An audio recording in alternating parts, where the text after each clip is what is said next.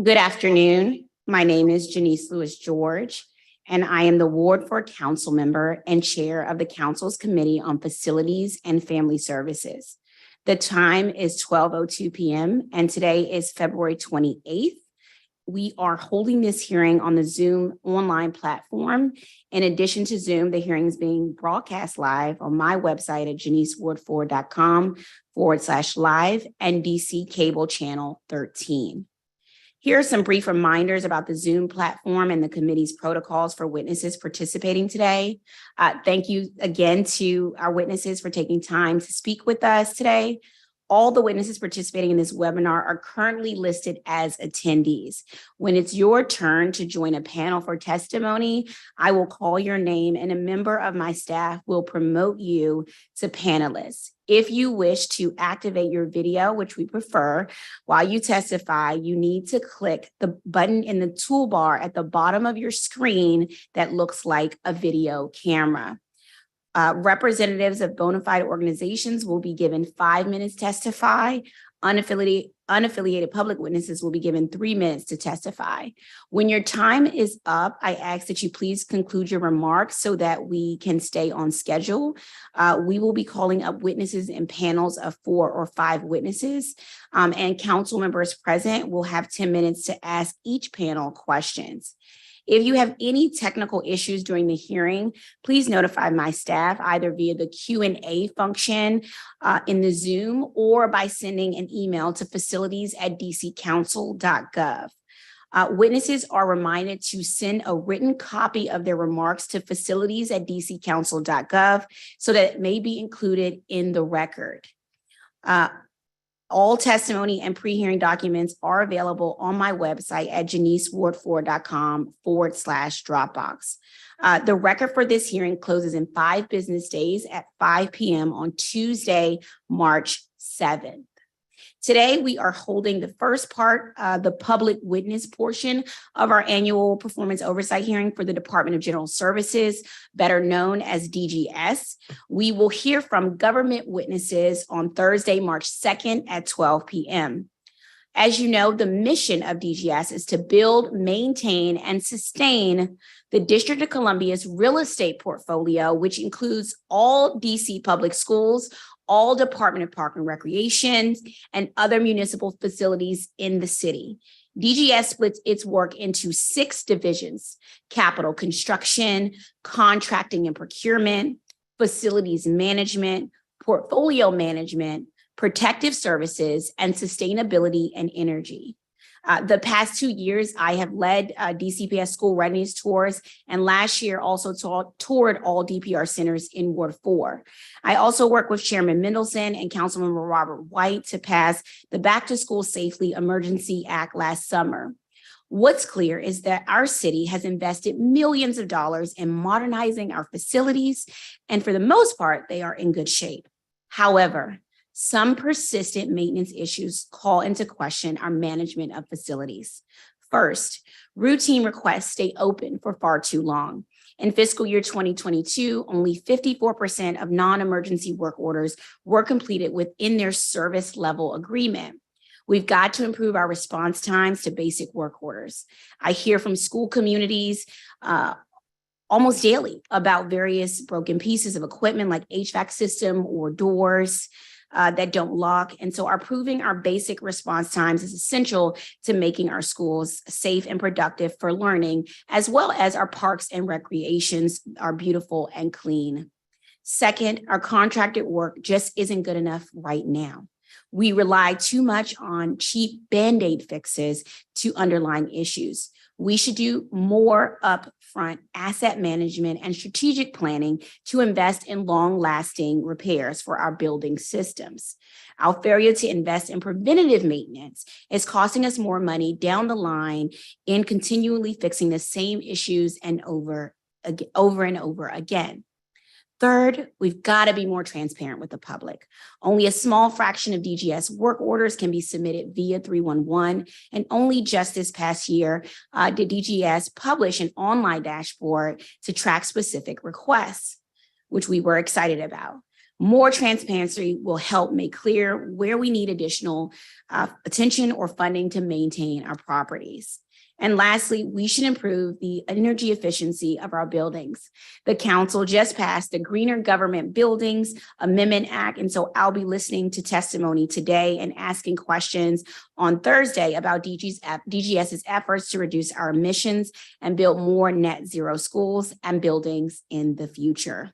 As the chair of this committee, these are issues that I am dedicated to tackling and hearing from the community today about ways we can tackle these issues together.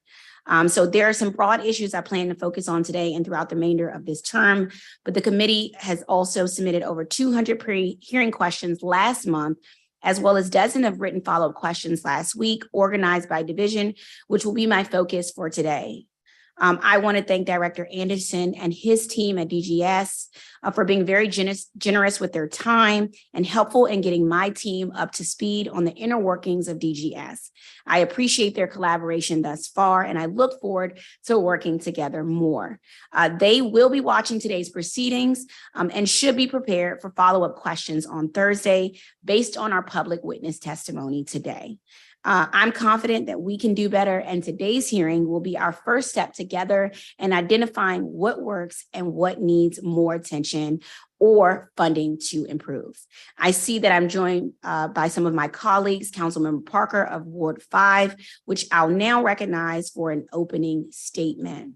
After that, I will recognize the first panel of witnesses consisting of our Robert Henderson, our Ward 5 representative to the State Board of Education, Frazier O'Leary, our Ward 4 representative and Vice President of the State Board of Education, Sarah Cisna, Board Member, Capitol Hill Cluster, PTA, and David Alpert, Ward 2 Education Council. So we will promote the first panel now. Councilmember Parker, if you have an opening statement, you can give it now. Thank you, Chairwoman Lewis George. As has become a bit of a tradition for me, I like to keep these opening statements pretty brief so that we can jump into the work. But to suffice it to say that DGS as an agency needs support. And what we've seen on the ground, what we've heard from the auditor, what we hear regularly from residents and neighbors, our educators, gives us a great deal of concern around how we can move forward with this agency. I think there are bright spots that we can learn from and build from, namely the preventative steps that the agency has taken to support HVACs in our schools in response to the pandemic. In my budget letter to the mayor, I called on greater investments for preventative maintenance in other areas, namely for boilers and clocks and PA systems, and the list goes on. We need greater coordination, and there needs to be greater clarity and timeliness in the agency addressing work orders. I'm sure what we're going to hear from witnesses, including from our esteemed representatives from the State Board of Education, are many of the concerns and complaints that they are hearing from parents. And so we want you to know that we hear you and that we're taking urgent action with DGS to turn things around. And it is my hope that when we hear from the agency, they can detail in concrete steps what they're doing to help turn the agency around. So with that, thank you, Chairwoman Lewis George. And I look forward to the testimony of those sharing with us today. Thank you, Councilmember Parker. First up, we have Robert Henderson, Ward 5 representative from the State Board of Education. Good afternoon, Robert, and you can begin your testimony. Good afternoon, Chairperson Lewis George and Councilmember Parker. Thank you for the opportunity to testify today. I am Robert Henderson, and I am testifying in my individual capacity as Ward 5 member of the State Board and not representing the board as a whole. This school year, Ward 5 constituents and school leaders have brought a range of facilities issues to my attention, many of them preventable and many that remain unresolved or that took a long time to resolve, and sometimes only after parents took to social media to demand an urgent response. Just since this January, Ward 5 schools have reported HVAC problems, rodent infestation, gas leaks, mold, inoperable key cards and locks, water damage, and flooding. I admittedly am not sure exactly what this tells us, but for what it's worth, there are 438 outstanding work orders listed on the DGS dashboard for Ward 5's 13 DCPS schools, including the Brown Education Campus swing space. As you know, these issues are disruptive to student learning, sometimes resulting in full days of missed instruction, as well as to student health. Ward 5 residents have also voiced ongoing concerns with Spingarn High School, which remains insufficiently secured and has been broken into repeatedly, with at least one fire started on the property. We desperately need to figure out how to help DGS quickly respond to and permanently resolve issues as they arise, and to keep up with preventative maintenance. I don't have all the answers, but I have 3 suggestions. First, I think that the effort that Councilmember Lewis George has made to require school staff to sign off on work completed would be a promising step. I would add that DGS staff should also review the work done by contractors after completion, which a DCPS custodial foreman pointed out to me does not typically happen. That same foreman who testified before the state board last month suggested that with some additional professional development, in-house staff could be empowered to take on more of the preventative maintenance and systems monitoring in our schools, provided sufficient staffing and budgeting for each school. We could also explore enlisting and paying high school students in relevant vocational programs to help. In my remaining time, I'd like to make 2 requests. First, I would ask the council to push for proactive use of small capital projects to improve facilities conditions. Ward 5 has several schools caught between a partial and long past phase 1 modernization and their full modernization. And in the interim, have what we would all consider to be unacceptable school conditions. We need to find some way to address the unacceptable conditions whenever they might occur relative to the modernization schedule for the sake of the students who are there now. Second, we need those actors, including the council, who have purview over both agencies, both DGS and DCPS, to ensure that they are working together and not at cross purposes. We have a school choice system that asks DCPS neighborhood school leaders to compete for enrollment, and a stated goal of having strong neighborhood schools supplemented by citywide DCPS and charter schools. Persistent facilities issues undermine school leaders' efforts to attract and retain families. And when DGS does not provide timely and permanent fixes, those leaders have little recourse. Consequently, neighborhood schools are systematically disadvantaged in competing for enrollment, and we stray further from the goal of neighborhood schools serving as the foundation of our system. Thank you again for the opportunity to testify and for the work that you and the committee staff, I'll name especially Will Perkins, have done in helping school communities to respond to facilities challenges. I would also point out that Director Anderson has always been responsive and helpful, and I hope that we can work together to improve the facilities that our students have each day. Thank you. Thank you for your testimony. I will have some questions at the end of the panel. Next up, we have Fraser O'Leary, Ward 4 Representative and Vice President of the State Board of Education. Good afternoon, Dr. Fraser O'Leary. You may begin your testimony. Good afternoon, Chair Lewis George and my former colleague, Councilmember Parker. I'm Fraser O'Leary, and I am testifying as the Ward 4 representative on the State Board of Education.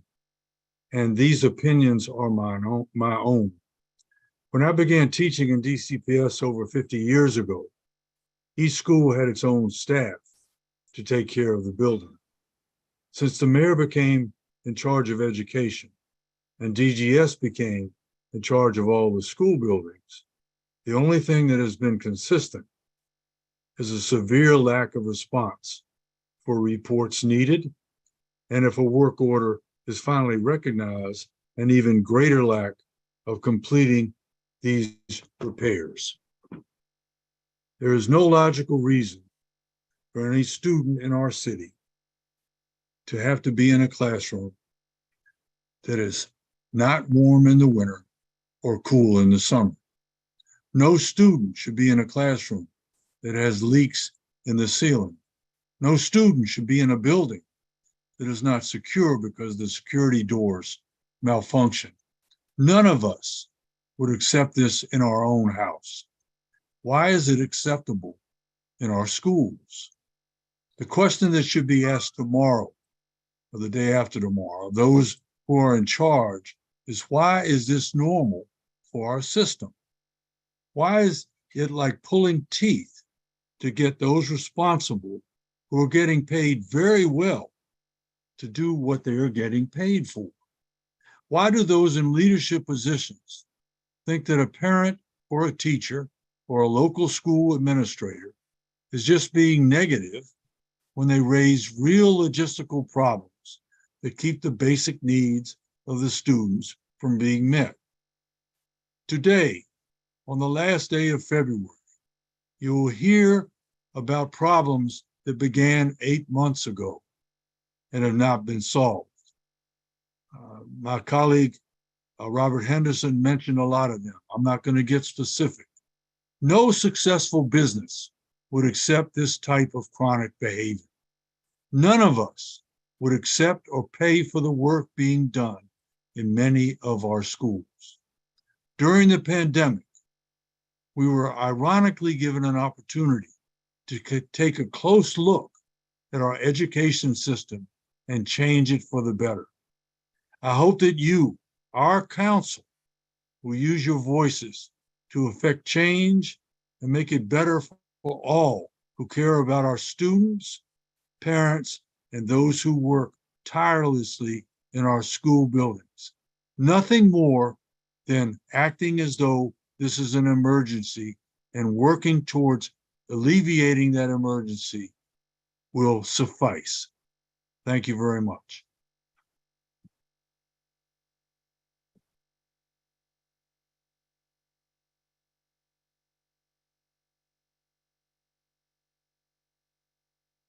Thank you for your testimony.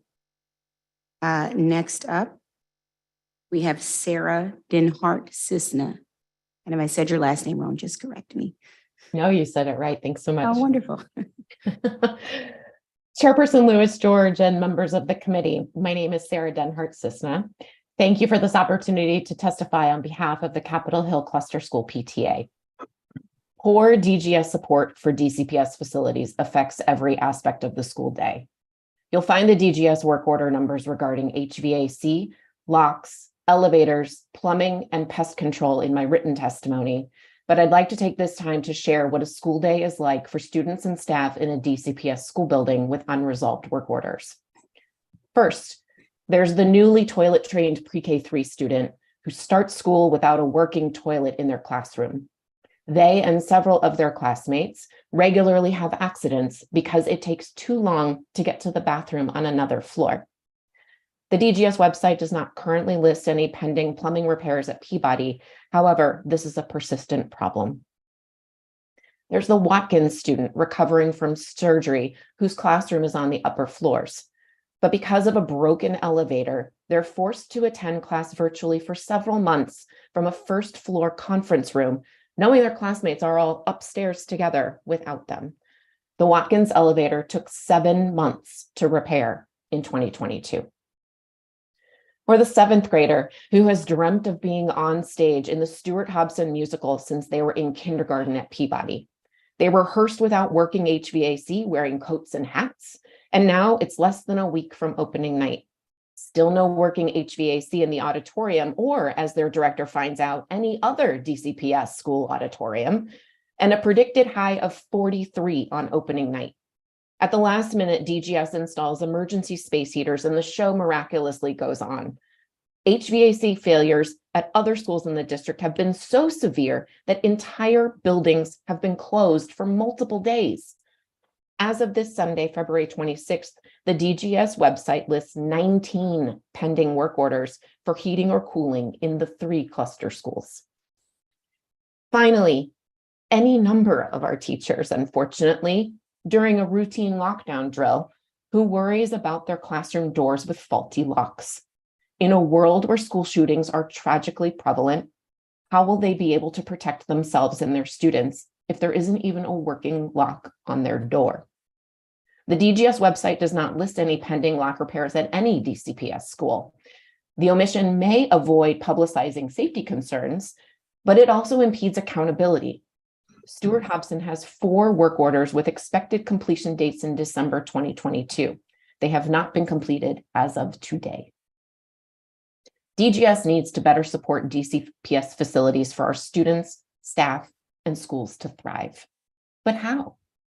DCPS schools cannot make their own repairs, but must submit work orders into a DGS system that is demonstrably unable to meet their needs, and where work orders are often closed, as we've heard, without a permanent fix or even any work done at all. DCPS leadership is not expressing outrage with this system and appears comfortable expressing ignorance and deferring to DGS. DGS seems to deflect accountability internally by variably pointing to challenges regarding contractors, personnel, and procurement. Neither DGS nor DCPS leadership appears willing to acknowledge and address the system-wide failures to meet the needs of our schools. The relationship is broken and needs an intervention. We are very grateful for the council's efforts thus far. Thank you. We need the council to do more than shine light on these persistent and widespread problems. DCPS teachers and staff provide extraordinary opportunities to our students despite unacceptable working environments. We need you to use the fullest extent of your power to achieve system changes for our students and our schools. And I detailed some of those in the written testimony. Thank you so much for your time today. Thank you so much for your testimony. Next up, we have David Alpert. David, you can begin your testimony. Thank you. And good afternoon, Chairperson Lewis George, members of the committee, and staff. I'm actually testifying in my personal capacity now. The Department of General Services has delivered a significant number of beautiful new buildings and projects, such as schools and rec centers in recent years. While projects are not perfect, I appreciate their efforts to complete these projects on time, on budget, and with facilities that are a big step up from what preceded them. However, we need DGS to put more time and resources into fixing things rather than just allowing them to fall apart and then needing a whole new renovation. You've already heard and spoken yourself in your statement about the importance of this for schools. Let me give a personal example from a DPR property in my own area. Stead Park in Ward 2 had its playground renovated in 2008 with a beautiful new design. But less than 10 years later, the playground equipment was falling apart. Canopies over the equipment were shredded and were removed. Holes in the rubber surface became larger, and springs in the seesaw deteriorated until the seesaw was pulled out entirely. Now a project is underway to replace the playgrounds with completely new ones. This is part of a larger project to expand the rec center building, which has been in the works for over 5 years. During that time, the playground got even more decrepit. The athletic field was also redone in 2014. That replaced the field with a new artificial turf field because the grass was trampled and uneven. But within a few years, the field came to be rife with huge lakes of black rubber. There's a picture of this in my testimony. DGS has a machine to level the rubber and elevate the grass, but it has not been used. The pattern is this: a park or school is fully redone with a shiny new facility, but within a few years, it is run down and deteriorated. DGS needs focus and funding for maintenance, not just the big capital projects. One more point I wanted to make in response to your opening statement. I appreciate the focus on providing more net zero buildings and agree with it. The STED experience, however, contains one cautionary tale about this as well. The architecture team had to balance multiple goals of a net zero building, constraints from the Historic Preservation Office and Commission on Fine Arts, and financial constraints. Unfortunately, in the end, the architects completely removed the front field where small children were able to play, replacing it with mostly planters, shrank the playgrounds, and almost shrank the playing field too. Almost all of these in response to the need to maintain the building as net zero. Of course, the old field was itself net zero too. Stakeholders never had a chance to discuss the trade-offs here when they became evident. We should make our buildings environmentally sustainable, and the new STED building will have many advantages, and I appreciate it. But we should fund the cost of this, not make it come at the cost of meeting families' needs, such as by turning usable outdoor space into unusable space in the process. Thank you very much.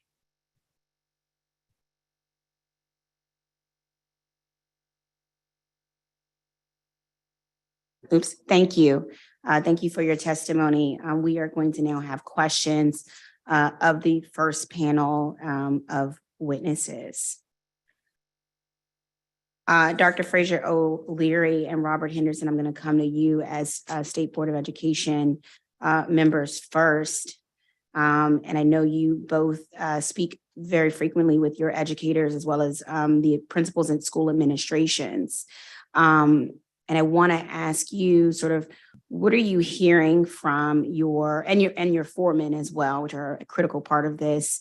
What are you hearing from them as far as what they are experiencing when they're putting these work orders in?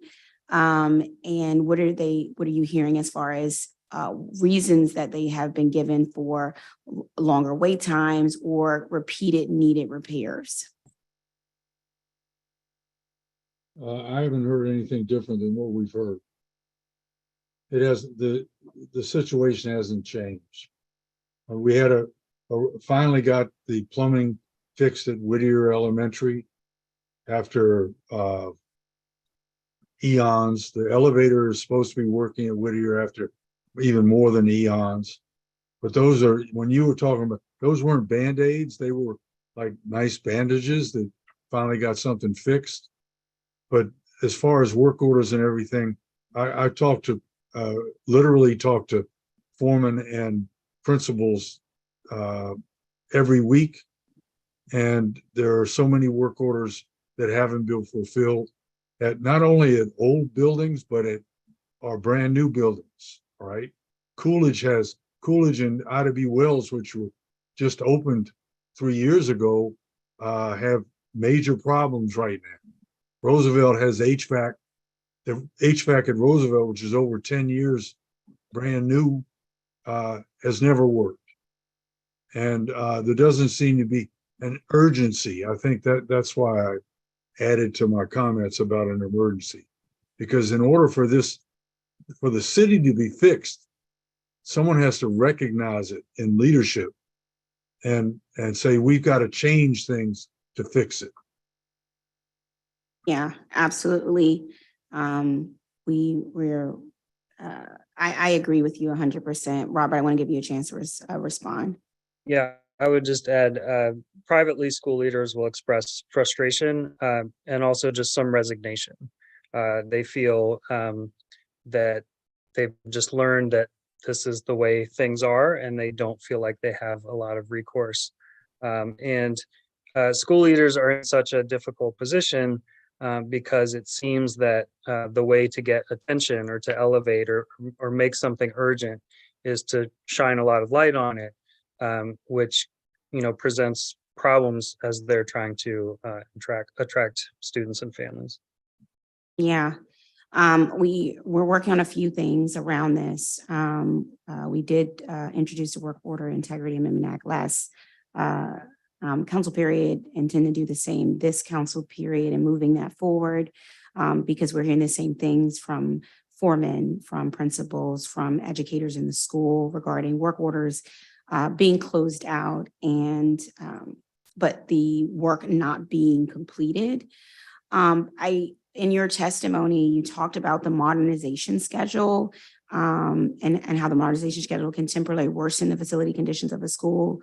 And you have a recommendation of utilizing small capital projects, which could lessen that impact. Wanted to see if you could speak to that portion of your testimony. Yeah, I would just hope that that option is available. I don't think that the public necessarily understands how that option could be pursued or that pressure or requests could be made along those lines.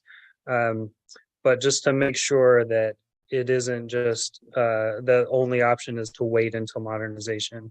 And I understand that there has to be some strategy involved in like what we invest in. But my feeling is that if the conditions are not acceptable, they're not acceptable. And so we need to wisely use whatever resources we can to address those. Councilmember Parker mentioned that a lot of HVAC problems are being addressed, which is something that I am continuing to hear from school leaders, but maybe there are other systems that need to be updated, or we hear a lot also about plumbing systems, water damage, those types of problems that maybe require something substantial to remedy, but we can't just put that off to wait for modernization. Yeah, absolutely. And one thing I want to see if you and Representative O'Leary can speak to is, can you talk about the impact these poor conditions can have on students as well as staff? And I know, Dr. Fraser, you were a teacher for 30 plus years. Can you talk about that and put that on the record? Well, when you were talking about the fact that the resignation of Representative Henderson was talking about administrators resign, just not really, they have to ignore it and just try to do their work. The students, having worked at Cardozo for a very, very long time before it was renovated, and it's still, as far as I'm concerned, the best looking building in the city as far as renovations are concerned. We just played through it. The students played through it. Cardozo never had a home game until 2013. Never had a home basketball game. It was never, and I coached basketball for a long time. But students, we won championships in other people's gyms. So we adjusted. All educators do every day is adjust. But the system needs to adjust to these problems in the schools. And the system seemingly refuses to acknowledge that we have a problem, rather than, if there is a backlog of over 1,000, and it's much more than that, work orders, then somebody needs to be fired. If you're not doing your job, then they're stealing our money as taxpayers in the city. And the students are much more resilient than the adults. We complain all the time and stuff like that. Sometimes it doesn't do any good, but the students just go on. That's how, if there's a leak in the ceiling, well, and when you're talking about being the neighborhood schools, what Representative Henderson was talking about neighborhood schools. I mean, we're in Ward 4, we have burgeoning enrollment in several really old falling down buildings. And, if somebody offers you a shiny penny, you're going to go to the shiny penny. So we need, the system needs to acknowledge that there's a problem, and we're doing everything we can do. That's what I would like to hear from DGS. We're doing I don't want to hear about budgets, because we got money in the city. It's just a matter of where do you put the money. And as far as I'm concerned, children are where the money should go to. Yeah. If I could add, we have had in Ward 5 like full days of instruction missed due to facilities issues. And I worry also about kind of less obvious, but kind of long-term health impacts of issues like mold. Rodents really have impact on especially students with asthma or other respiratory issues that may not like provoke an immediate emergency, but are certainly like a long-term health issue. And then I also am just concerned about like what the signal that it sends. So a month ago, I was in a classroom at one of these older buildings, and a student said, there's a brand new middle school in our neighborhood. Why can't we have a new building like that? And just, to think about the message sent by the facilities conditions to our students, even if it's subtle, has an impact. I agree with you. Missing a full day of school is unacceptable. And you're right, looking at that long-term health impact on our students. Sarah, I appreciate your testimony, and thank you for including the specific work orders in your written testimony. I know they're listening now, but I'll review these with Director Anderson on Thursday. But you're right, we don't publish security sensitive repairs like doors, locks online. But I will say since when we introduced emergency last summer, my office and Chairman Middleton have a monthly meeting to review the progress on these requests. So again, we'll follow up on that as well. I'm very disheartened to hear sort of the impact your schools have had with the ongoing issues and how it's impacted not only your learning, but also even the students' ability to, do a simple, have a play and do the work that they need to do. Or be with their classmates in their classroom. And in their classroom as well. What is your, as a parent and working with a parent-teacher organization, what has you all's experience been with DGS as far as you all sort of advocating for your schools and their conditions? I think as other folks have said, our administration has a hard time, right? You don't want to shed light on it. And also they don't want to draw focus as like a problem child, right? They don't want to be thought of in a negative light by, higher up. So it does sort of fall to the parents, but even that, it's a very fine line. In fact, I believe your office contacted one of my PTA and LSAC colleagues after she had tweeted online, it's there's actually a Stuart Hobson teacher who took pictures. She's like, here's my lock. Here's how it doesn't actually have a lock, right? And it seems that advocacy by social media is not maybe what should be what gets attention. And I just have to say, it is that I even think back as a parent walking up the steps in Watkins to go to a meeting in the library. And this was early on in the school year. And the stairwell clearly needed just a coat of paint, right? How is it that you start school and you go into school and you're so excited and you're like, wow, my school doesn't even get a coat of paint.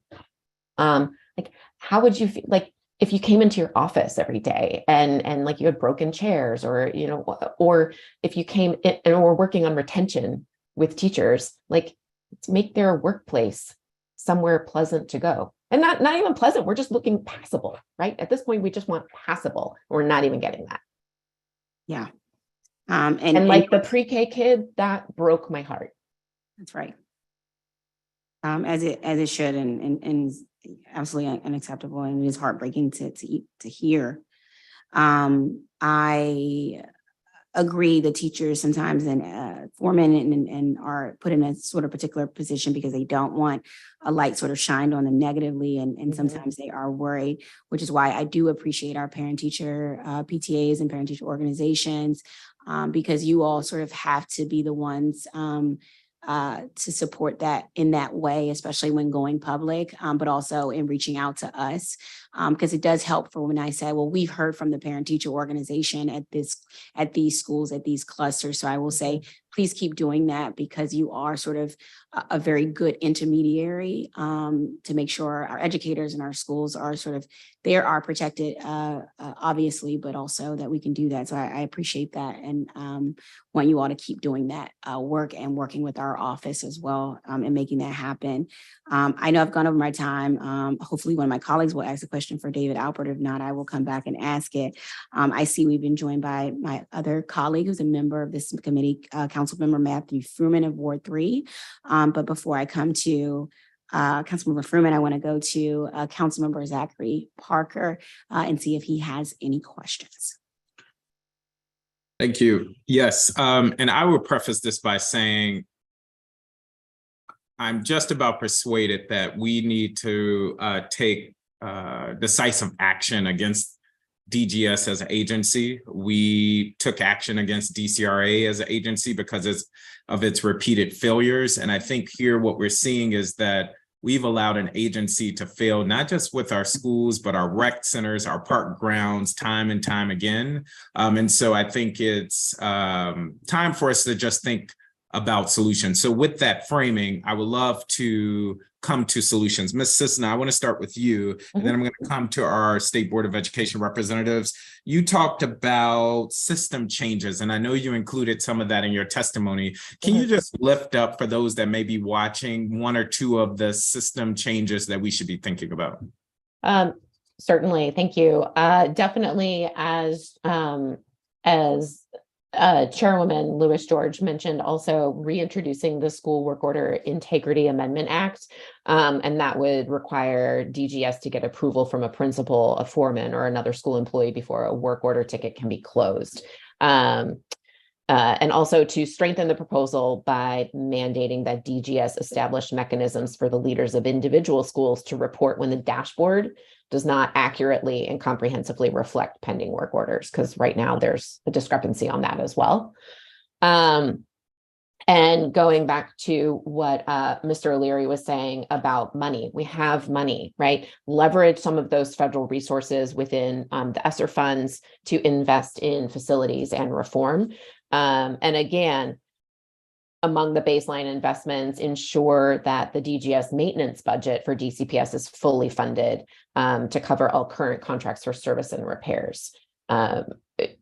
Going back to also what Mr. Henderson was saying, you know, we build these beautiful buildings and then we just sort of leave them. You know, like you have to fix it, or the whole house falls down if we want them to continue. Yeah, I want to zoom in on that. One of those recommendations to strengthen the communication between principals and I'm assuming DGS via this dashboard, but perhaps other ways, so that there is a more up-to-date accounting of the needs of the school. In your conversations with school leaders, have you gotten a sense that they are either restricted, fearful, and or some otherwise not wanting to raise alarms about issues with the school buildings?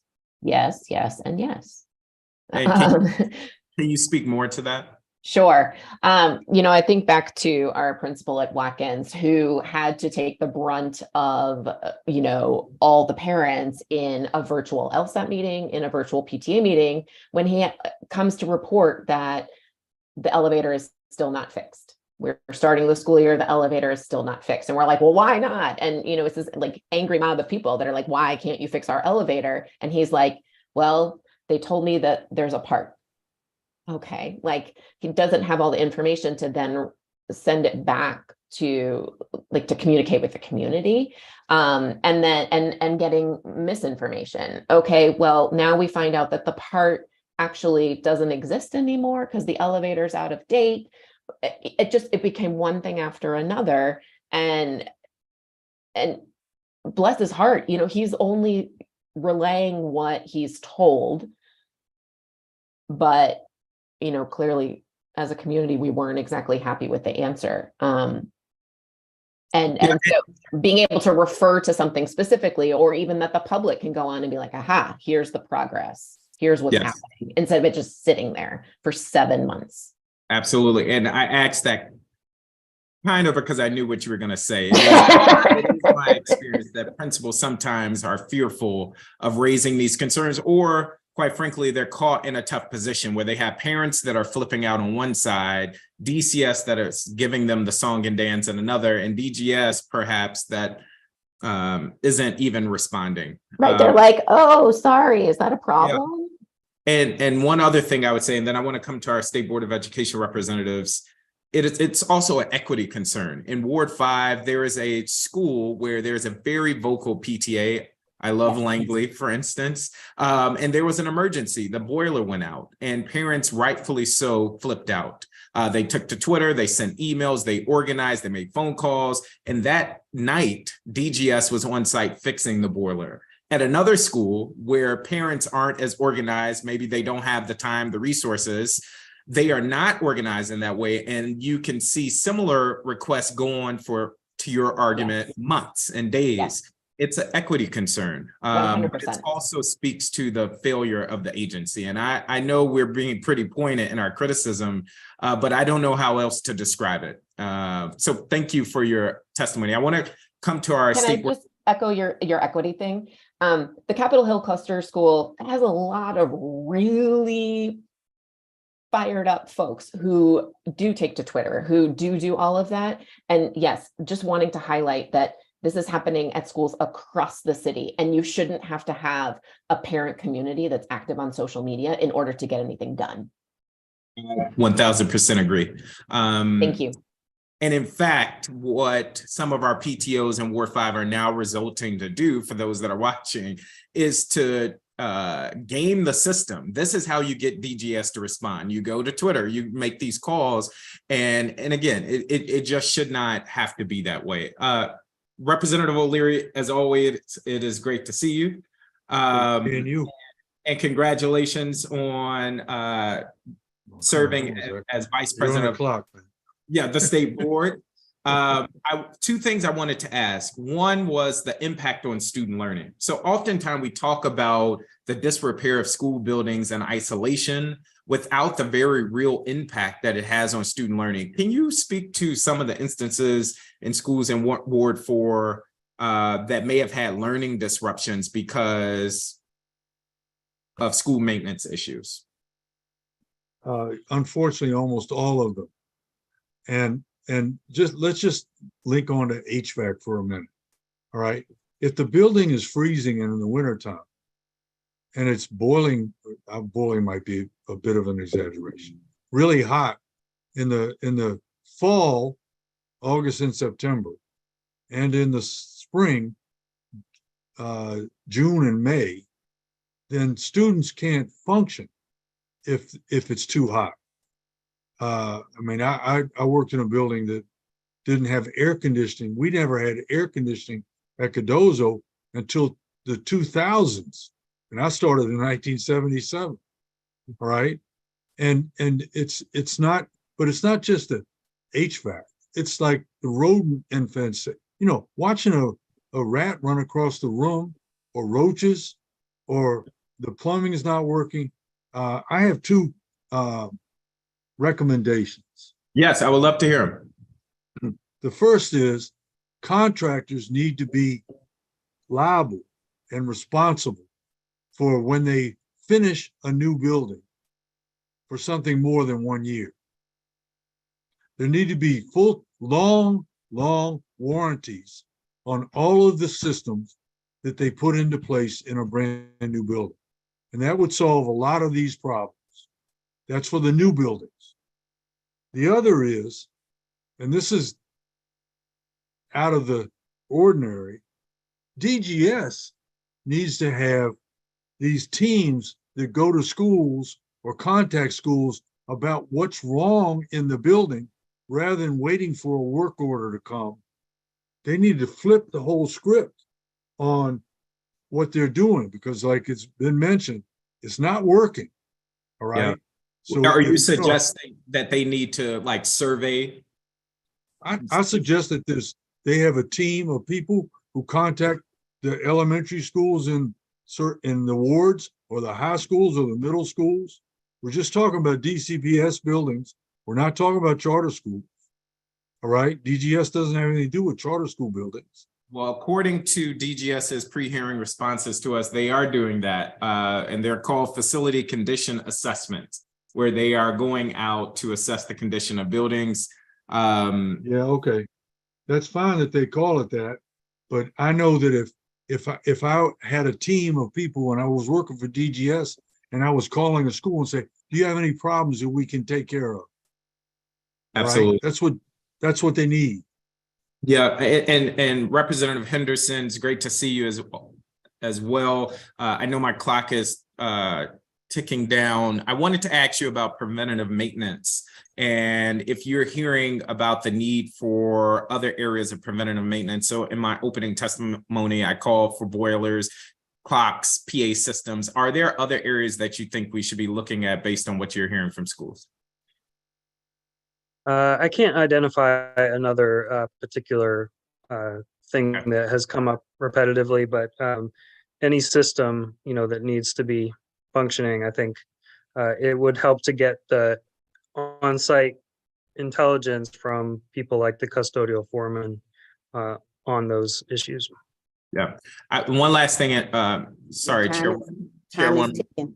Yes, 5 seconds. I would just say, as the state board is looking to your future work, I think this could be a helpful area for you all to zero in on organizing requests across the city, as well as ideas for how we can address that. So I would love to partner with you all on that. Great. Thank you. Thank you. Councilmember Fruman. Thank you very much, Chairperson Lewis George.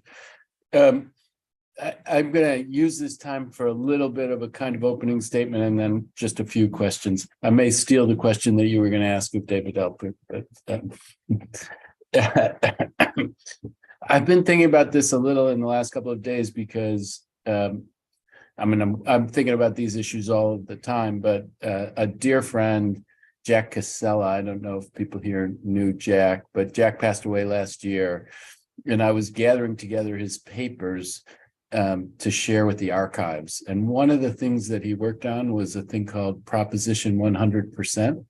Fraser might remember that. That was back in the 1990s. And the idea was that we needed to fix all of our schools 100%. And he tried to get an initiative going. And frankly, that initiative ended up playing into the creation of what was then called OPFEM, OPFEM, that Alan Liu led when the baseball stadium proposal came on the scene. The baseball stadium, the city was proposing to do a lot of work on the baseball stadium, and Adrian Fenty, I think, said, well, I'll support the baseball stadium so long as you have this complementary thing to do the modernization of the schools. And it all grew out of work that Jack had done and Parents United had done, and then we got to this place where we've now invested billions of dollars just in our schools, but $4 billion plus in modernization just of our schools, and a couple billion more in other ways. And they at the day of the ribbon cutting, they're spectacular. And ribbon cuttings are fun and highly visible and great. Maintenance is harder and less visible, and you don't get as much political credit, although you can get into a problem where the city finds itself now, where there's all of this frustration out there about keeping things fixed. And it's about the environment for our students and student learning, for sure. That's a very, very high priority. But it's also simple economics. I mean, we all know that when a roof leaks, if you leave it, it gets worse and more expensive to fix later.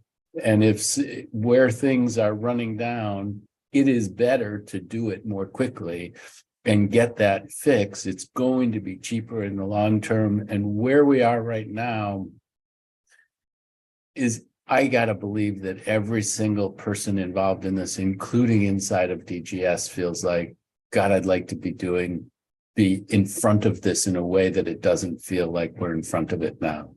And so the question is, how do we get DGS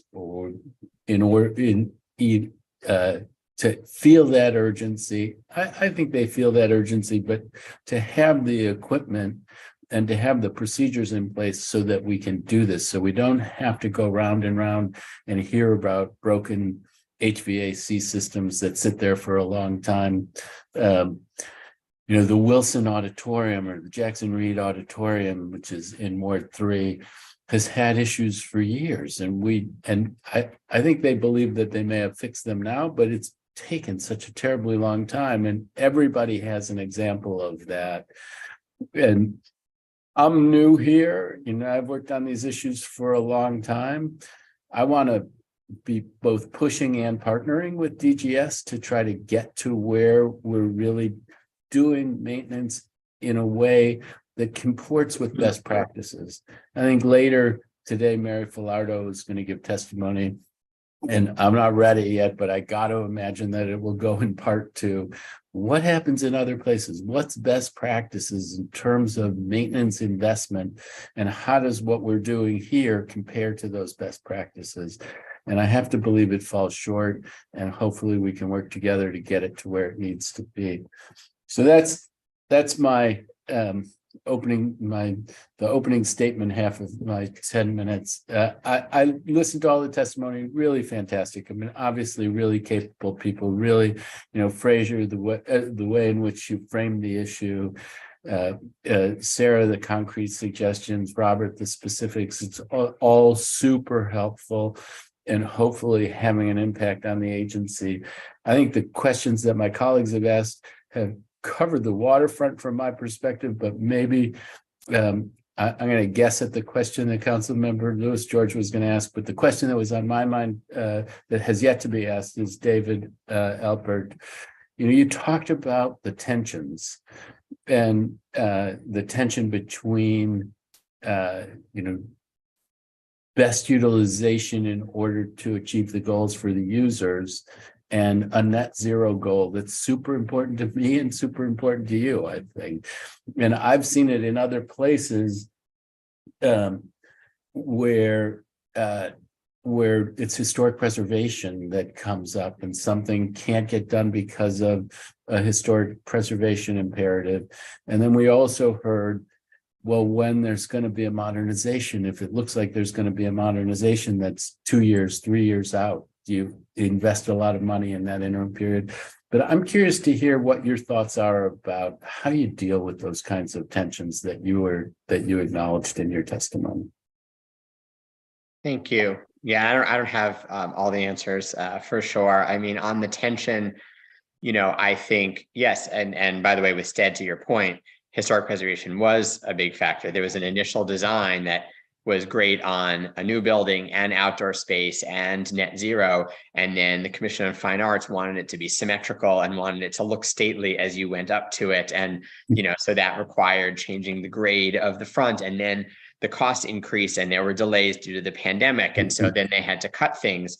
But, I do feel like the architects kept coming to public meetings and saying, we're so excited that we're building this net zero building and we're changing this and we're changing that. And when people would say, why do you have to do that? They would say, well, it had to be net zero. So, I would say that, I don't have a magical answer to either of your questions, but I'd say both of them are about making sure that the council is clear on priorities. So for maintenance versus new capital projects, like you said, fund maintenance, right? There's different divisions, like the chairperson was talking about at the beginning, make sure that the people in the maintenance division feel like they're not, I don't know if they feel like they're second class, but that like maintenance is what it is. And I don't know if structural change is needed or something else, but just, don't put all the money and all the council member attention and whatever on the ribbon cuttings and on the big capital projects. Make sure there's attention on fixing, and that those people feel like they're the most important people at DGS instead of the least, if that is indeed the case.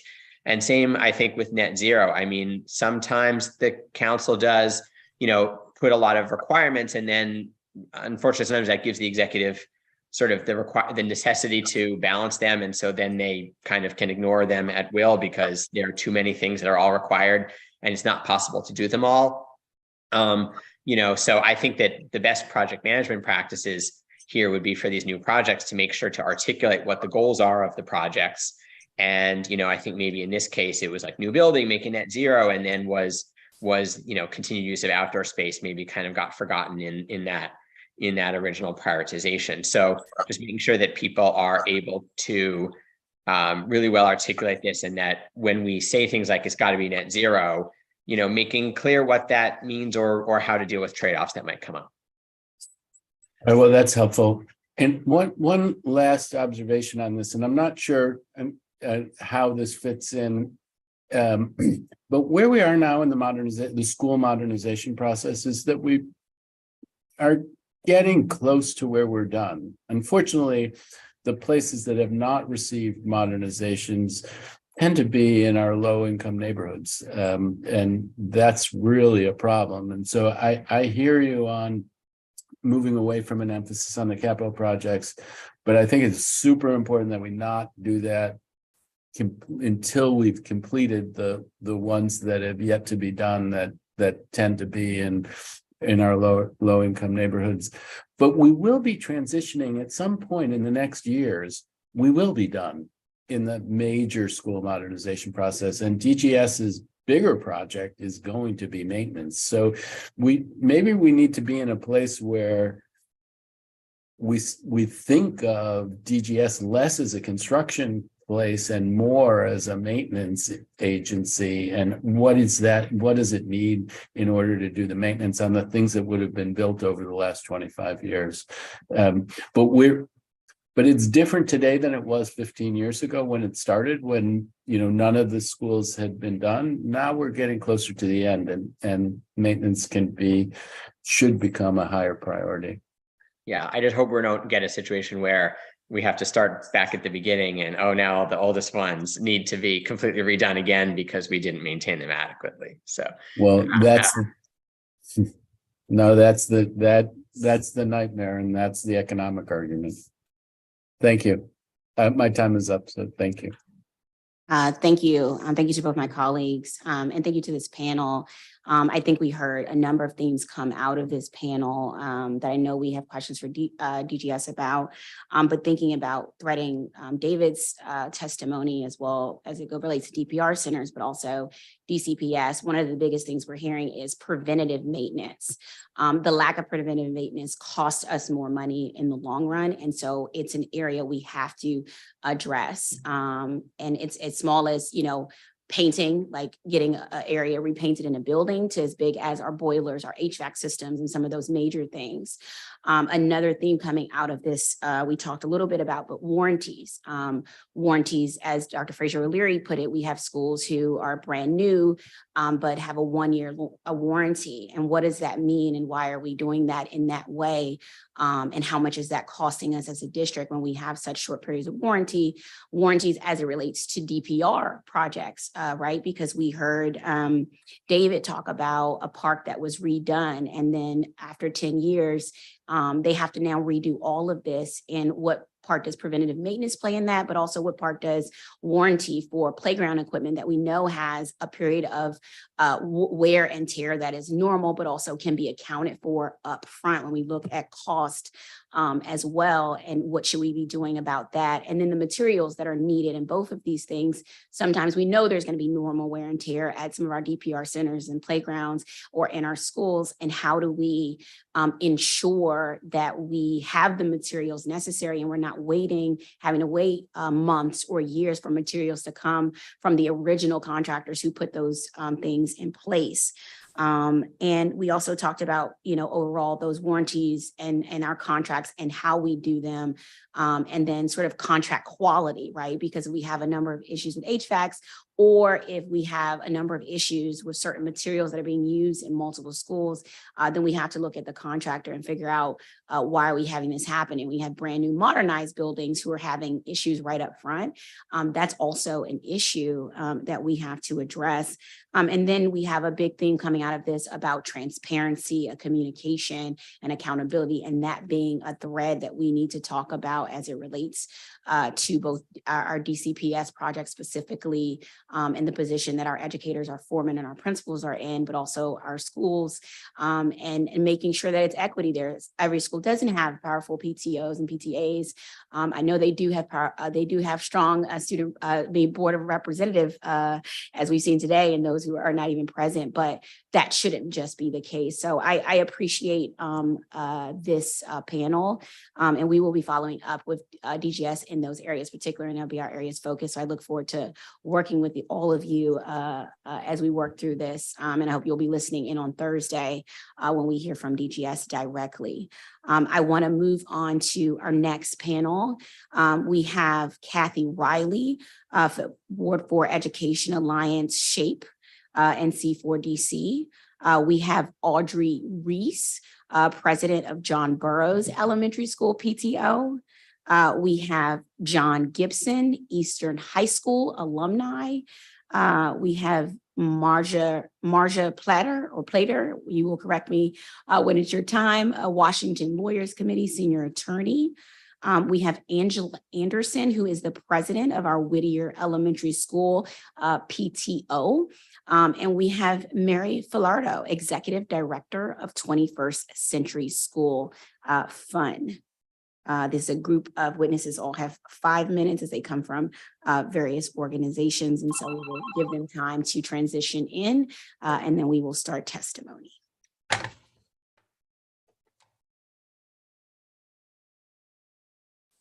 Oh, thank you. I'm sorry. Oh, there we go. I see our first witness, which is Kathy Riley. Good afternoon, Kathy, and you can begin your testimony. Thank you. I'll get myself on here. Okay. Thank you for this opportunity to testify. Councilmember Lewis George, Councilmember Parker, and Councilmember Fruman. I've been convening meetings for SHAPE for 25 years monthly and for the Ward 4 Ed Alliance for close to a decade. The Department of General Services has a responsibility for all the public buildings, and DCPS comprises about half of that inventory. We are very grateful for your oversight and your attention to how some of the systemic issues might be tackled on this. Many school level folks can't come to these hearings, but the dashboard is eloquent on how many serious challenges they are facing. High schools were among the first schools to be modernized. For these schools, it has been over 10 years. McKinley in 2004, Czech in 2006, and Eastern in 2011. There are no allocated resources or capital funds for furniture and fixture replacement. And this also goes for other parts that need regular maintenance and repair and sometimes replacement. You can see this with the Eastern athletic field that was in such bad shape even for the championship game this year. On process issues, the online system in DGS for schools to track work orders is appreciated, but it's also staggering when you look at thousands of open work orders and the time frame. It would be very helpful to see the plan of regular maintenance and repair with budget for the buildings that the city has invested in. School leaders would track and support this. It could be just as transparent as what we have now. DGS comes on the weekends, enters into Salesforce, and the principal and staff will not even know that they've been there. There's no notification or opportunity to inspect. It is not fixed. If it's not fixed and another work order has to be entered, it goes to the bottom of the queue. Notification of the principal should be required, as you have noted. DGS does come, but the long waiting to have things resolved is extremely stressful. This is long waiting for terms that dramatically affect the daily life of the school. Items like toilets and water fountain repair can go for weeks or months without being fixed. There is a question as to how items are classified as routine or urgent. We just don't see a plan or implementation for routine maintenance. And even when items are listed as more urgent, the time to repair is far too long. Transparency is an issue. Schools can look in Salesforce, but the accountability for the quality of the work is not even an element in Salesforce, according to the principals. This is basic and would allow for some management of the high number of contractors and the quality of their work. There's insufficient funding for materials at the school to take care of simpler things. In terms of health and safety, primarily in the newer buildings, there's a persistent problem with the ability to safely lock classroom doors, as has been noted, and sometimes entrance doors. This has been ongoing. We know more about the details with the batteries, but there's not a systemic or operational way to get this fixed yet. It should be like a level 1 repair taken care of by custodians quickly. There's also broken windows and doors that aren't secure. Operating PA systems are still an issue. And where there are roof or foundation leaks, there is mold. This is true at Roosevelt. There are also lots of adjacent damage that happens with these leaks. And these are often listed as routine and they don't get urgent care. HVAC, we've gone over and over HVAC. It's widespread and persistent.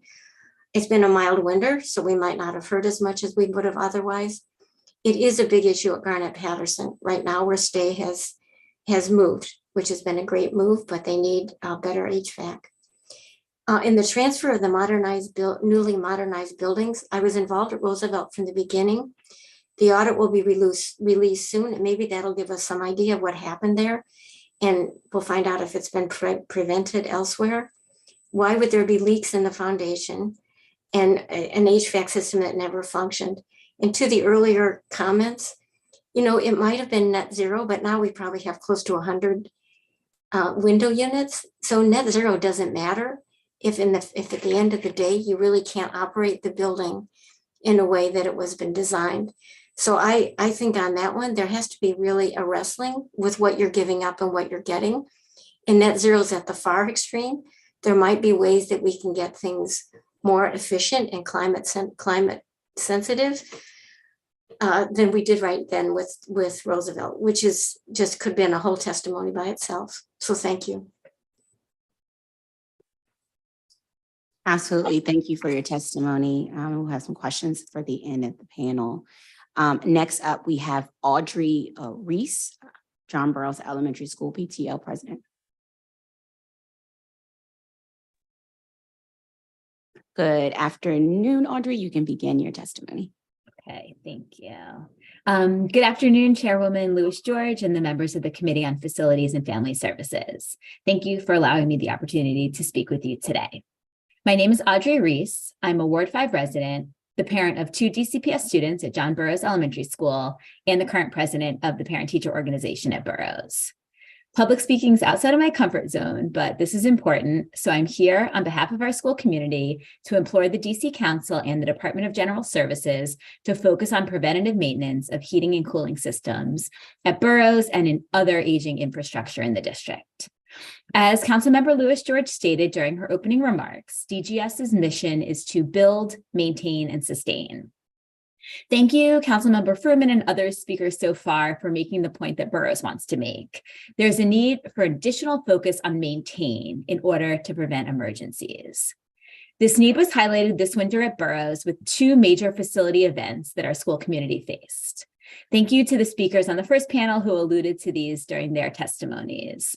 For those who may not be aware, the first occurred on January 5th, 2023, when a water meter in the school boiler room leaked and caused flooding that forced the water to be shut off and the school to close for the day in the morning.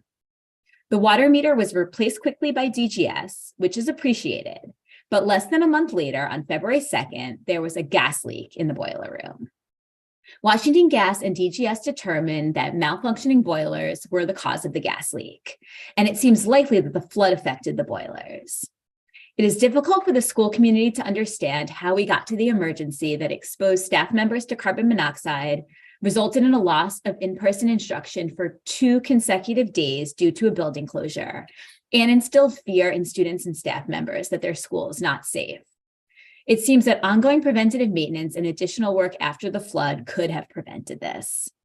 Again, we appreciate that DGS worked throughout those 2 days and over the weekend to get 1 boiler back online in order for school to open on Monday, February 6th, and to install a temporary boiler. We are aware that our school principal, LeVar Jenkins, was informed that the school is getting new boilers this spring and summer. Our school community requests that we get this commitment in writing before the end of March. The school community is aware that we are on the list for modernization, but as other speakers mentioned, that does not mean that current issues should not stay at the forefront. Without repair and preventative maintenance, we could have major problems over the next few years. There have been ongoing issues with the comfortability of the building when the seasons change.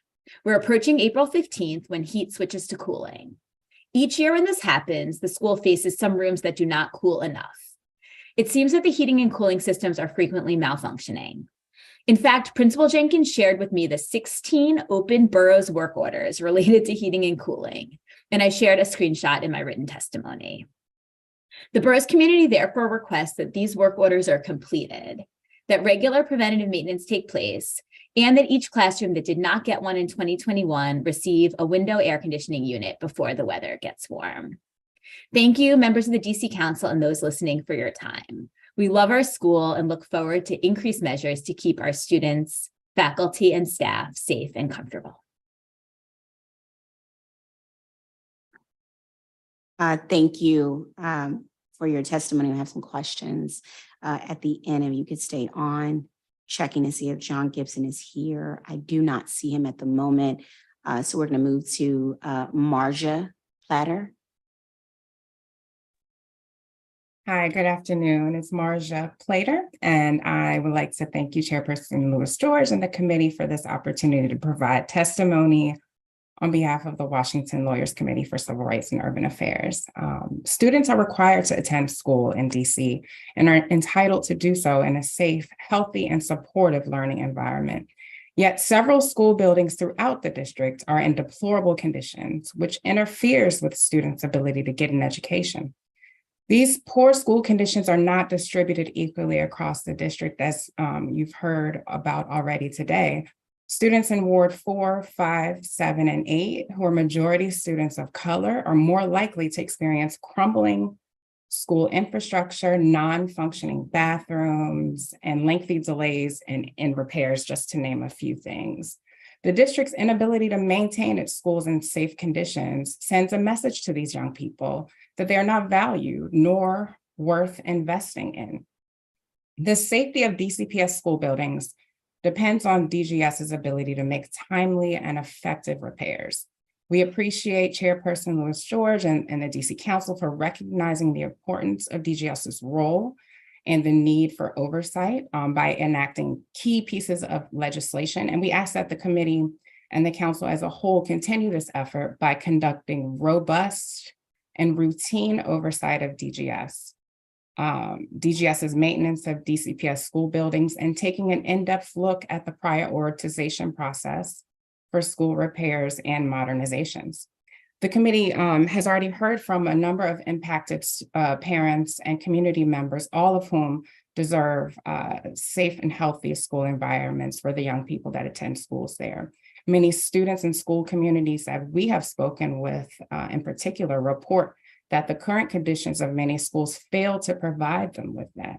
For instance, youth at Black Swan Academy complained of filthy bathrooms, sinks falling out of walls, pest issues throughout the schools, and they expressed the desire for a safe and comfortable learning environment for them to be at their best academically.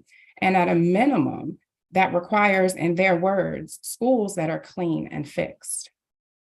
Some school communities like Whittier and Langley and Burroughs and others that you've heard from today have organized, spoken out about these poor conditions that they face in their schools, taking to social media, speaking to local news outlets, advocating before this council in order to get the district to pay attention to the conditions at their schools. And that's just simply not how things should be done here.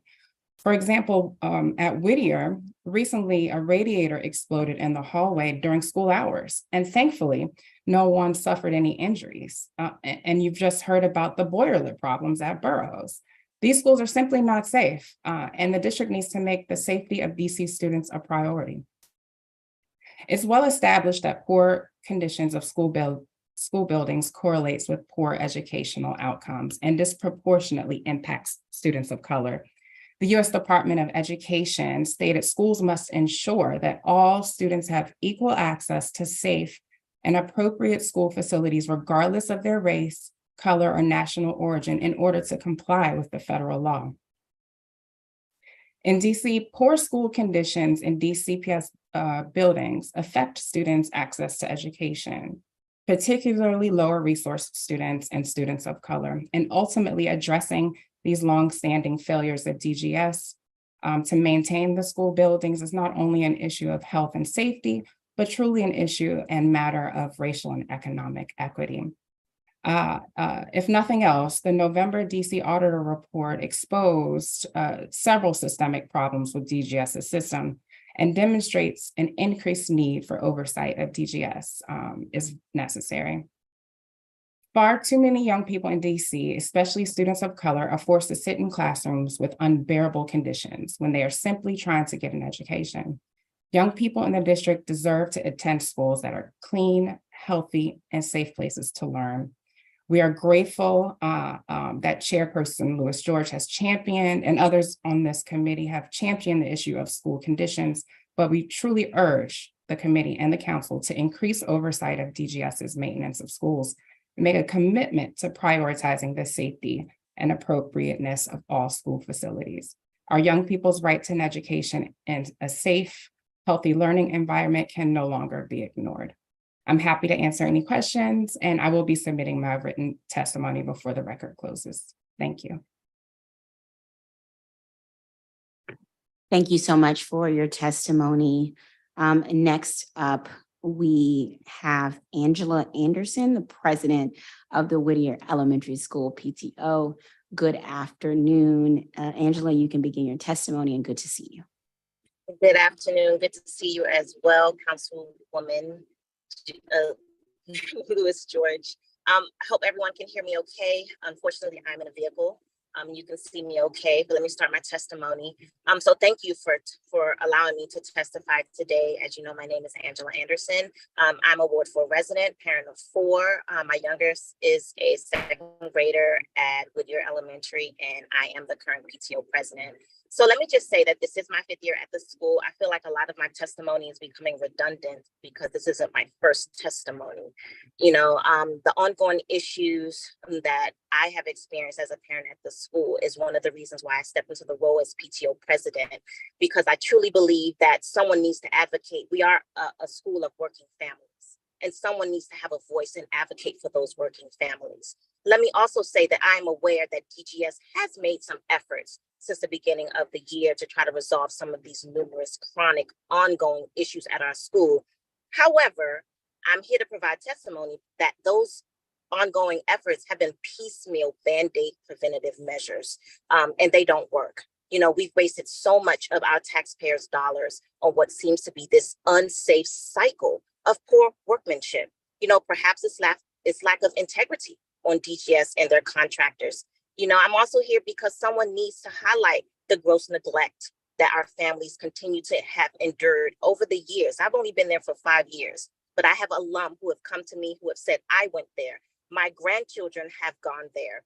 And these are some of the same issues that continue to plague the school. So I believe the bulk of the negligence is due to a history of DGS contractors coming into the building, doing a walkthrough, and taking a picture as addressing an issue that is not resolving an issue. How is it acceptable that as soon as someone from DGS comes into our building, our work orders are cleared out of the system? I don't understand. Why do our building foremen continuously have to resubmit a work order because it was investigated or inspected or a picture was taken? Who is responsible for ensuring the follow-through? Who will acknowledge these lack of follow-through? I know this is not what resolution should look.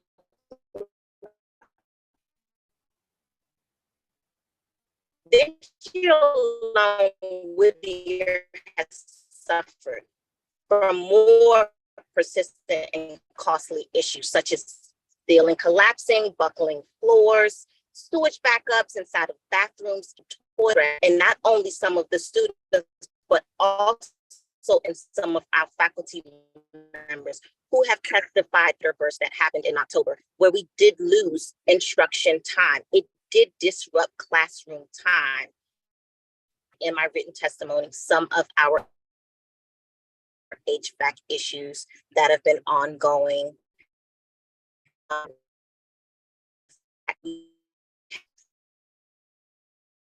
Leak issues and that work order money.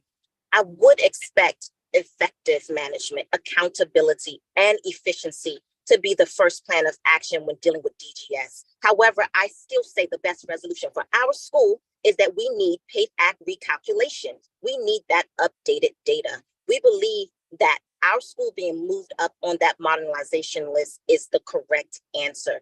Because again, the repairs at this point isn't enough, especially if they're continuing to be these Band-Aid piecemeal solutions. This year alone, I'm aware of many health and safety issues that are clearly building code violations, which continuously leave our staff, students, teachers, and those who come into our buildings at risk. Conditions, again, building code violations that have been occurring in that building, they're illegal. And the subpar action, lack of follow through, lack of acknowledgement is unethical. This cannot continue to happen. This is not fair to our children. This is not education equity. Our children deserve more. And I'm not really sure what will it take. I hope a terminal illness later down the road. Hope death is not what it will take for us to understand that this is not what education equity looks like. Thank you very much for your time. And thank you very much for this platform. I do appreciate it. Thank you for your testimony and your advocacy. I will have some questions at the end of this panel.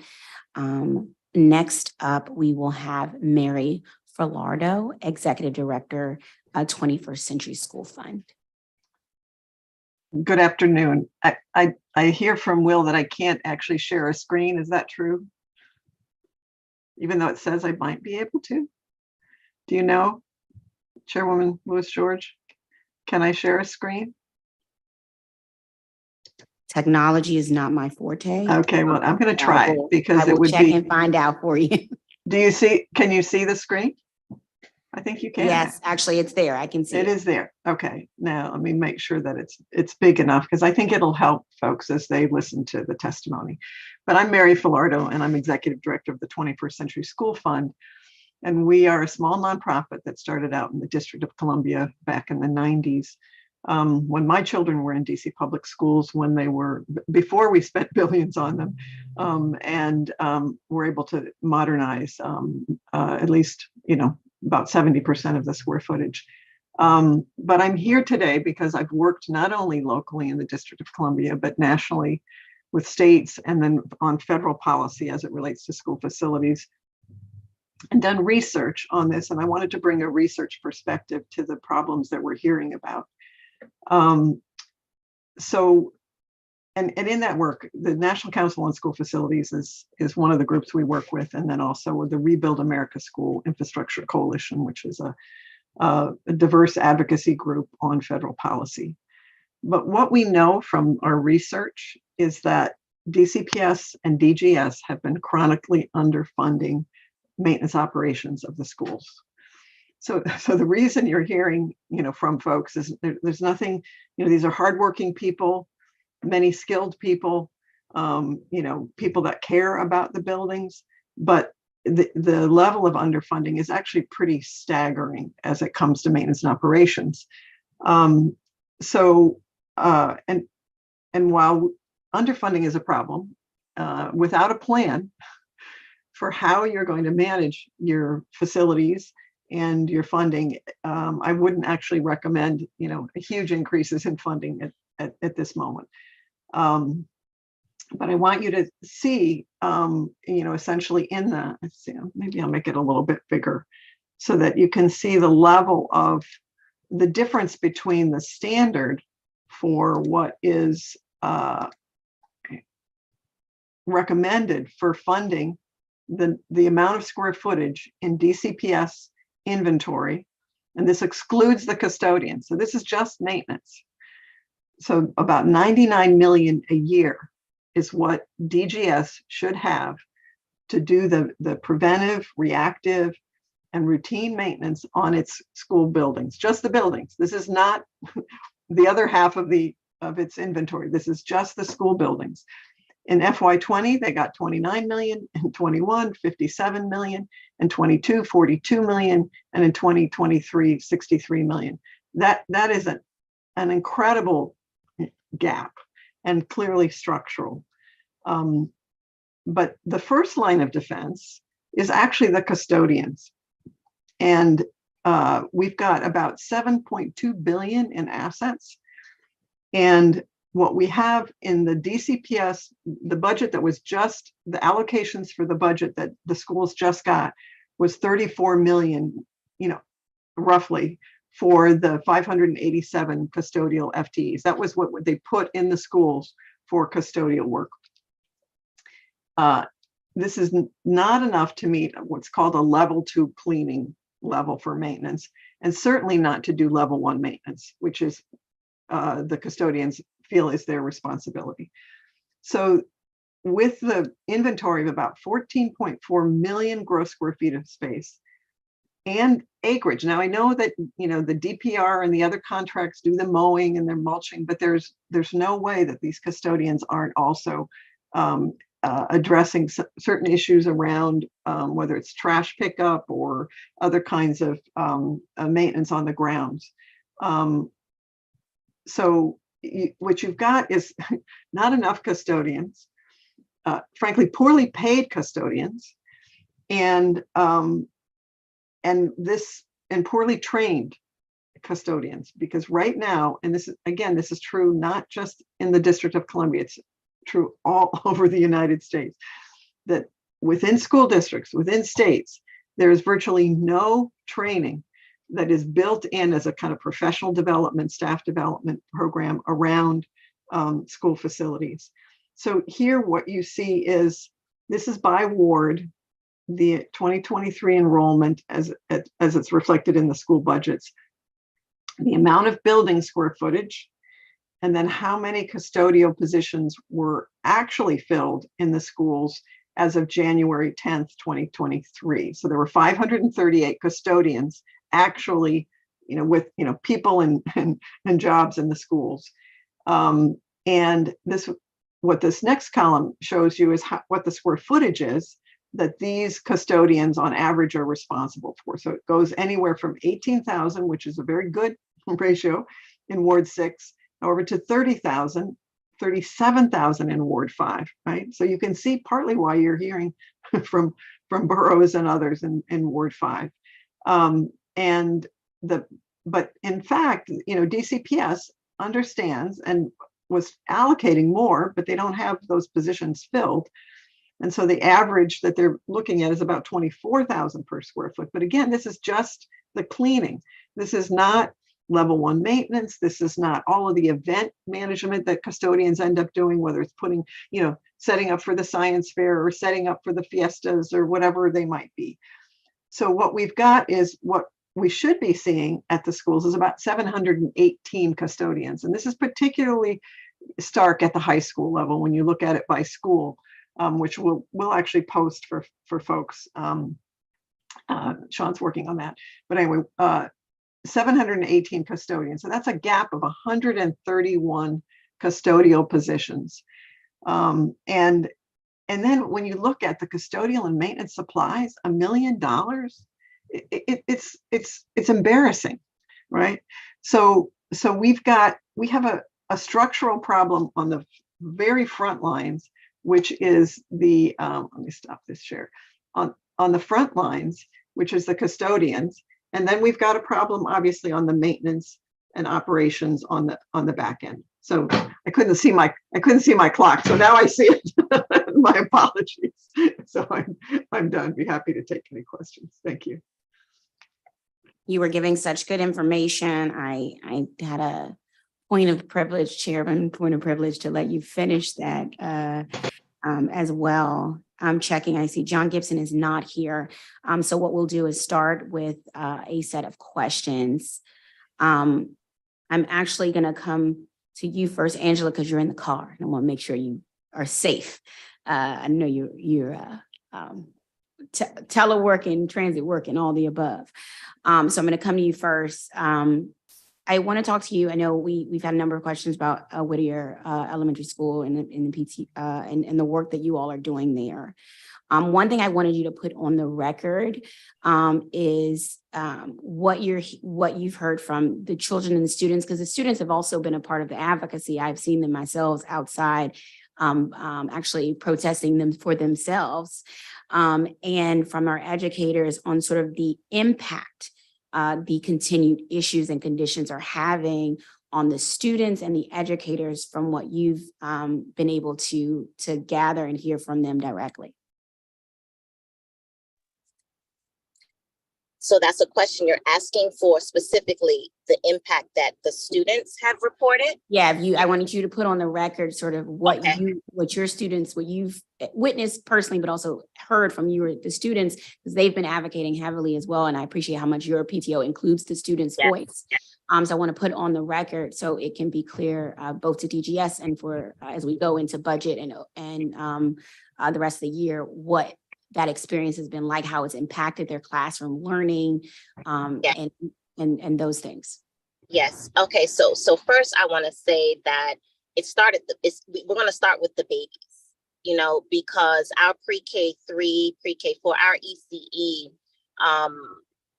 with the sewage spillage that was occurring in the closet and go home building and their lunch boxes with that smell, it was just the smell. And they said, well, why do our things have to smell like this? Why does our hallway have to smell like this? And then let's move up the line. We have just the first floor. how the children, every time they go from one side of the building to the other, how it's so cold. And they say, you know, how come no one cares? No one cares enough to make sure that we still have heat. Some days there were 20-degree days, 30-degree days, and the kids had to wear their coats all day, because from walking through the corridor to going into their classrooms, you know, how come we don't have heat here? You know, they feel like no one cares enough about them to, and the students have said this, Ida B. Wells is beautiful, Coolidge is beautiful, and we didn't get anything. Instead, our building continues to fall apart. You know, they're sick of the smell, they're sick of seeing the mice during their classes. You know, they're walking or they're doing PE, and suddenly the kids are screaming because they're like, well, why are there mice running around? They talk about the fact that sometimes they're afraid, like with some of the things that are going on, that the teacher isn't going to be there because the teacher has gotten sick and was out for a certain period of time with the respiratory issues. And they don't want to come to school if their teacher isn't going to be there. They love learning. They enjoy learning. And that disruption directly impacted their feelings about coming into the school. And some of our teachers have sustained injuries.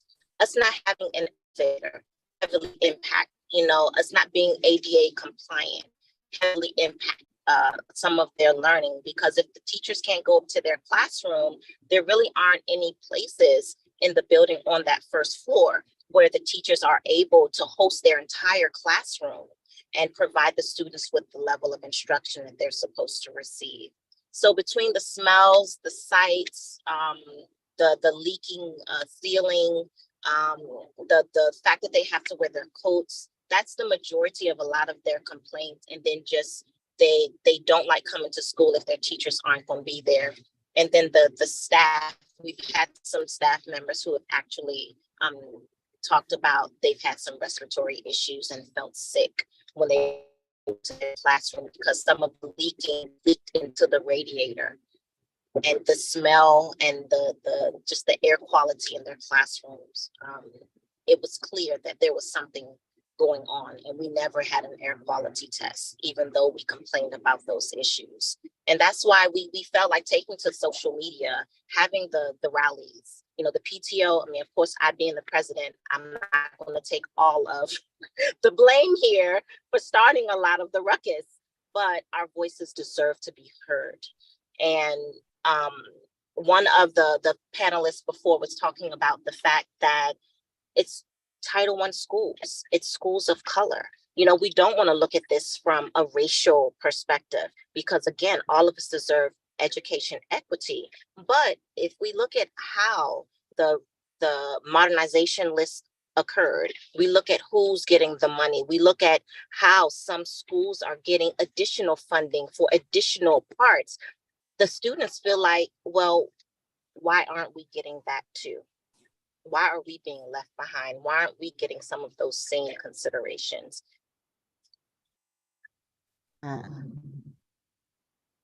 Thank I said a you. lot. Yeah, no, that, and I think all of it needed to be said, and it's important for us to put on the record. And I know you all have already a set of list of things that you want to see moving forward, including a reevaluation and immediate attention there. So I have a number of questions for DGS in that regard. And can I say one thing, if it's yeah, okay? Go ahead, you got it. You know, something that I think also when we talk about that pace recalculation, you know, Whittier has the most amount of self-contained classrooms in the city. And that's just something that I don't think is ever taken into consideration. So when we have those special needs and those children with disabilities and they can't get to a restroom, and they can't, their level of normalcy is disrupted. Imagine what that looks like. And we are a safe space. We have an amazing program that help these students. That's why we have the amount of classrooms, and we want to continue to offer those services to these families. We don't want to say that, hey, can't do it because we don't have a bathroom in this hallway. We deserve it. They deserve it. Absolutely agree with you there. And we also, this week is an education pack week because we will be hearing from public witnesses on education, but also our chancellor as well. And so looking at that is also going to be a question as well when we go into that. Audrey, I want to come to you because very infuriated from what I'm hearing, what I've heard happen at Burroughs regarding the boiler. Thank you for testifying today. We've obtained records sort of the district's boilers inspection. And interestingly enough, when we look at the responses, I don't see a clear answer on Burroughs. And so that's something I'm going to be directly addressing to DGS. And I'm also going to seek some, I know you all have gotten a sort of a commitment. Let me ask you, have you or the school requested a written commitment from DGS about the installation of new boilers by this spring or summer? So I don't know how to do that. Speaking today was the first time that I asked for that. So I would love any guidance on how to actually do that, because that's the concern. Is the principal said that it was told to him, but that doesn't feel like enough to us. We really do want that written commitment, and especially new and not refurbished. We also have this concern with modernization looming that it's patchwork fixes. Yeah. So, I mean, what we have from DGS thus far is sort of they do these preventive maintenance and inspections for boilers. But if they have done that, then I don't understand how the situation at Burroughs happened if that is the case. And we don't have a clear answer there. We're going to request, the committee will request sort of written answer as to and commitment about new boilers by spring or summer. And we'll work with you all in regards to that as well. So I want to thank you for that and let you know we're going to do a follow-up and my chair, the committee director will reach out to you personally regarding. Thank you so much. I want to, if I could come to you, Mary. Interesting, you and Kathy's testimony sort of go together because you're providing that data and Kathy has really expanded on what that looks like in a real way and how that is impacting our schools. Let me ask you, how did you, and this is something our committee is researching right now, how did you develop the 99 million maintenance investment? And let me ask, is that just DCPS or does it also cover the full portfolio of DPR and other government buildings? No, it actually doesn't. It's only DCPS. It's for 14.4 million square feet of space, which is roughly what they've got in their inventory if you count swing garden and swing space facilities in there. Yeah. And Ms. Riley noted in her testimony sort of, she said it would be helpful to plan for regular maintenance and repair with the budgets sort of upfront. And then also talked about insufficient funding for materials as well. And so I want to ask you, based on the data, I noted you said you said you don't recommend an increase right now. So let me ask you, can you explain more on why you recommend we do not increase DCPS and DGS facilities budgets until both develop a maintenance plan for the DCPS system in each school? Well, I mean, we know from experience that just money, while it helps, it isn't enough. And I think that it makes sense to make sure that DGS has a strategic plan. I mean, I read their responses to the answers. Their key performance indicators were really weak, not strategic at all in terms of addressing how they would get at issues. I mean, the auditor's report on the work order system was fine, but I mean, who cares really about the work orders? You want the work done, right? So there was very little focus on the work itself and why isn't the work happening? And this is where, basically what I'm suggesting is that you don't have enough people, you don't have a plan to do the work, you don't have the materials and the supplies with the people, you don't have the training with the people that could do the work. So there's real issues with the work. Obviously a work order system is a good thing, but frankly, the work order system isn't so bad that it's the problem, other than I would argue, which they say they're going to do, is put the preventive maintenance into the work order system, which just seems like amazing that it wasn't done already. Right.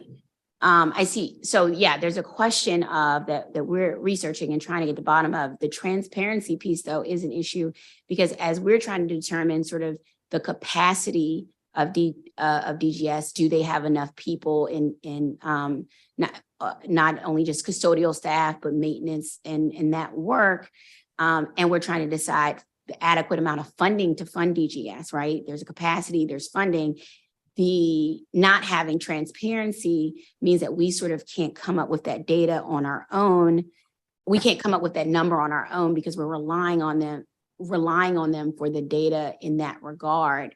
What pieces of data do you think is important for us to get? And asking, as a committee, for us as we're going into budget season, and I am concerned about the funding level of DGS and the capacity of DGS.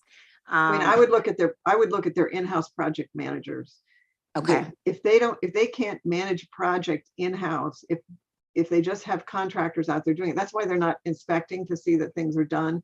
That's why things are done and maybe they weren't done, because they're relying a lot on their consultants to do it, and they don't have the in-house capacity. My guess is they don't have the project managers in-house, that they don't have their, and that they've separated their contract specialists and the procurement people from their project management.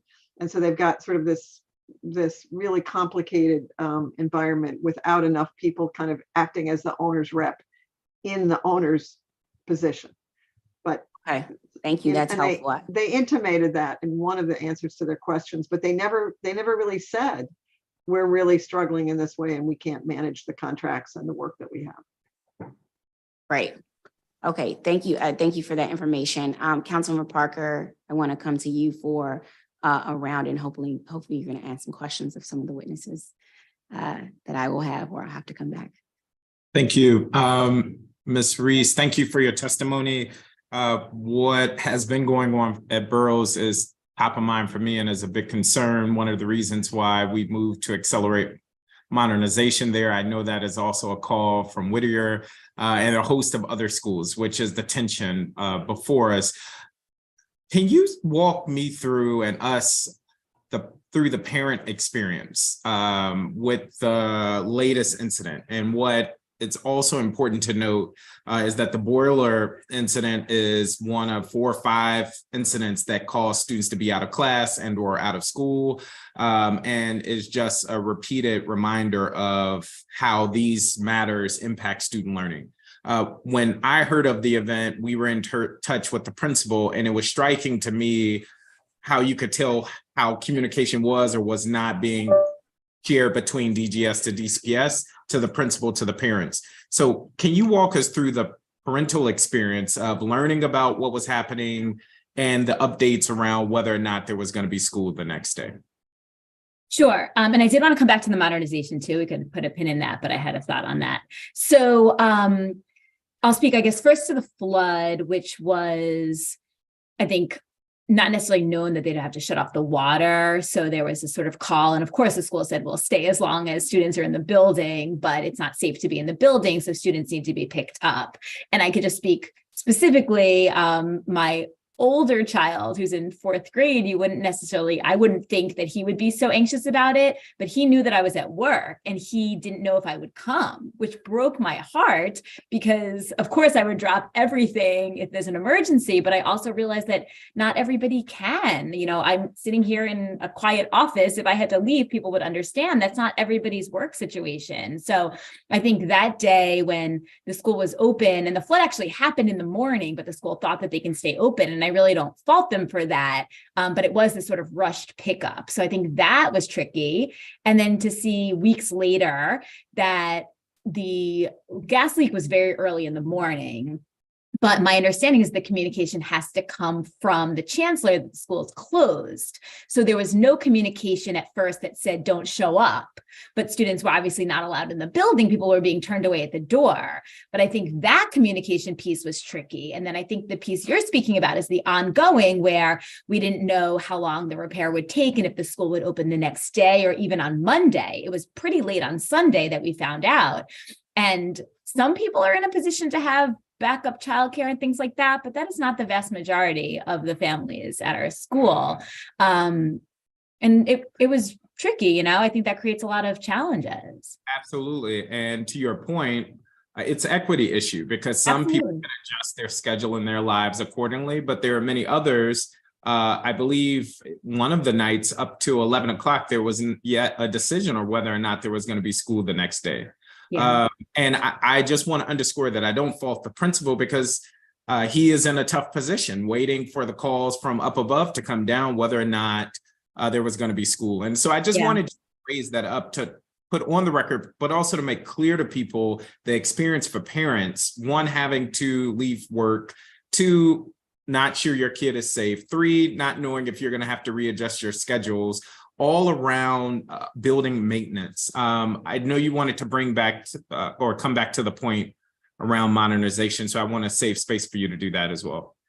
Yeah, thank you. And just one other thing that I should have mentioned is we had a great meeting about 2 weeks ago with DC Fire and EMS Chief Donnelly, where he talked about some challenges. And I think even on site that day, there were some miscommunications and things that DC Fire really owned up to. But I think there were just a lot of things that really were raised in the process about when you involve lots of different agencies, it just could lead to communication challenges.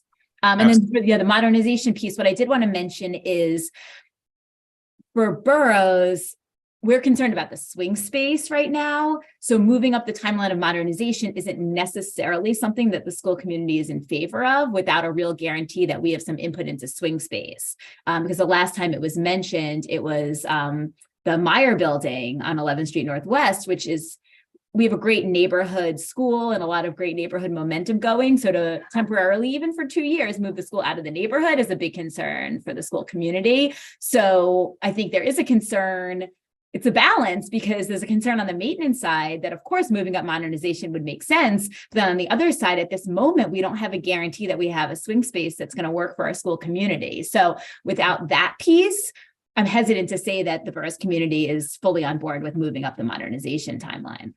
Thank you for that. And I will also gladly follow up with DGS to honor your request to get in writing the commitment to replace the boiler system by this summer, and we'll continue to be in touch. I am aware of that concern around swing space, and we'll also follow up with you all about that. Something you're noting relates to what we heard from Ms. Plater, Ms. Anderson, this concern around student safety. And again, we're not just hearing complaints or concerns for the sake of the heating and air systems that may be out, which are valid enough, but it really is about student safety. Ms. Plater, you talked about, are you there? Okay, there you go. I'm here. Yes. You talked about, and you made this line, safety depends on timely repairs. Do you have an estimate based on parents and or school facilities that you're hearing from, what the estimates are on the ground? Yes, we have the auditor's report, and I know you referenced that, but do you have like real-time estimates of what you're hearing from parents or school communities? Sure. I don't have specific estimates. I know I've heard that specifically at Whittier, for example, that repairs are requested. They may be fixed and then they're soon after broken again. I've heard a lot of those types of issues. I would defer to actual directly impacted parents or some of the folks that you heard from on that issue, but I have heard that as a repeated complaint. And Ms. Anderson, if you are there, I would love for you to chime in. In the meantime, Ms. Filardo, I really appreciated your use of data and the charts. I just wanted to make sure I was tracking. Are you suggesting in your chart that there is a custodial gap of 37 in Ward 5, for instance? Yes. Well, you can look at it differently. If it's against what's allocated, it's 37. If it's against who's actually in the job, it's actually 49. I got you. There's a lot of vacancies. Yeah, and I am connecting that to testimony that was relayed from the State Board of Education, where a custodial worker testified how they are responsible for manning an entire huge school building by themselves for the large bulk of the day, and your data kind of bears that out. What do you think is the fix there? So yes, it's obviously we need to hire more people and invest more. That is the subtext. But are there any innovative ways we should be thinking about workforce shortages that are kind of constant across fields? And I imagine is part of the problem there as well. Yeah, I mean, I think their contract, they're in the Teamsters local. Their contract, I think, has expired. I think that the council should, make sure that that contract is renegotiated. Their entry level pay is really quite low. And I think that needs to be adjusted.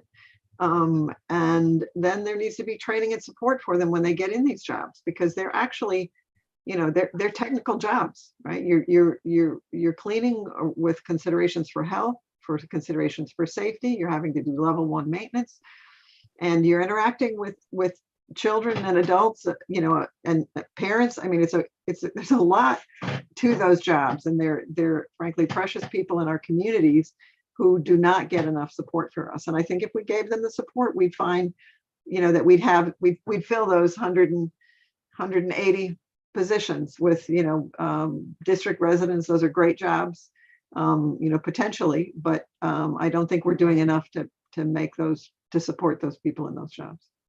Thank you for that. And then Ms. Riley, I saw you went off camera. I'm not sure if you're still there. Oh, there you are. You spoke about the trade-offs, and in particular, I believe you were talking about Roosevelt.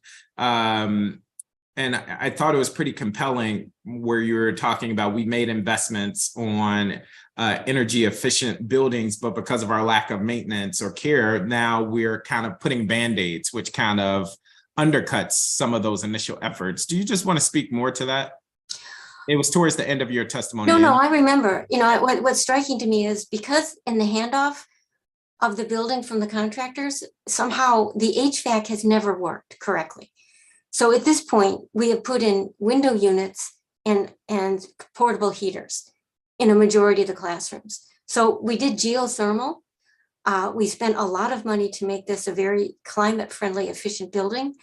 But I'm sure we with all of the portable units and dealing with both cooling and heat, we've canceled it out. So I mean, I think it's both an intention. It's not a Band-Aid. Yes, we have. It's a whole. There's going to be an auditor's report. Something was really wrong in the way the building was constructed, and it hasn't really fully been fixed. So it's many things, but it's also the attention to in these new buildings.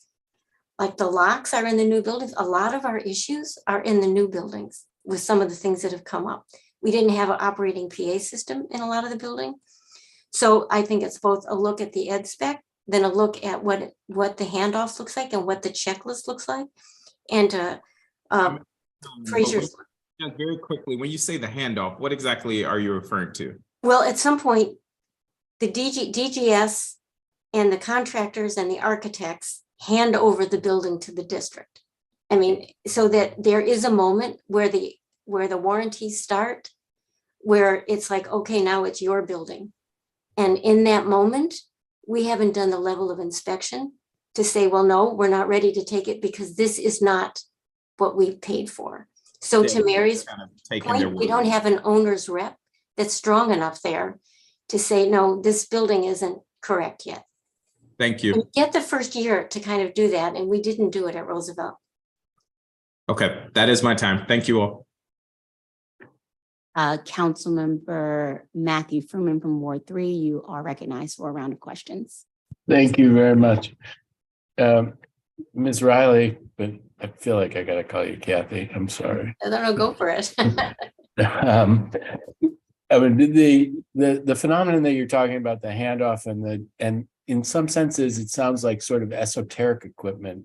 And one of the things that DGS has said to me and maybe to others is we went through a round of building these new, really glorious buildings, and we often use different equipment in different places. And then you have to have expertise in maintaining 10 different kinds of equipment because we haven't had a kind of standardized approach. And we all keep hearing HVAC over and over again, what a challenge it is. I have to say, I often walk into a really big building and think it's a miracle that they can do climate control in the way that they do, but we don't seem to that. And I wonder if you specific ideas about how we've approached HVAC, not just at Roosevelt, because you look at all of the high schools. Is there any kind of pattern? Is there any kind of solution how we could be doing this better? You know, I don't feel like I have the qualifications to answer that, except, and I would defer to Mary to answer that. I can just, it's been more, what's been curious to me is why is it so extreme in the new buildings? And where was the mistake? And that's why, and I, you know, I don't hear it the same way in some of them. So I don't have an inventory of where it went wrong. But to your point, I know in walking through about Roosevelt, they no longer use that system. So they did learn that. And I know that it wasn't a good system to use with geothermal.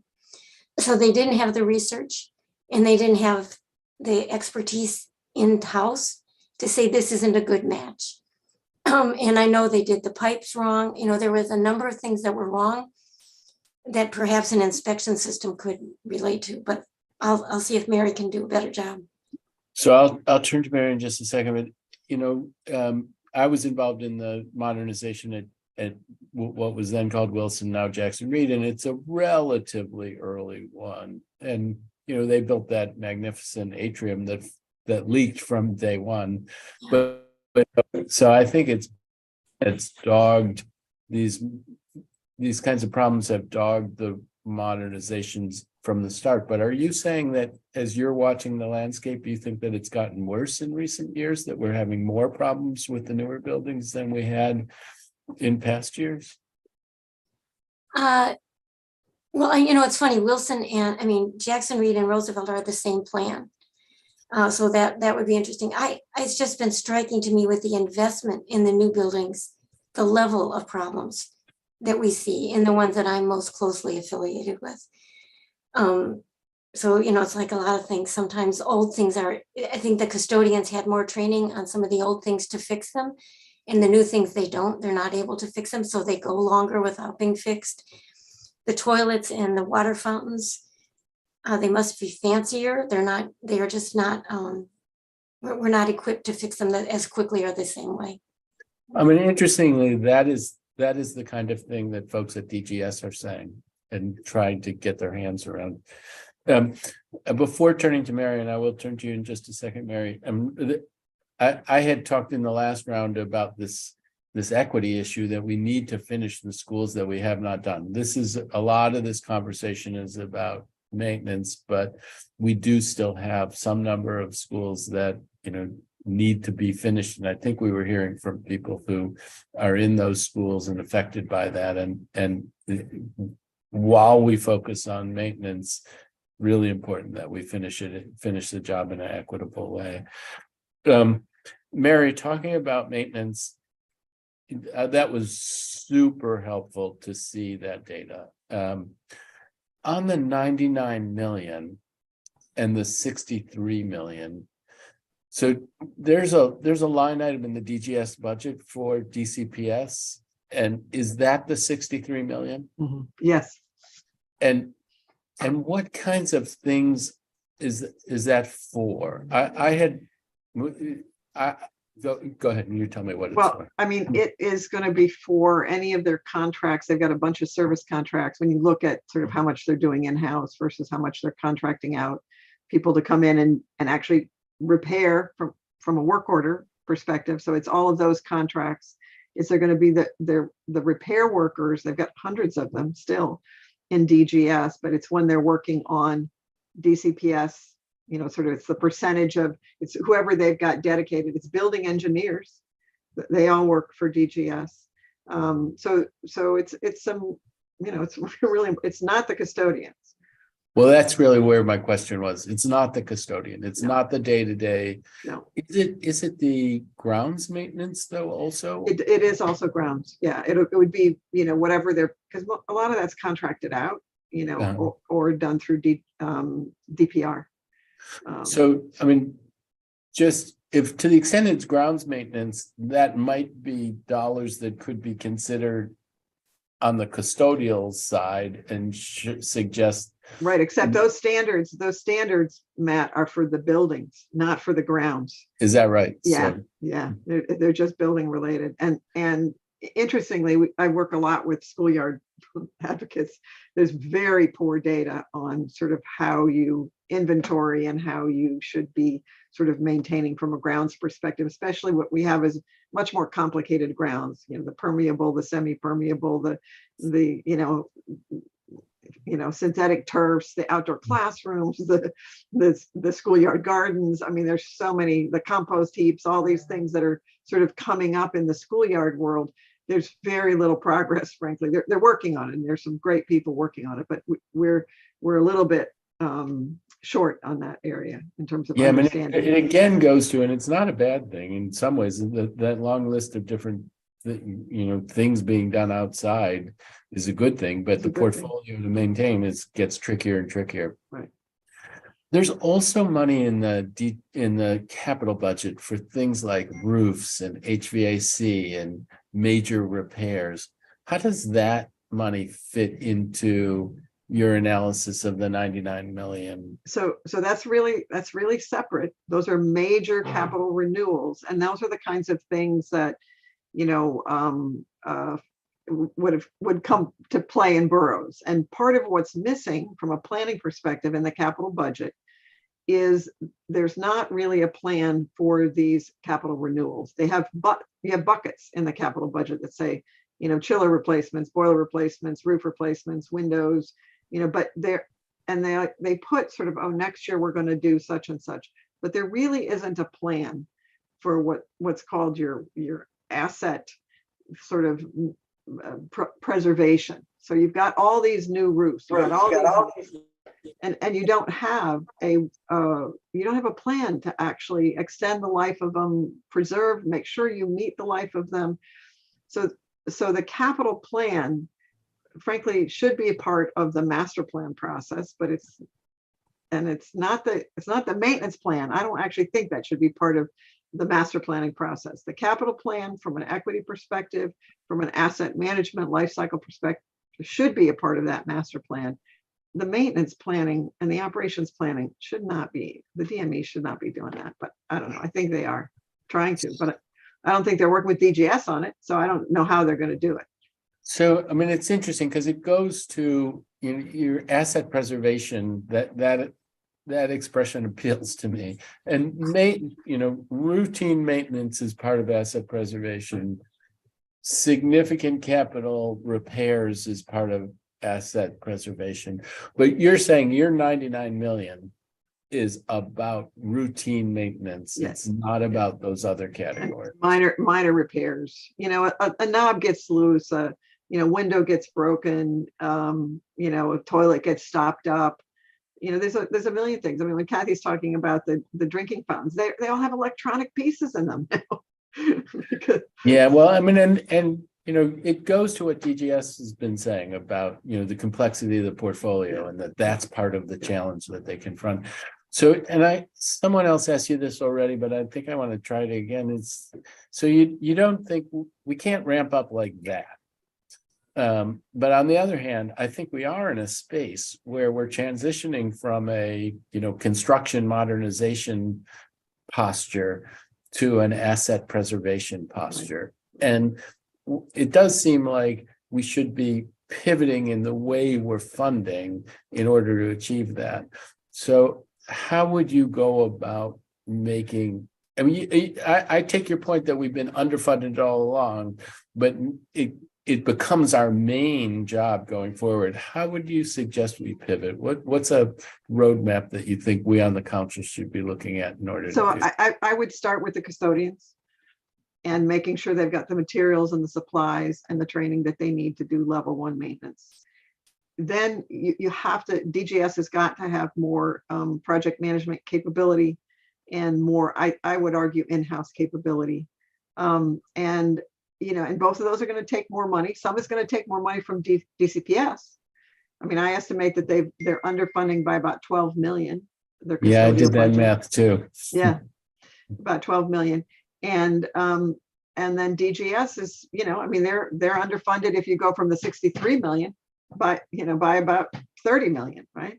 Now, would you ramp them up 30 million in 1 year? No, you'd say, okay, give me a plan. Here's 10 more million. Show me what you can do with this. How are you going to transition? How are you going to hire people? What's your pipeline for workforce development? I mean, it's gonna go. But and in the meantime, frankly, you do those modernizations. You do those component replacements where you're delaying modernization, or where you've got. I mean, I'm sure Oyster was one of the first ones where my kids went. I bet it needs some, chillers and some other things. It's now, getting close to 25 years old. And anyway, so but that's the plan. The other thing, and this is in the chart, and then I know we're over here, is that, the problem that we have with our inefficient system in terms of utilization, where we're growing charter seats and we're growing charter schools and we're growing, frankly, application schools in DCPS is a problem. We are trading off for the maintenance, for the cleaning, for the care of our asset management, for this really precious thing that we've done with modernization. We are trading off under a kind of, to me, an oversold ideology of choice. And I think we're going to have to look at that in the planning process. Well, thank you very much. It's not Mary's fault. I asked her a very broad question with 1 second left on the clock. So I'm certainly not blaming Mary. I am blaming you. No, just joking. Thank you to this panel for this very valuable testimony. Please do listen in on Thursday, because we will be addressing many of the systemic issues and chronic issues that you brought up, and also with education and DCPS being this week, also addressing some of the issues that were addressed that fall in DCPS bucket. I want to now move to panel 3.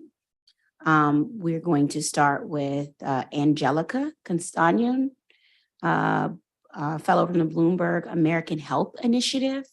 We're going to, I think Laura Fuchs is a teacher from DCPS. She's going to come back at the next panel. Josh Jacobson, ANC 1E06, chair of ANC 1E. Kishan Puta, ANC 2E01.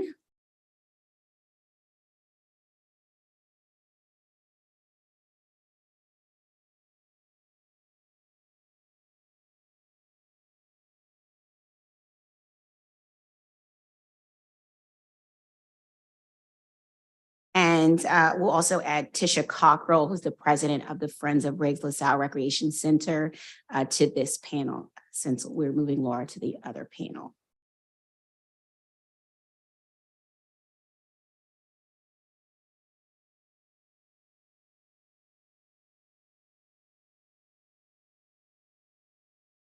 I am looking for Angelica. Okay. Angelica, I see you. Good afternoon, and you can begin your testimony. Thank you. Good afternoon, Chairwoman. My name is Angelica Castañón. I'm a resident of Ward 4, a Bloomberg American Health Initiative Fellow at the Johns Hopkins School of Public Health, specializing in child and adolescent health, and a senior program specialist at the National Education Association, specializing in student learning conditions. My most important job, however, is mother to my son. He is why I'm here today. My son's daycare is located in Ward 1 and is a source of environmental exposures that I'm sure other families across the district can identify in their own daycares and schools. He has a playground surrounded by rat burrows, a play area covered in rat feces, toxic cleaning supplies, air intakes blocked by idling vehicles and dumpsters, and poor indoor air quality.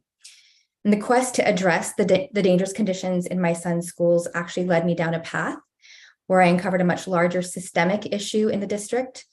Aside from being passed from one agency to another and still waiting on a response from one, I consistently faced information dead ends. DCPS air quality reports that went no further than July 2022, 0 reports on air quality for charters and daycares, facility condition assessments that were not publicly viewable, nothing on radon exposures in schools. And radon is a naturally occurring radioactive gas and the #1 leading cause of lung cancer in non-smokers. And for most school staff and children, the second largest contributor to radon exposure is the school. And aside from issues with access, I discovered DGS's work order dashboard. And as of today, there are 689 open work orders for HVAC services alone, if I'm interpreting their dashboard correctly. And as a reminder, adequate ventilation and filtration are key to mitigating the spread of harmful chemical, biological, and physical agents. And this is actually a very key strategy given that 14% of children under 18 in the District of Columbia have asthma, and on average miss 8 school days per year due to their condition. And it's actually far worse in Ward 7 and 8. There's a higher prevalence of pediatric asthma, and they have the lowest attendance rates in DCPS, as well as emergency department visit rates that are 10 times higher than their peers. Essentially, I concluded that information regarding air quality, building conditions, and other environmental hazards in schools were either difficult to find or non-existent. And I proposed streamlining and storing all environmental exposure reports in one publicly available site, requiring the same reporting from DCPS, charters, and private daycares at no cost to those schools and daycares, and creating a public-facing dashboard with indoor air quality levels in real time, similar to Boston Public Schools and Denver Public Schools. Thank you. Thank you for your testimony. Josh Jacobson, Commissioner ANC 1E06 and Chair of ANC 1E. Good afternoon, Josh. You can begin your testimony. Thank you. And just to clarify, I'm Chair of the 1E Transportation and Public Spaces Committee, not the entire commission. Chairwoman Lewis George, members of the committee, and staff members, thank you for the opportunity to testify. My name is Josh Jacobson, and I'm the ANC representing 1E06 located in Pleasant Plains. I recognize that the specific issues I will discuss here pale in comparison into the issues plaguing our public schools, but I believe they are the result of similar root causes, and it's helpful to have more examples. So I will discuss 2 issues that have proven challenging to me and my constituents. 1, accessibility to requesting DGS fix an issue. 2, lack of transparency into timelines for getting an issue addressed. On November 17th, a neighbor emailed me on behalf of several neighbors begging for help to remove newly installed floodlights on School Without Walls, Francis Stevens at 800 Euclid Street Northwest. These floodlights were installed in mid-October and were pointing directly at their houses. These lights were so bright that the houses looked like they were lit up like the daytime, and neighbors, including children, had trouble sleeping. I've attached photos in my written testimony demonstrating that problem. On November 18th, I spoke with the principal and emailed Ward 1 Mokers. The principal told me that she had asked DGS to fix the lights shortly after their installation and made repeated attempts to get them to address the issue. At one point, they had told her the lights were fixed, which is clearly not the case. Ward 1 Mokers then looped in DGS on that day, at which point it took me repeated badgering over the next 12 days to get any traction on an issue that was making it difficult for my neighbors to sleep. On November 30th, DGS told me the issue was addressed, and my neighbor confirmed a couple days later. In terms of accessibility into requesting fixes, it's unacceptable that you cannot request a DGS fix through the 301 app. I work in the tech sector, and the most important thing that I've learned over the course of my career is that you should design software and processes to be intuitive and easy for your users. The existing process of finding the form on the DGS website to submit, which doesn't allow attachments to give specifics, is neither intuitive nor easy for residents. As another example, I tweeted on October 9th, 2022, asking that a Banneker fence that was falling apart be fixed. DGS replied on October 11th that their facilities team was alerted and would be addressing the issue. A work order was not opened until I reached out on January 31st for my ANC email address asking for an update. This work order is 733187. And that fence continues to fall apart and is starting to disrupt the sidewalk on Georgia Avenue.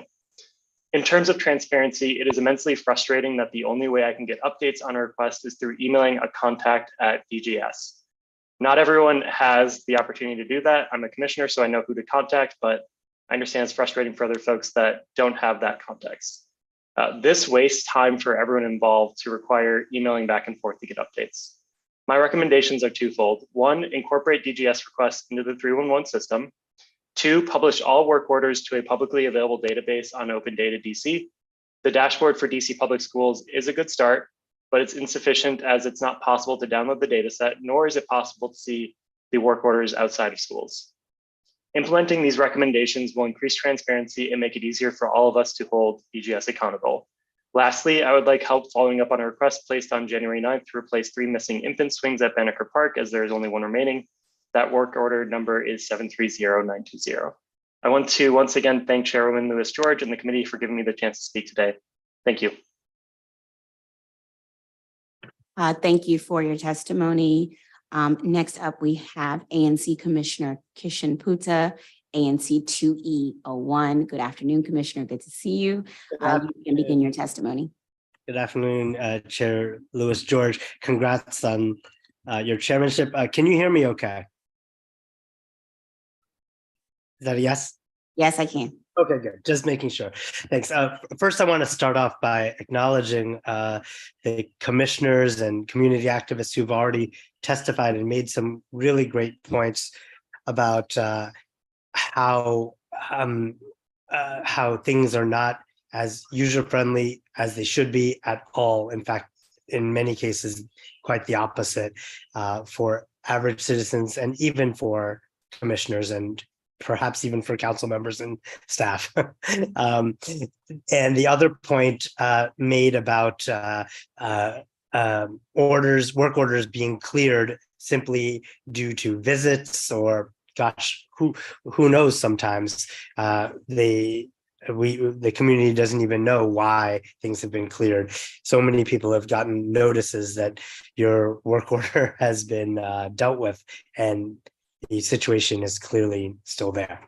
Very frustrating. So I appreciate all that and hope that you will look into it. The main reason I'm here today, Councilmember George, is Duke Ellington playing field. If I don't know if you visited, please do. I live 1 block away from it, and it's an important field for my neighbors, but it also has a lot of potential for our community. And that is why DC government transferred the field from Duke Ellington School, from DCPS back in 2020 to the Parks and Rec Department, to DPR. And I testified about this last week as well. I'm just doing some double duty here to push this forward. In 2021, it was funded. Renovation of that field was funded. And as you know, lack of field space is one of the biggest issues for our youth and our communities. And so we've just been waiting and waiting after several community meetings for this project to move forward. In the meantime, the field's been in disrepair with holes and debris. I should forward you an email which you may have received from one of my constituents who has a 7th grader at Hardy Middle School who has been intended to be able to play and practice at this field, but has not been able to because it never got renovated.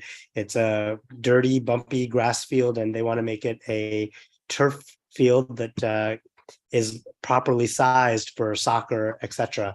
It is not. And so it has so much potential if we'll just get moving on it. I'll make one note that the community has some issues that they want to continue to discuss and get addressed. They have not been, and I'm happy to discuss those. But I have been asking repeatedly that DPR and DGS hold another community meeting. They've been waiting to get the award from DGS, and we finally got word that award should be coming in March. I would like to request notification when the award is granted. We also have another project nearby, the Jelliff Rec Center. When that award was granted, we weren't even notified. And I don't see why you can't do that. We were told that that's not routine, but at least the ANC should know. So if you could please let us know when the award is granted in March, please ask DGS to do so. Then we can schedule some community meetings before construction is scheduled to start this summer and hopefully finish this summer rather than the end of the year, which is what they what they were willing to promise after so many delays. We still hope that it could be a quick renovation of the field, since there's no building that needs to occur, so that the community does not have to miss use of that field and that treasured track that they have as well. I mean, we really do hope that it'll benefit many more people. Thank you. Thank you for your testimony. Have some questions at the end. And then next up, we're going to have Tisha Cockrell, President of the Friends of Riggs LaSalle Recreation Center. Hello. Good afternoon, Tisha. Good to see you. You can begin. Good to see you as well. Thank you for having me. And hello, Chair and Councilmember Janice Lewis-George. Welcome, and to all the other committee members. My name is Tisha Cockrell, and I am the President of the Friends of Riggs LaSalle Recreation Center. We are partners with DC Department of Parks and Recreation. We work together with the site director, Sherlita Settles, and the staff at our community Riggs LaSalle Recreation Center. We are here today per our previous testimonies and previous budget hearings and our previous recreation center walkthrough with Councilmember Lewis-George. And we want to make additional pleas to receive funds and assistance with site maintenance and new item requests and repairs. Some of our requests were rectified, such as lighting and camera placement and other repairs, but we have other items that are still pending with questionable status updates. So I sent a written, and again, I am just like doing double duty. We testified for DPR performance hearing, but we're here to testify for DGS to make sure these items are completed. So our first outdoor recreation center issues, we would request a newly environmental friendly turf field that replaces the current field, which is deemed unsafe, and we would like that to include a walking track. We also requested repair netting for the goal on the fence on the field. When people are playing on the field and they kick balls, the balls roll out of the hole in the fence into the street. I understand from someone in your office that there is a ticket number 699035 that's been submitted. I'm asking for clarity on that. Address field lighting, which is another ticket of 724927 that's been submitted, requesting clarity if that's been completed. Outdoor fitness equipment on grassy area. We discussed this per the walkthrough with Councilmember Lewis-George's office last year. Don't know what the outcome is for that. The restroom doors, there was a question about having security of those outside restroom doors, replace the doors that don't lock. I've been told it's completed, but I'd like some clarity. There's been several requests for more repairs of the outdoor splash park. It's in progress, we've heard, but there's still some issues with water pressure and the like. There's been requests for a sunshade over the new playground. It gets really hot in the summertime and that playground is scorching. We'd like to know what the status is of that. And we'd like, there was a request to bring back an outdoor garden that existed between the school and the old playground. Again, we'd like to know if that's possible, if there's any status on that. Moving to our indoor recreation center issues, we understand that the exterior entrance door on the Nicholson Street side, the front push door or push bar was broken, that's been completed. The replacement of the gym roof, it's been periodically leaking since 2008. There was money, about $1 million, I believe, that was put into the budget to fix that. It needs immediate attention. We have no recollection or information on whether or not that work has been started, when it will be completed. There's been no communication to my knowledge. The gym basketball rim was said to be stuck and won't come down, prohibiting full court play. A ticket has been submitted, but I'm not sure of the progress. I heard at one point it was completed, then I heard at another point it was not. The HVAC, as everyone's mentioned, we needed that replaced. with a new system. No clarity on whether or not that has been completed. I heard that DGS was out working on it sometime last week. And then some other list of items, they'd like some new shades installed to replace the aluminum blinds on the windows, repairing repainting building interior. There's been a ticket submitted. We don't know if there's been any progress. There's been requests to add a mural to the lobby wall, replace or repair windows in the multi-purpose room, replace the door to the gym, new fitness equipment for the weight room. I heard that was in progress. I'd like some confirmation of that. Purchase of multi-purpose projector and drop-down screen on the multi-purpose room, new ping pong table, and an allotment for community children for summer camp, and the Little Explorers ages 3 to 5 years was requested. So these are just some items, we've been asking to upgrade and get things replaced and repaired, and some new items for our community rec for quite some time. There's always delayed or deferred maintenance from DGS or neglect that's been going on for several years, and we just want to make sure that we get our items completed and repaired in this timely fashion. Thank you for allowing me to testify today, and I'll be looking forward to any questions. Thank you. Thank you for your testimony and your detailed testimony as well.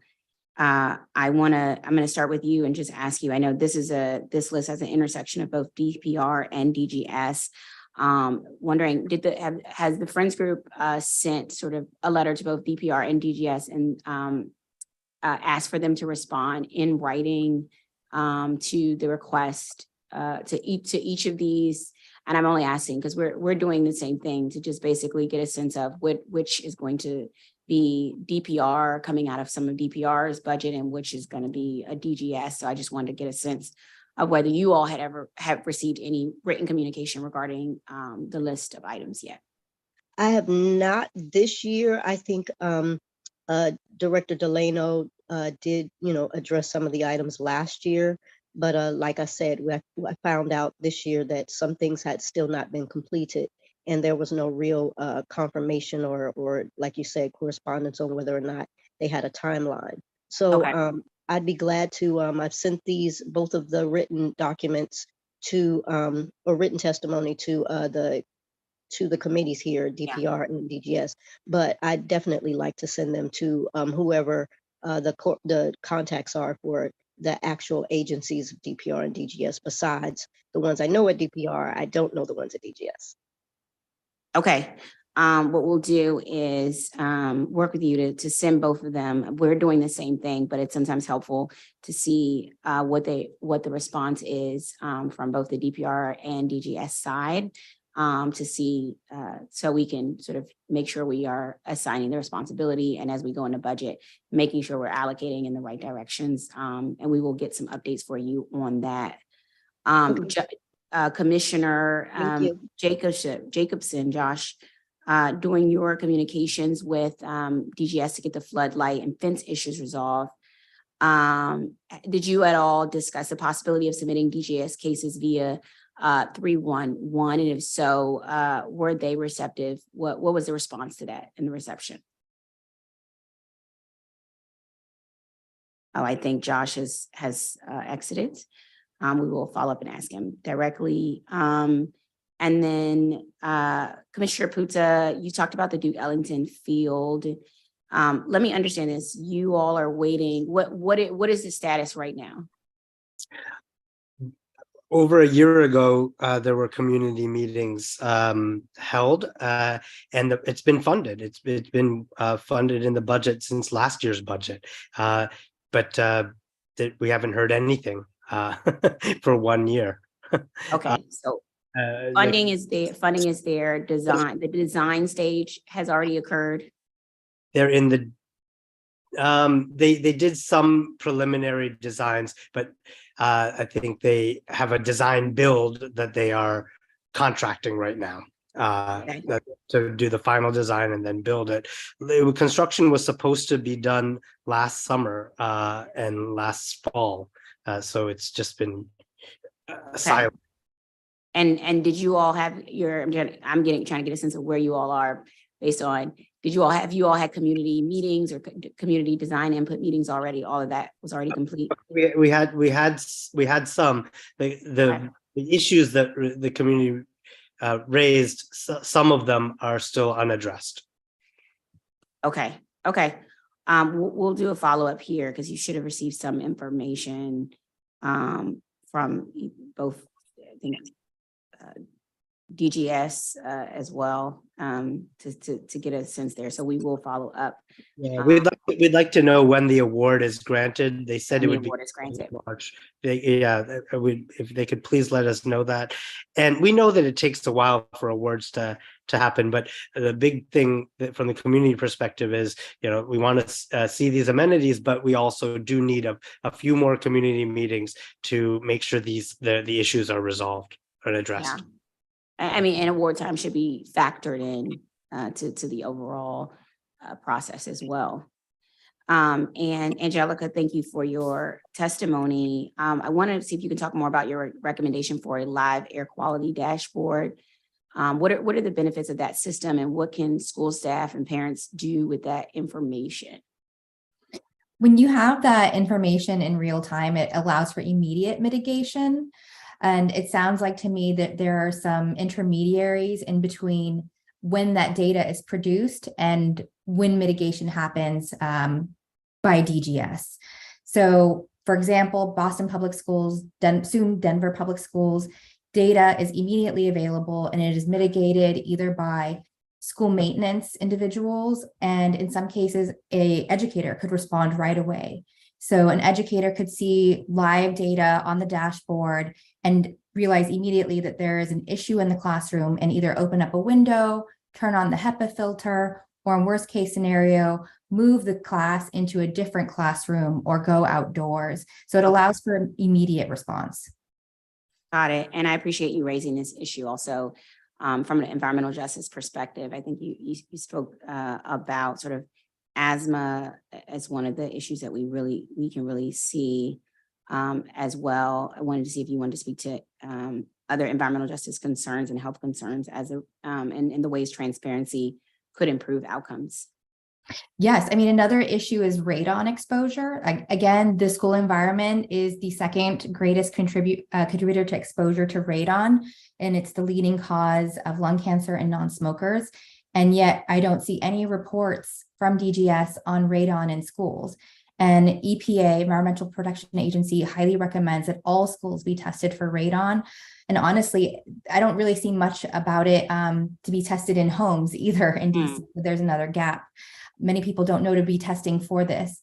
And then again, once, let's say DGS starts testing for it and DCPS has the reports, the other issue is then where are all of those reports housed, and are they easily accessible and understandable to families? Right. Okay. And I know you also spoke about this in sort of the childcare space and perspective as well. And that's also something that we should be raising, not just only in DGS, but with Office of State Superintendent of Education as well. I think it's actually another area. And I've been also big on lead water as another one of those environmental justice issues that has disproportionate impact as well, specifically on students of color as well. So I appreciate the suggestions and feedback, and something I'll work to improve over time, but also ask DGS about the ability for us to make this information readily available and more transparent for our community as well. I want to take a moment to go to Councilmember Matt Fruman to see if he has any questions for this panel. Thank you very much. I don't so much have questions as I want to acknowledge the testimony of the panel, thank the panel for their testimony, and maybe in particular Commissioner Puta, who is ubiquitous, working constructively on so many issues, and thank you for that. Absolutely. Thank you, Councilmember Fruman. We're going to move to our next panel. Where we have with us, we're going to see who's here.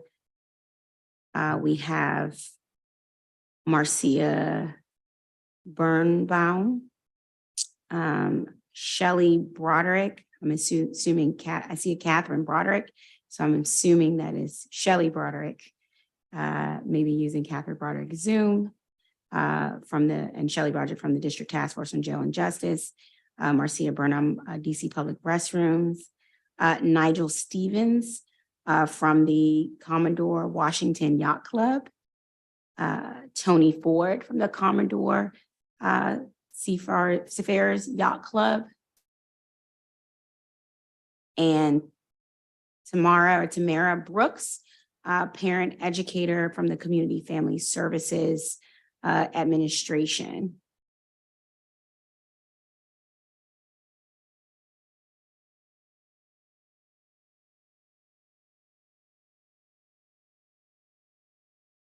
I see Shelley Broderick is here. Good afternoon, Ms. Broderick, and we can start. You can start your testimony. I think I gotta get you to come off mute.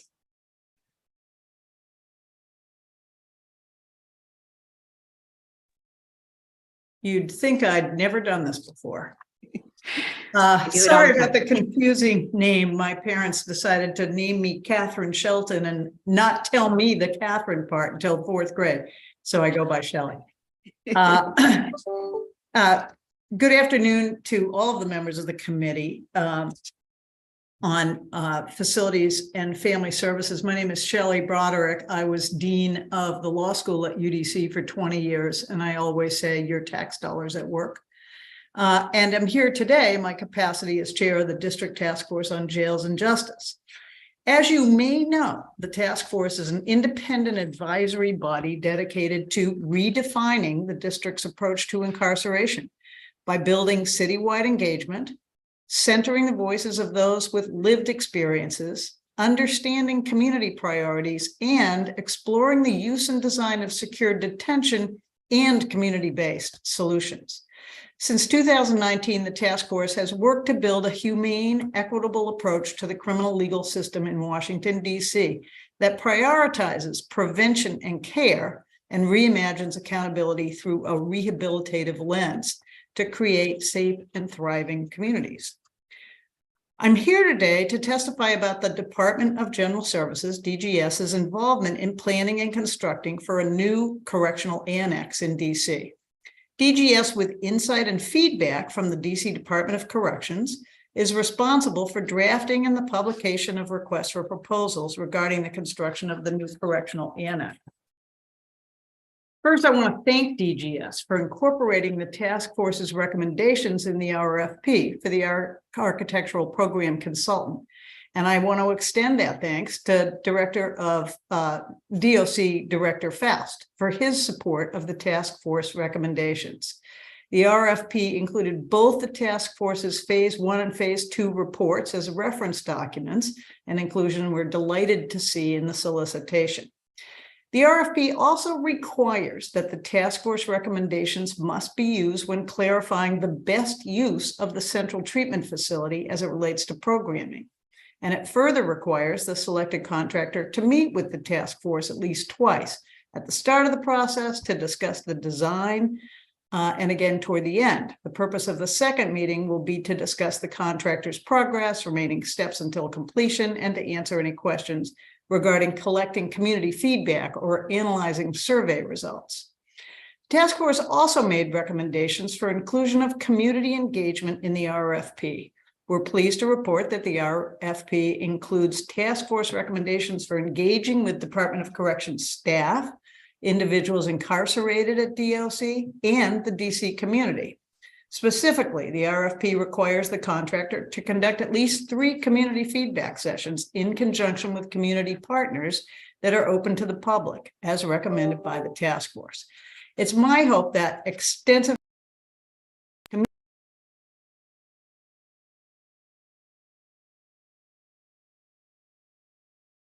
It seems like you've gone out. I think you accidentally muted yourself. Sorry. If you knew me, I'd never do that. Sorry. It's uncharacteristic.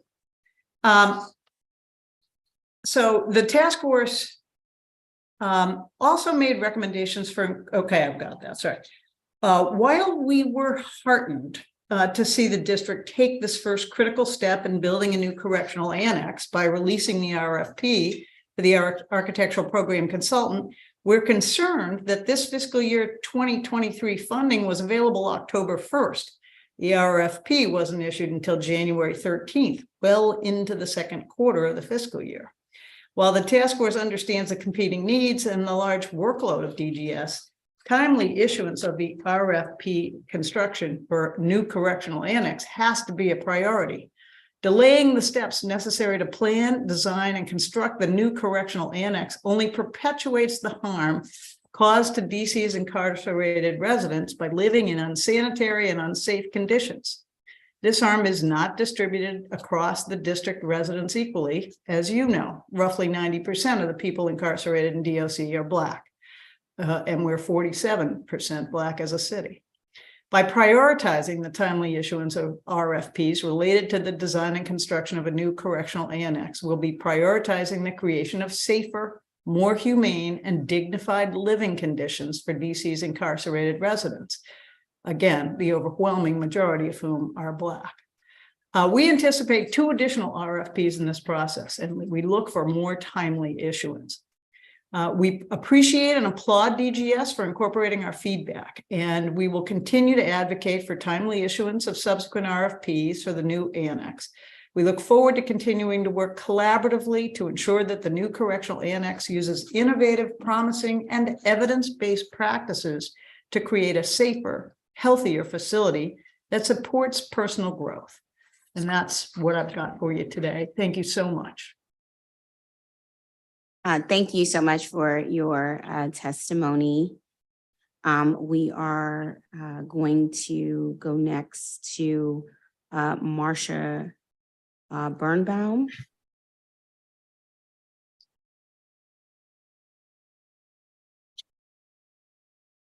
Okay, I don't think Marcia is not here. Next up, we're going to go to Nigel Stevens. Good afternoon, Nigel. Good afternoon, Chairwoman Lewis George, members of the Committee on Facilities and Family Services, and staff. Thank you for the opportunity to testify at this performance oversight hearing for the Department of General Services. The Washington Yacht Club is located at 1500 M Street Southeast, bordered by M Street to the north and the Anacostia River to the south, and accessible from both. To the east and west are its fellow historic boat clubs, the Eastern Power Boat Club, District Yacht Club, and Seafarers Yacht Club, along with the non-historic Anacostia Community Boathouse. Together, we've formed what is informally known as Boathouse Row, or the Anacostia Boathouses. The Washington Yacht Club property includes the clubhouse, constructed in 1915, a 1920s electrical shed, and a 1955 workshop, and a portion of the Anacostia seawall. Founded on the shores of the Anacostia River on April 27, 1910, the Washington Yacht Club and its members have served as stewards of the river, committed to ensuring affordable community boating, environmental sustainability, and advocating on behalf of the Anacostia River and its adjacent communities. The Washington Yacht Club's activities throughout our history emphasize our members' sense of civic mindedness, from reporting unpermitted dredging and dumping to the city's engineer commissioner, and even serving as on-call marine security during World War II. Members of the Washington Yacht Club have a history of bringing attention to the issues facing and assisting in the cleanup of the ailing river. In 1923, Washington Yacht Club successfully intervened chemical dumping into the Anacostia by the Washington Gas Light Company. By 1931, the club had formed a pollution committee, which worked in collaboration with other boat clubs and the Isaac Walton League to clean up the river. In 1943, the Washington Yacht Club again successfully intervened, this time with the LP Stewart Company for leaking oil into the river. In the modern era, the Washington Yacht Club has maintained its certification by the National Park Service and District Department of Environment as Clean Marina since 2003. Our membership, made of mechanics, firefighters, police officers, retired veterans, and entrepreneurs, also serve in leadership roles in community organizations such as the Potomac River Yacht Club Association and the Anacostia Watershed Society. We've also maintained strong strategic partnerships that support the Anacostia and Potomac River Keepers and the 11th Street Bridge Project. Recently, recognized for the significant role it has played for nearly 113 years, the Washington Yacht Club was awarded a historic designation by the District of Columbia and the National Park Service, and we were placed in the National Register. As we prepare to celebrate our 113th anniversary, the historic Washington Yacht Club unfortunately remains in a state of limbo. This is now our third time in 3 years testifying before this committee to discuss the urgent need for a long-term lease from the city and to provide an overview of the proposed development plan that would modernize our landside facility as well as our docks. This plan, which was originally provided to DGS in October 2020 and presented to the council and the mayor for support, would create opportunities for increased value to the community along the shores of the Anacostia River and along the river trail. It is scalable, so we could either focus on our current footprint or expand to include additional slips on the water and rest facilities along the Anacostia River Trail. It's environmentally resilient and sustainable, using boulders to strengthen the seawall and maintain the property grounds so it can continue serving as a flood barrier and natural river filter to the city for yet another century. We are pleased to have gained the support of the community in ANC 6, a number of sitting and former city council members, and have had a number of positive meetings with DGS, the Office of the City Administrator, and even the mayor. Unfortunately, despite 15 years and numerous administrations discussing the future of Boathouse Row, and nearly 3 years since submitting a formal proposal to DGS as requested, we return to the committee in even more dire position than we were in previously. The license to occupy our facility will expire in 2024, putting the future of this historic organization in peril. Yet to date, we have not received an answer to the request for a long-term lease or even a 15-year short-term lease that could be approved by the mayor. Well, why is a long-term lease so important? First, from our inception, Washington Yacht Club members built and maintained our own facilities, maintained the upkeep of buildings and grounds, and funded these activities through our own resources. Operating under a license agreement does not provide the level of stability necessary to justify the investment in capital improvements that we would like to make. In fact, a license agreement provides no guarantee against displacement, even if the membership invests in those much needed improvements on this historic site. Second, the project will remain true to these two philosophies. It'll bring a significant value to the community by creating access and affordability through the new marina, and will be done at no cost to the city taxpayer. Washington Yacht Club intends to seek private financing and environmental improvement grants for the project and will require no financial support from the city. We've been working closely with a nonprofit community development financial institution to design financing that will support the scalable development plan while maintaining affordability by amortizing the loan over a longer term. A 99 lease, which there is precedent for in a major development projects in the city, would give us the greatest amount of flexibility in financing this project. Third, we strongly support development without displacement. The long-term lease and the flexibility in financing this project will allow us to maintain our independence from developers and other for-profit entities that would strategically raise fees to accommodate their business goals. Just during the time that we've been waiting for an answer to our lease request, we've witnessed the direct displacement of some boaters and others being simply priced out from the region or boating altogether, which is just an indirect form of displacement. The Washington Yacht Club is a 501c7 not-for-profit entity whose founders and subsequent members were working class and proudly working class. We are not here to make a profit.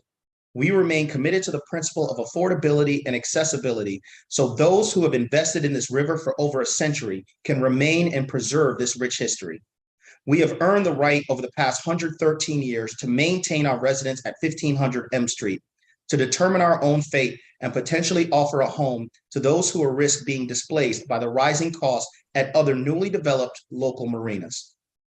Madam Chairwoman and members of the committee, we need the council to act on behalf of the Washington Yacht Club and on behalf of the members of this community. As we travel the waterfront, it becomes increasingly clear that this is the last opportunity for affordable access to the river by most of the people in this community. We are at an inflection point and there's no time left to hesitate. With the expiration of our license looming, the actions or inaction by the mayor or the city council in the next 12 months will determine whether the people who built this boating community on the Anacostia River are able to maintain their position. We need DGS to recommend and the mayor to approve a 15-year lease for the Washington Yacht Club. That will allow the club to make immediate investments in this facility and return to the council with a more detailed proposal for full financing and justification for the long-term 99-year lease. We remain committed to working with the city leadership, environmental and civic organizations, and with other boat clubs along Boathouse Row and throughout the region to promote affordable, accessible recreational boating in the nation's capital. However, we need the council to approve a long-term lease for us to proceed. We, the members of the Washington Yacht Club, who have been stewards of this river for nearly 113 years, are ready to move forward with this project and are ready to provide our experience and leadership to ensure this benefit remains a part of the Anacostia River community. Thank you for the opportunity to testify, and I look forward to answering any questions you may have. Thank you. I have some questions at the end of this panel. Tony Ford.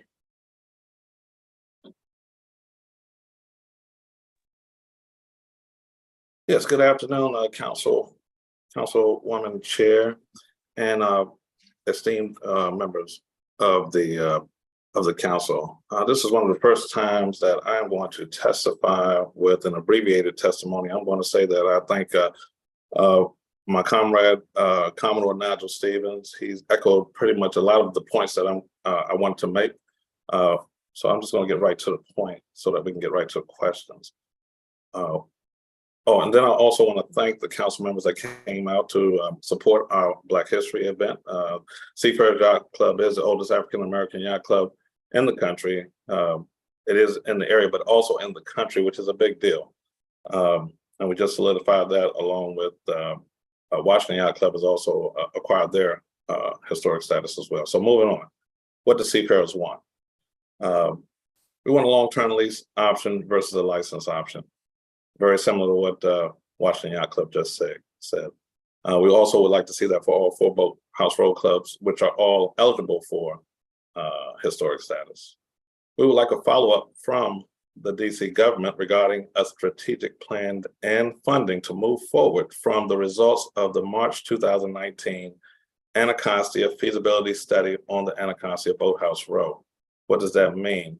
What occurred then was a collaborative effort with all 4 boat clubs, along with the government, to move forward with a viable plan to move forward. And it started with DMPED, and DMPED is the one that actually contracted DGS to conduct this feasibility study, which we have never gotten an answer to since 2019. We have not had a sit-down discussion since 2019.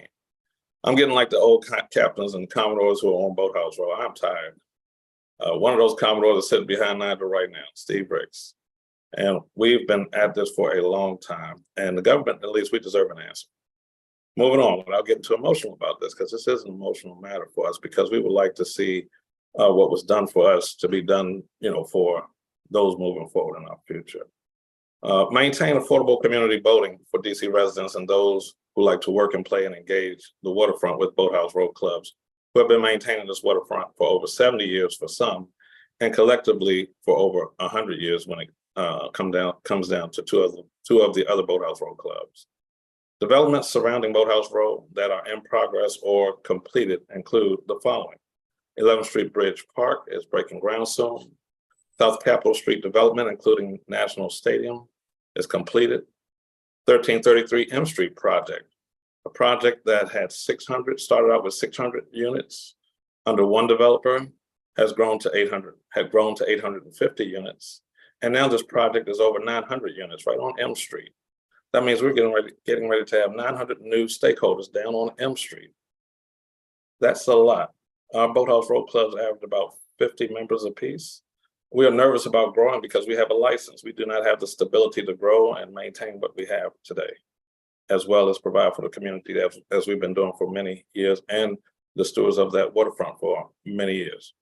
There's also a 911th Street project development that's been completed. The Yards project has been completed. We even have a footprint with Capital Yacht Club that's been completed. Audi Field has been completed. I'll circle back to what's the significance of Seafarers Yacht Club. We started the Anacostia River Cleanup in 1985. It is now run by AWS. We ran it, and then AWS took it over in 1989. our member Howard Gasway, who is still a living member, started that project. We share our facilities with DC government and the community for a very nominal and fair fee just to maintain cleanup and electricity. I have a few visuals if I can share, just to show you what our issue is. We have siltation that takes place down there on Boathouse Road. Let me see if I can get right to a couple of the pictures I know. And then I want to get to show you what this feasibility study looks like. So this is, can everyone see the screen here? Yes. I can see it. All right, so let me just show you what this boat looks like when it is not, when we have siltation. That was a recent picture of the boat on water. This boat is now, it sits in mud when we have low tide situations. That is a very, very real situation that we have to deal with every day, and we're boaters, so we need water. The last thing that I'm gonna, in closing, I see my time is running out. Just want to put up the feasibility study options that were shared with us. Oh, so I'm sorry, two things. The development from the 1333 project, this is what we're getting ready to face here on Boathouse Road. So this is M Street, if you can see my cursor. And this is, I believe, the Southeast Southwest Freeway here. Just trying to get to some key points. And then the last piece is going to be the feasibility study, the options that were shared with us from DGS. I'm just going to get right to, so we have three options. This is an option A, B, and option 2. Option 1A is one that was presented to seafarers because the goal was at that time, if we can solve seafarers' problem, according to the government, then we should be able to solve everyone's problem. Option 1B has us combining boat clubs, which, you know, in every business, we have a business model. So of course that option wasn't going to be viable for us, but at least we wanted to have the discussion with the government to talk about it, to see, because now that we see where the government's position is, we wanted to know. And then option 2, just to get right to the point of option 2, that option was to kind of present a wharf scenario and to combine all the 4 boat clubs together. So I said all that to say, I want to thank you for your time. I'm going to close right there. I think Nigel said it all in terms of what we need in terms of a license versus a lease. But there's further discussion for seafarers because we have a siltation issue where we can't boat until there's a potential temporary relocation matter that we need to discuss. Thank you again. Thank you for your testimony. We're going to move to Miss Tamara, or Tamara, you let me know which one, Brooks. Hello, good afternoon, everyone. How are you? I just want to say thank you for allowing me to come on today and testify. My daughter told me to say hello to you, Chairwoman George. Her first vote was last voting term, and she was able to vote for you. She is a neighbor of you on Quackenball Street. So I just want to say hello to everybody on here. Thank you for allowing me to come on. I am actually discussing pay for the budget for pay for home visitation council and for home visitors in the district. And I'm sorry, it is pronounced Tamar. My apologies. And I just want to pull up my document. Please don't say I can't find it, as now is my turn to speak. And this is my first time talking to the council, so I do apologize if I'm tripping over my words because I am a little nervous. But hello, everyone. Again, my name is Tamar Brooks. I am a parent educator. I am a parent educator and a program manager at Community Family Life Services. I am speaking on behalf of the families that we serve in the District of Columbia through home visitation and our nurturing parenting program. I appreciate your consideration and the opportunity to speak with you today.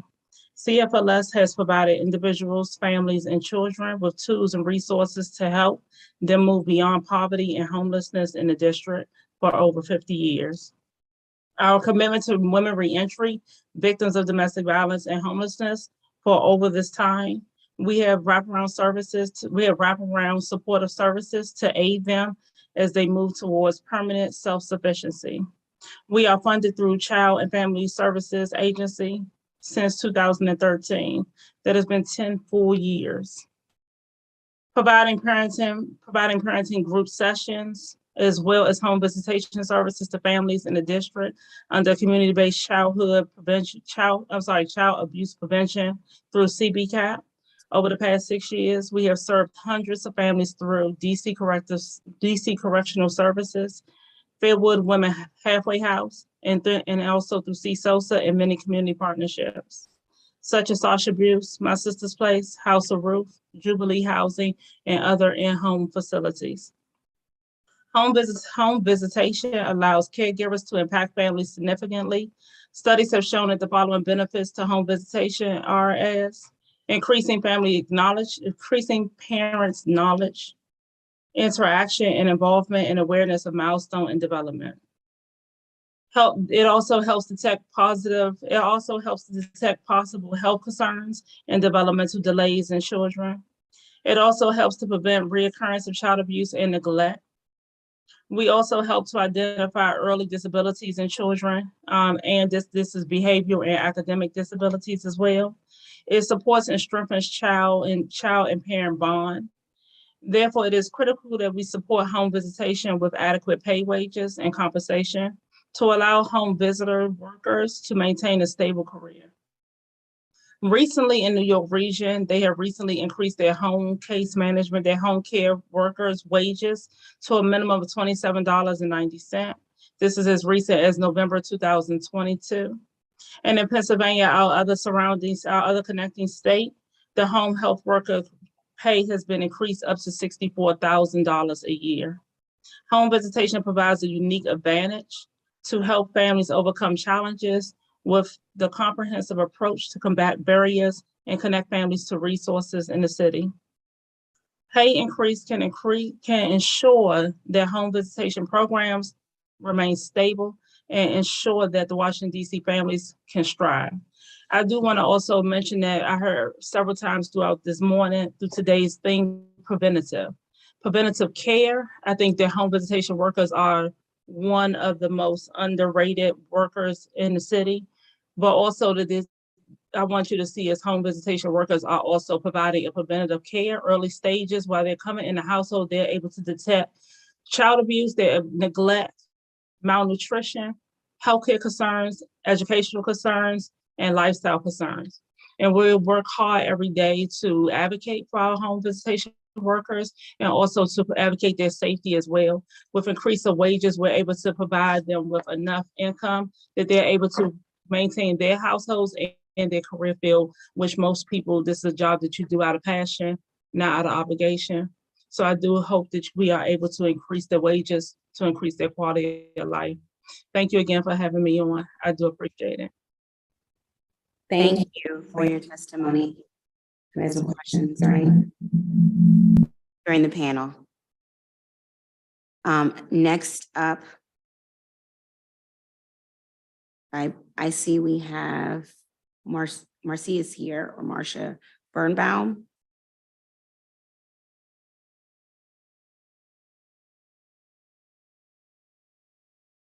Ms. Birnbaum. If you are here, you can unmute, and if you want, come off video. Come on video.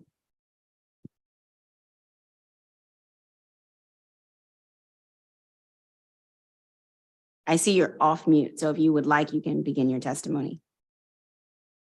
My apologies. I didn't realize that I was on and I do sincerely apologize for the delay.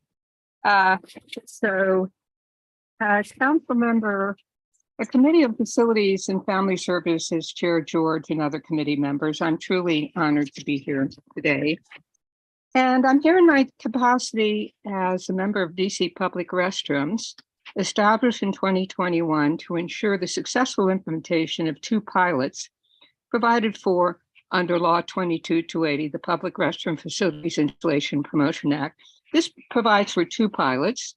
One is a standalone public restroom pilot under DGS, which will be the focus of my testimony, and the other is working with businesses to open their restrooms to the public through a bid under DSLBD.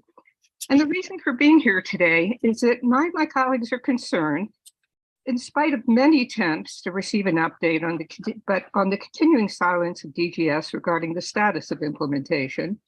And so we asked the council to act swiftly to get them to do something. To provide some context, we began as a downtown DC public restroom initiative in 2014 as a member of the People for Fairness Coalition, a group of homeless and formerly homeless, and I as a mentor and advisor, to raise consciousness on the need for clean, safe public restrooms. We took a research approach since we didn't want to reinvent the wheel. We delivered over 70 testimonies and presentations to council and so many other organizations. We got 11 ANCs to endorse us, and to our surprise and delight, Councilmember Nadeau introduced the bill based on our concerns, and we were honored to participate in its drafting with the same name. And so a lot has happened. We have received assistance from Councilmember Nadeau and Robert White in ensuring the bill was passed unanimously by DC Council, became law, and got funded. And it began in 2019, inauspiciously with COVID coming, and so there was a delay. But then in 2021, it got started. So the other pilot with DC, the DCLBD is proceeding well, but there are delays that we're having a hard time understanding. DGS developed a website to provide people updates on what's happening, and despite many, many attempts, we have not received responses. The DGS is taking its guidelines from a report prepared by the mayor of an interagency committee that came up with recommendations for standalone models and 2 places where they would be installed. And we and many others provided comments that we hope to receive responses of, but it's been 8 months since the comments period was closed and 10 months since the report, and we have heard nothing. I myself was a Foreign Service officer with the United States Agency for International Development before I retired, and we supported the development of many advocacy groups. And I know that getting a law passed is one thing and getting it implemented is the other. So I guess what I'm here to ask is that some action be taken. I appreciate that DGS has an enormous task, is under a lot of pressure with so much happening. While we would like this to proceed apace, we would at least like to know what the status is of implementation. And we would believe that we all should hear, for many of us put a lot of time and thought into our comments, that we should know whether or not those comments were honored. So thank you very much for the opportunity to testify, and happy to answer any questions. And sorry about the delay. No problem. Thank you for your testimony. And last on this panel, we have Laura Fuchs, teacher of DC Public Schools and Secretary of Washington Teachers Union and co-chair of DC Core and a number of other positions, but I will allow you to start your testimony. It should be 5 minutes. Thank you. I appreciate y'all making time for me. I am still in class, so just keep that in mind. I guess there'll be noise, possibly. They're pretty quiet. So I've been teaching at H.D. Woodson since 2007, and my experience with facilities and the complete lack of oversight provided by the council is emblematic of the problems facing our district as a whole. In fact, I'm able to basically just tweak a testimony I've given previously to the council because nothing has changed. We know that under mayoral control, the district's higher-ups consistently lie. Principals are under pressure to downplay reality, and it is the unionized teaching force that have consistently stepped up at great risk to ourselves and spoken truth to power. We're the ones who know firsthand what's going on in our buildings, yet we are consistently devalued as members of the public who can and should be able to testify because of when these hearings are held and the fact that nothing changes afterwards. In 2007, my first year at H.D. Woodson, I taught in the Tower of Power. I don't need to go over how much DCPS let that school go when they decided they were going to knock it down. But a school built in the 1970s to have completely fallen apart by the early 2000s shows the systemic neglect that this district has shown students across the district and east of the river in particular. Fires, flooding, mold, extreme heat, walking up 9 flights of stairs, you name it, we experience it every single day. DCFS did nothing to ameliorate the conditions. In our interim building at Fletcher Johnson, things were relatively pretty good. As we came back to our brand new building, the first to be completely rebuilt in a wave of modernizations, we began to realize our problems were only just beginning. Done with almost zero oversight from the district and several principal turnovers and limited input from the community, we walked into a building that was 100% not built for us or with our student body in mind. Instead, it was built with buzzwords and zero knowledge of a high school day. The hallways were larger than the classrooms. Many classrooms had 0 windows. The audiovisual systems didn't work from day one.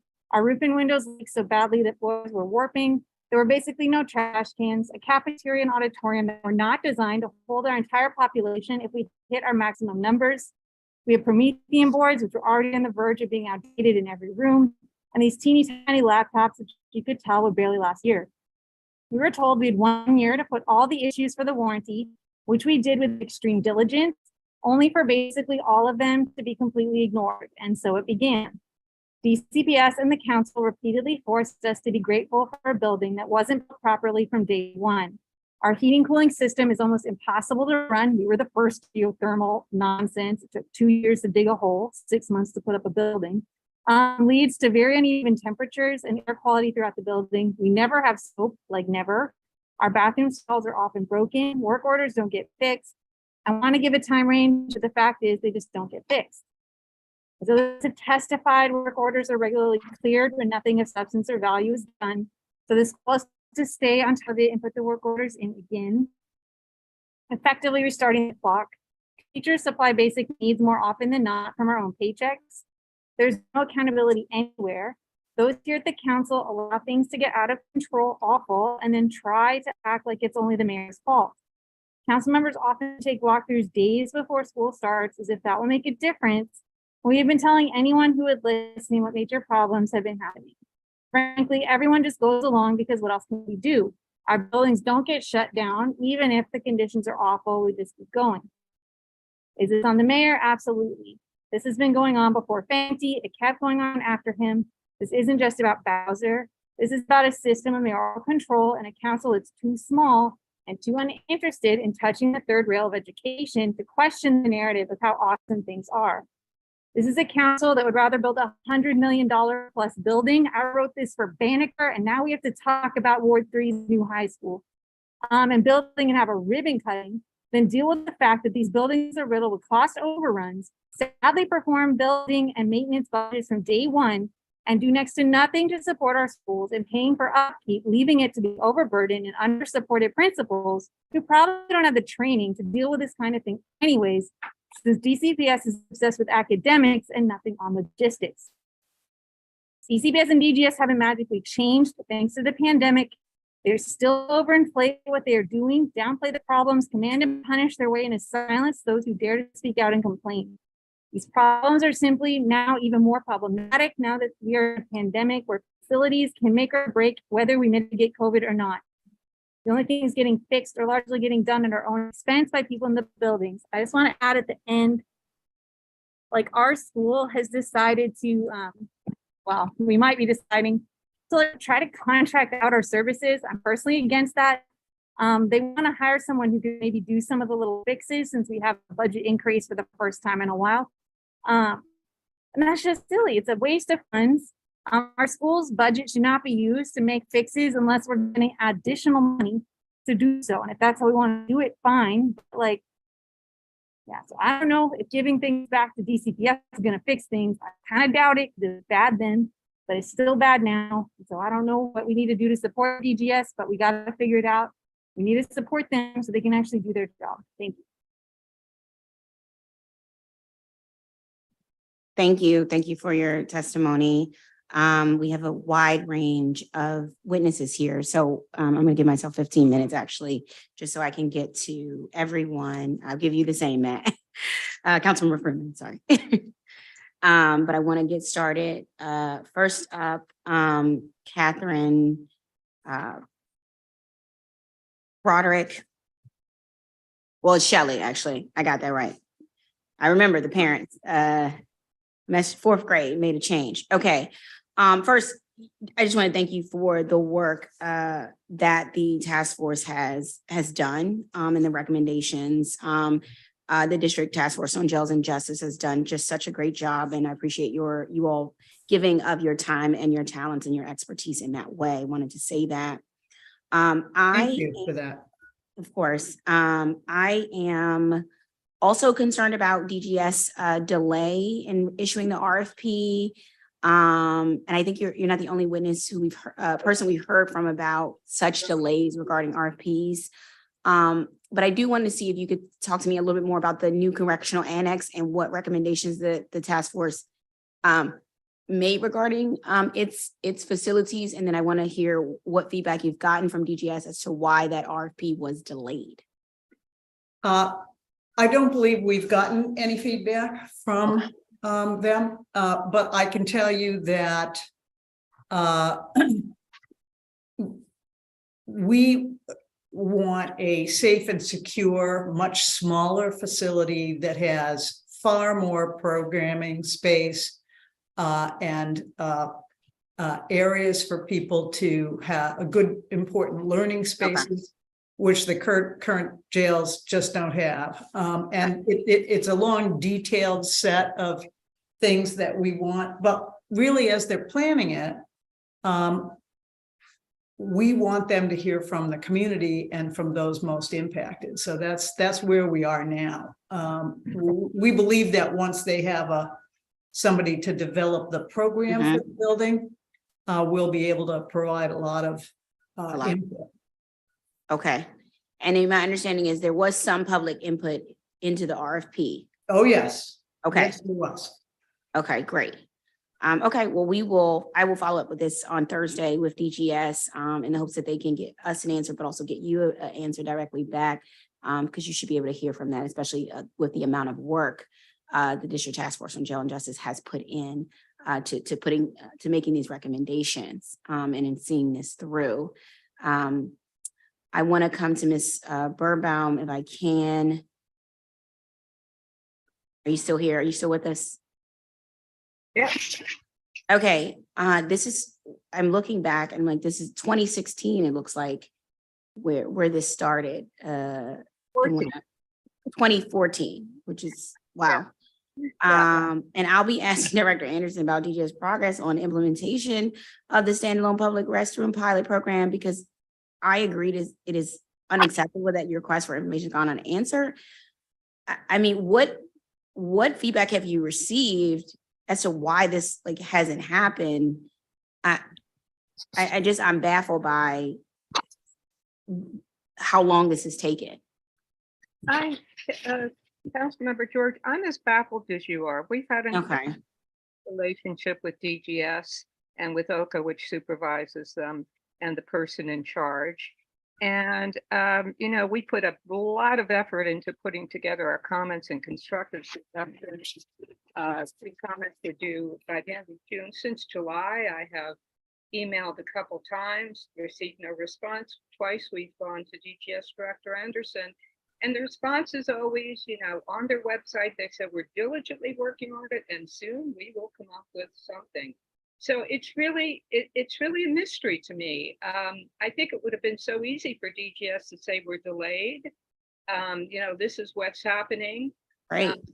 It hasn't happened. And I think also we deserve to get comments. So I can't answer the question. I wish I could. Oh, okay. And have they picked, I think it's a pilot, so you just have to pick, they were supposed to, I guess, pick locations. Did you all make recommendations for the location of where it should be? And did they ever finalize where the pilots were going to start? So to answer your question, 3 locations were recommended, of which 2 were to be selected. And we went out and met with the ANC at all 3 locations to share our information, what we've learned, to help them decide whether or not they wanted to take advantage of the opportunity. We visited the locations, we looked at safety, but no, we're still waiting to hear. But certainly we have some helpful suggestions based on our research where we have actually gone out to the locations, talked to people, talked to police, etc. Okay, if you could share that with me, and we understand why it's critical. The district has safe, clean, and accessible public bathroom, public restrooms.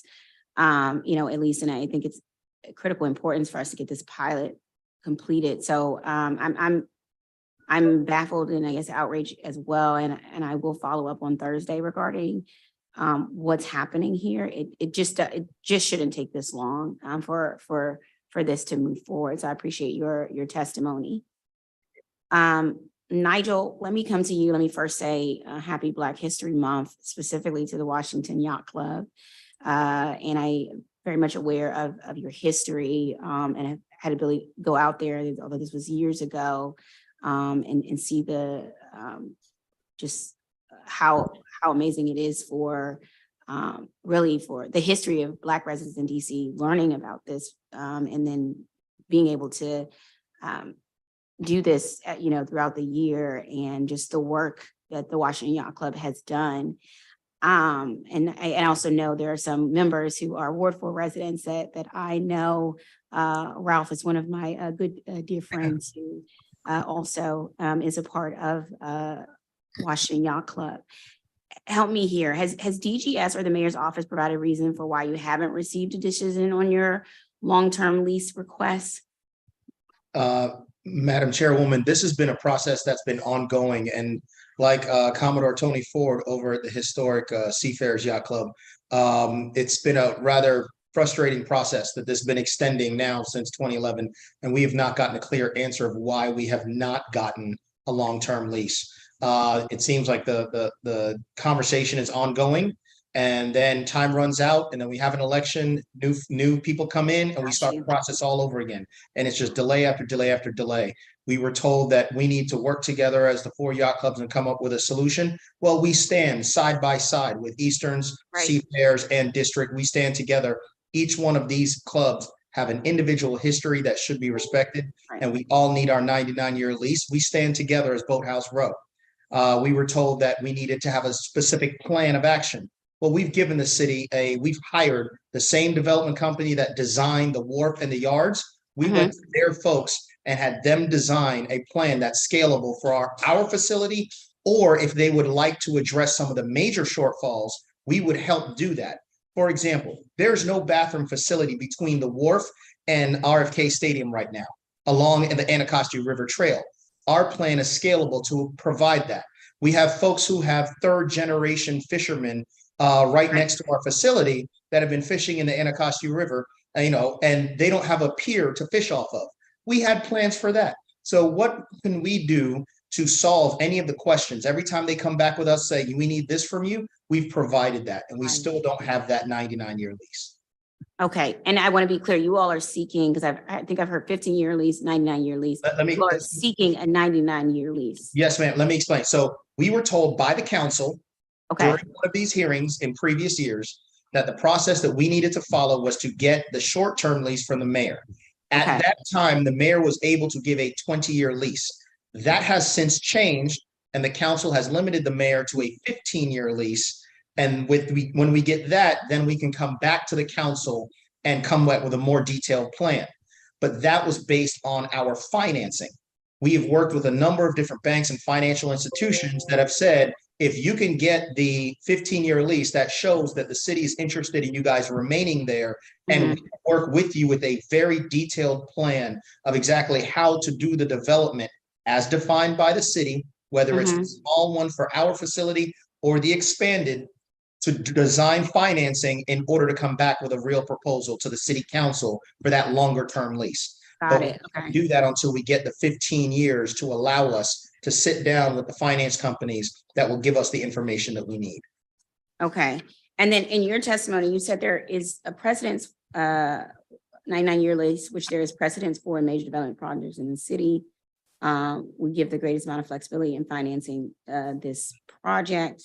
I just wanted to see if you had an example of any precedence in that regard that you wanted me to point to. I do know that this occurs. You can look up, you don't have to go throughout the city. You can just look on the waterfront, look at the wharf. Right. Okay. And then you can also look at the precedent of even folks along Boathouse Row, the community boatings, the rowers, they have a lease. The 4 yacht clubs do not have leases. We're operating under a license. Okay, thank you. I appreciate that. And Tony, I want to come to you also, say Happy Black History Month. And I'm sorry I could not make it out to the Okay. celebration. I heard it was a great celebration and acknowledging the history as well of your club, and all four of the clubs really just has such a great history. I know the Washington Post has done articles on it dating back, I know as far as 2011, which is when I first learned about these various clubs. Anything you wanted to add as far as you all specific ask as well? The only, I must say, Nigel has hit all the key points that we have for the most part. I did want to close on a Black History note, if that's okay, if I could share a short 2-minute video to show you how I think we all feel about all of our clubs. Okay, I might have to have you do it in the end because I got to get through this panel of witnesses. Oh. Okay, I appreciate it though. I want to come, Tamara, I want to thank you for your testimony. This is something we are working on, and we will include as a part of the CFSA testimony as well. We agree, at least our committee agrees that this is critical, and so we will be working diligently throughout the budget to try to address this very real issue. So I want to thank you for taking time to testify and let you know we will be including this as a part of our CFSA testimony as we move forward. And then last, I want to come to Laura Fuchs. Thank you for your testimony and for your service as a DC public school teacher and for all the other roles that you take on. You mentioned, and I agree, that the council needs to transform its approach to addressing these severe and chronic facilities issues throughout DCPS. Let me ask you, what specific actions besides the budget allocations would you like to see the council take to achieve this goal? I do think that kind of my principal's idea of getting someone who could do maintenance for the school does largely make sense. So maybe staffing at the DCPS level. I don't like the idea that he'd contract out to do it. I get that boosters can't be required to do certain things, nor should they. They have this job to do already that's very difficult. Adding to their plate makes no sense. But some of these bigger schools that unfortunately maybe it's all of us, are faulty from the jump. Like, we might need someone who is kind of like maybe the regional person. Maybe they serve like 7 schools in Ward 7, or they are just at Woodson and they're just trying to keep the building up and running. That could help. A lot of it's small stuff. Like, the reason we don't have soap is because the soap dispensers keep breaking. Admittedly, that is on our students to an extent, because for whatever reason they break them. But like, it's also a small thing that could be fixed. So like, and I get the DGS can't keep coming out to Woodson because we can't keep there's not being broken. But like, these are things that can be fixable, but they don't get fixed. So then my kids have these little cups of soap that are sitting out, and it's just horrible. Like, you can't live like that. So, maybe that could be something. Yeah. If we did it, we'd be the first school to try it. So I don't know if it would work, but maybe something like that, like dedicated maintenance for little things, or like fixing the locks. Goodness gracious, doors and locking is a nonsense thing. We could fix it ourselves, frankly, if we were given the money and allowed to do it without getting in trouble. So like, if someone was on site who could just do stuff like that, then maybe it'd be a lot of staffing, but it might make things better. Okay. I mentioned your testimony. This must be everyone, because you were told you have 1 year to put in all the issues for warranty at your school, and then we did. Most of them were ignored. So this is a repeated issue. Like, did they give you responses? One, why you all were under only a 1 year warranty? Again, it's a new school, and then did they produce any type of sort of like warranty list or checklist that was going to be completed, that they had to complete before warranty? And if you recall, do you remember when you all sort of put in that put in the issues for warranty? Yeah. I mean, we were definitely putting them in repeatedly over the course of that year. Because like, as I said, the stage warped day 1, right? Like other people Okay. said, like with the atrium at Jackson Reed, like it did not function day one. Got it. I've been in 6 different rooms in this building, including ones that have no windows to the outside, and they all managed to leak. It's really a magical spectacle of how a room in the center of the building, no roof on the outside, no windows to the outside world, still manages to leak while it's raining. So, you know, it's like, that's just been from the get-go, and it's because there wasn't oversight in the beginning, which like is a warning for our new buildings. Like I don't think Right, that's exactly what I'm thinking. Yeah. we were the warning sign at Woodson.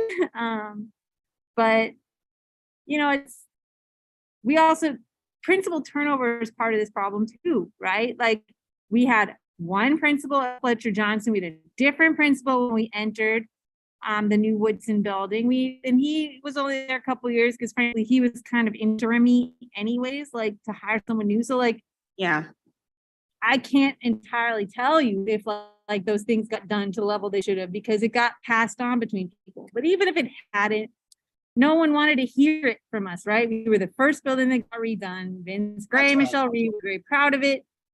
Which of course, like we're glad that we got invested in and that we were the first. Like that is, you know, a nice thing in many ways, but no one wanted to hear it. They're like, well, right. The issues are from.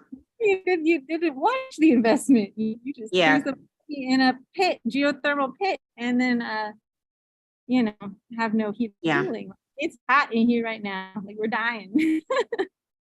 Got it. Okay. Yeah, I agree with you. It's a huge issue. I want to let my colleague, Matt Freeman, have an opportunity to ask questions to this panel. Councilman Freeman, thank you for your patience there. Thank you very much, Chairwoman Lewis George. I don't have questions so much as want to thank the panel, all of the witnesses. It's great to see Dean Broderick. Thank you for all of your contributions in so many different ways, and thank you for the testimony on the correctional facility. I'm going to want to follow up with you on that. Excellent. Thank you. And a couple of other things that you put on my agenda that we're good on, by the way. Oh, good. Yeah. So, but actually, the reason why I wanted to stay on here is to acknowledge the folks from the yacht clubs who I did have the good fortune to go to the Seafarers event over the weekend, and really a wonderful event, and the history of all of the clubs there, very, very important. I think it needs to be a high priority for us to get behind you and to make sure that you are able to stay in place. The visual, frankly, of the new buildings coming down the road is kind of scary. Scary about the number of people who are coming, but also we do have a history of displacement, and I think we all need to be worried about the possibility of the difficulties that you are facing because there is a possibility of displacement. And with the history of all of the clubs, I was exposed mostly to the history of the Seafarer Yacht Club, which is really something very, very special. We have to guard against that kind of displacement. And we have to, one of the challenges in the city is affordability.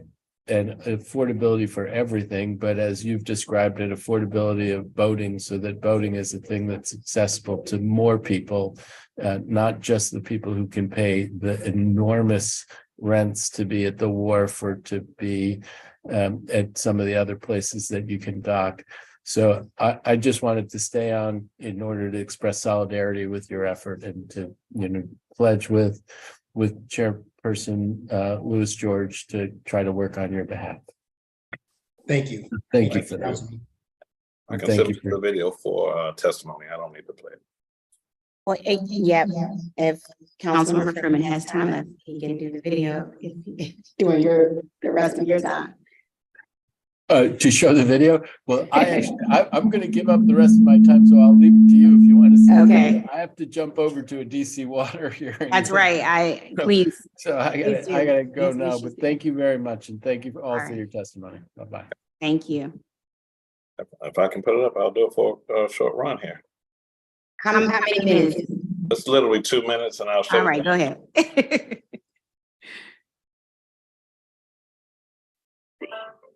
The history, we see. The history of the Seafarers Yacht Club is well known.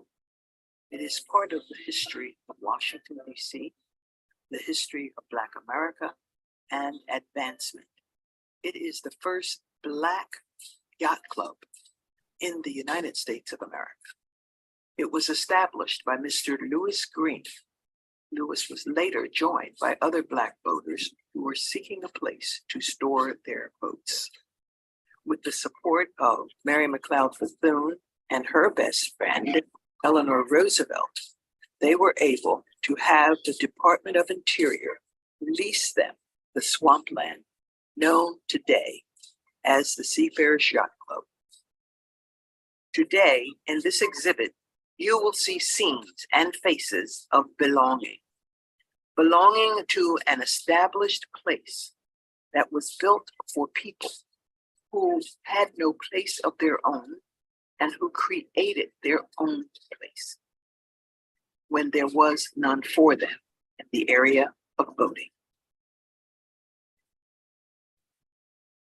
You will see communities, you will see events where they have invited neighbors and friends to the club. They invite their new neighbors and welcome them. You will also find the old guard who've been there since the 60s.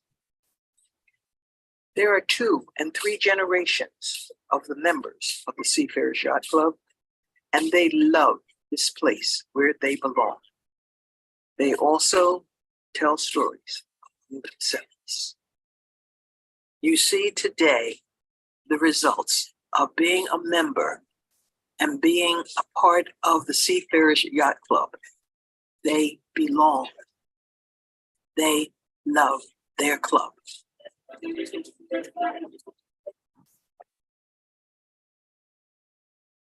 Okay, that's it. Thank you so much for sharing that. And I do think it's DC history, it's US history, and it's Black history. And I think it is important for everyone to know that, but also for our leaders as a district to honor that by making the investments that you and the other 3 clubs are requesting. So we will work on absolutely getting you the answers and getting this done as time is ticking and is of the essence. So thank you so much again. Thank you, Council Chair. For your testimony. And thank you to this entire panel as well for your testimony, and hope you all will tune in on Thursday as we talk to our DGS government witnesses. Council member, please let me know if you'd like an intern. Okay. I am here to help. I will. Okay. Thank you. Absolutely. Do that. Thank you. I appreciate that. Next up, our next panel,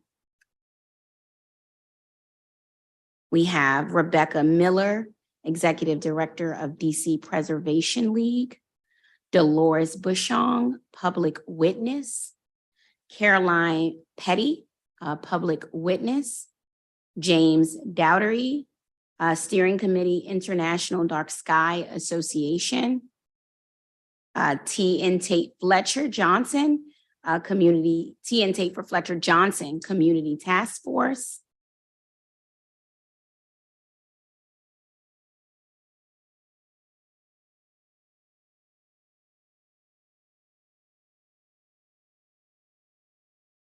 our team is promoting you now.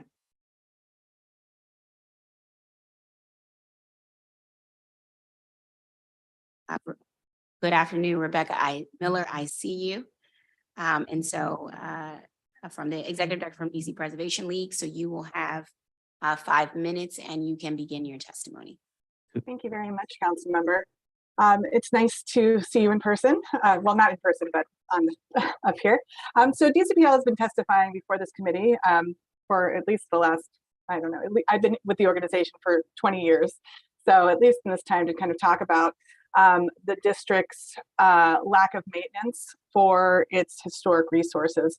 I will state that I agree with all of the everybody who's talked before about the public school buildings. I am a parent of a pre-K3 student at Cleveland Elementary School. So you may be seeing me twice in the future as I learn more about if there are deficiencies at our school as well. So I'm not sure if you're familiar with us, but we are the citywide advocate for historic resources. We've been around since 1971. We started to save the old post office on Pennsylvania Avenue. As of now, there's nearly 30,000 protected resources within the district. For years, we've appeared before the council to express our concerns over the deterioration of properties under the responsibility of DMPED and also the Department of General Services. This ongoing failure to maintain properties has now resulted in the catastrophic loss of the last remaining barn in the District of Columbia. And you can see these pictures here. And one of the things that that came to light, I attached in our testimony, I'm sorry, this is just not working, so I'll just stop my share. What I attached in my testimony was the incident report from DC Fire and EMS, which states that this was a well-known hangout for the local shelter. It's to be secured by DGS, and that they found evidence of human occupation there, I included photos in our testimony of a stove, a camping stove, along with lighters and whatnot. And this is the last extant barn in the District of Columbia. It shows the agricultural history of our city. That's the last one. So there's none left. And we expect that DGS needs to rebuild this property because this was a major part of the St. Elizabeth's campus master plan put forth by the District of Columbia back in 2012. And this was planned to be, it could be any number of things for the community. And so moving on from there, the second building I'd like to talk about is vacant since 2008, the Recorder of Deeds building, which is a DC landmark. And it's been suffering from extreme neglect on the part of the district government as well. There are attached photographs that I included in my testimony where the steel grid windows, which may be original, have open gaps around them. They're likely leaking water into the interior. Many joists between limestone panels are open to the elements, and the water is probably penetrating there as well. The continued neglect of this building begets more expensive repairs in the future. And I did hear you say that earlier when you were talking about delayed maintenance on properties. We were successful in working with the former chair of this committee, Robert White, on securing the roof several years ago, but there's still much more work to be done in order to make sure that this is a viable development site in the future. Next up is the Slater and Langston Elementary Schools in Ward 5. They were built for African-American children. The contract for redevelopment of the site still shows as being pending, as it's in negotiation. Yet during this time, DGS has not taken any steps to secure the school or deter continued deterioration. From the photographs I showed you, you can see holes in the roof. These holes have been in the roof for the last decade. We have had meetings with DGS. Former chief of staff said, well, they're just going to have to tear these buildings down. These are DC landmarks.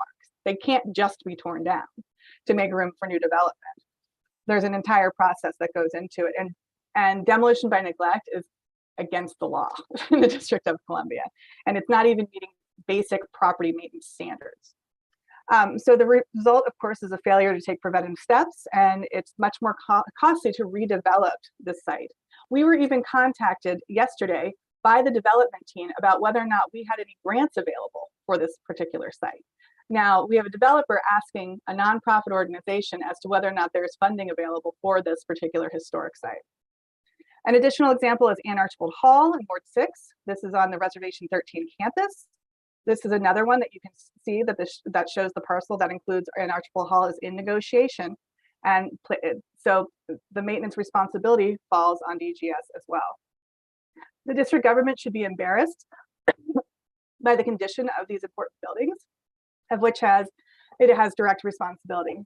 Continuing to neglect them will only increase the cost of rehabilitation and renovation in the future. We recognize that DGS does not have historic preservation experts on staff.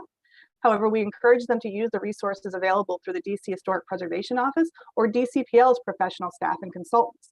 Simple assessments of the many historic buildings in DC's portfolio can triage needs to deter future damage to the city's resources. The longer the building sits open to the elements, the more costly it becomes to rehabilitate. And I will leave it at that because I know I run over my time, but I'm happy to answer any questions you may have. Thank you. Thank you. Thank you for your testimony. I have some questions at the end of this panel. I want to acknowledge Takia Tate, Fletcher Johnson, Community Task Force. Good Yes. afternoon. Good Please begin your afternoon, testimony. Councilwoman. Thank you. Again, good afternoon, Chairwoman Lewis George, and hello again. Here we are another week. As former co-founding chair of the Fletcher Johnson Task Force, I'm presenting this testimony on their behalf to request that the Council of the District of Columbia approve a line item for the maintenance of the Fletcher Johnson redevelopment site through the Department of General Service, commonly known as DGS. The request is aimed at maintaining the property to prevent ongoing crime and illegal activities that have been reported on this site, and to allow for public use during the interim phase of development. We have previously submitted this budget request to our Ward 7 council member, Vincent C. Gray. We're very thankful for his continuous support along these lines. However, we want to continue to recommend this allocation from an existing line item under the Department of DGS vacant building protocol budget to make this happen. The Fletcher Johnson site is currently vacant and falls under the DGS vacant building protocol. Per this protocol and the funds that accompany this protocol, DGS is required to provide regular maintenance, ground maintenance, conduct preventive maintenance, and ensure graffiti and trash removal. This should also apply to Fletcher Johnson within Budget Code 3009 under the Facilities Public Education Fund, which is generally allocated at about $39.9 million annually. So the money is there. Fletcher Johnson is currently an eyesore, attracting unwanted activities such as homeless squatters. We've had so much as families to partake in residence there. We've known about illicit sex act. We've known about illegal trash dumping. There have even been burning cars that have been left on the property site. We believe that regular maintenance of this site will help to deter crime and prevent squatting, and will also allow for permits to be issued for community use for public events and family activities. During a Ward 7 Leadership Council meeting in 2021, Director Anderson did attend and address these concerns. He then had promised to place lights on the exterior of the building and to secure a site manager. However, COVID happens.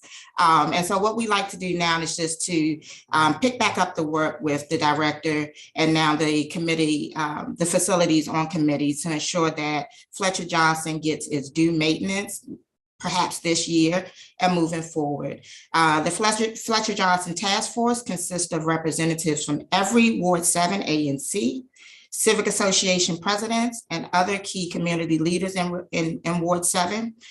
We request this consideration for funding for the maintenance of the property, even though we know as the development moves along, DGS is going to eventually demolish the building. However, for now, it's an eyesore. It attracts unwanted problems. And if we get some regular maintenance, we can perhaps open this up for public space for use, particularly the football field. It's a beautiful field. We love for the Marshall Heights Bisons to be able to use that field. However, if you go up there yourself, you'll see loads of trash, almost fence level on this field. So again, we want to thank you in advance for your consideration. We look forward to working with Director Anderson and now the Facilities Committee to bring this Ward 7 request to fruition this year. Thank you for allowing me to testify on behalf of the Ward 7 Fletcher Johnson Community Task Force. I'm happy to answer any questions you may have. Thank you again. Thank you. Good to see you again. And thank Absolutely. you, as always, for your advocacy, especially for Ward 7. Yes, ma'am. Next up, let me see who from the panel was missing. I don't see Dolores. Don't see Caroline Petty. Don't see James Dowdery. Like we're gonna maybe have to promote from the next panel.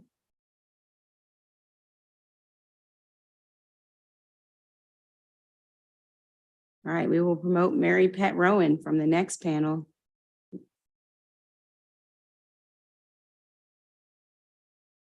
And Allison Clausen. Clausen, you let me know when it's your time. My apologies.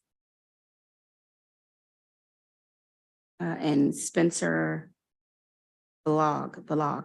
You can also correct me. My apologies when it's your time. All right. And last, Liz Crawford. All right. Thank you all. Mary Pat Rowan.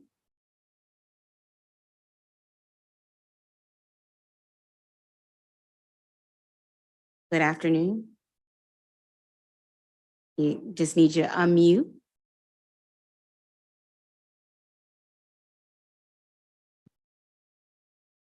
Can't hear you quite yet. Yeah, now I'm here.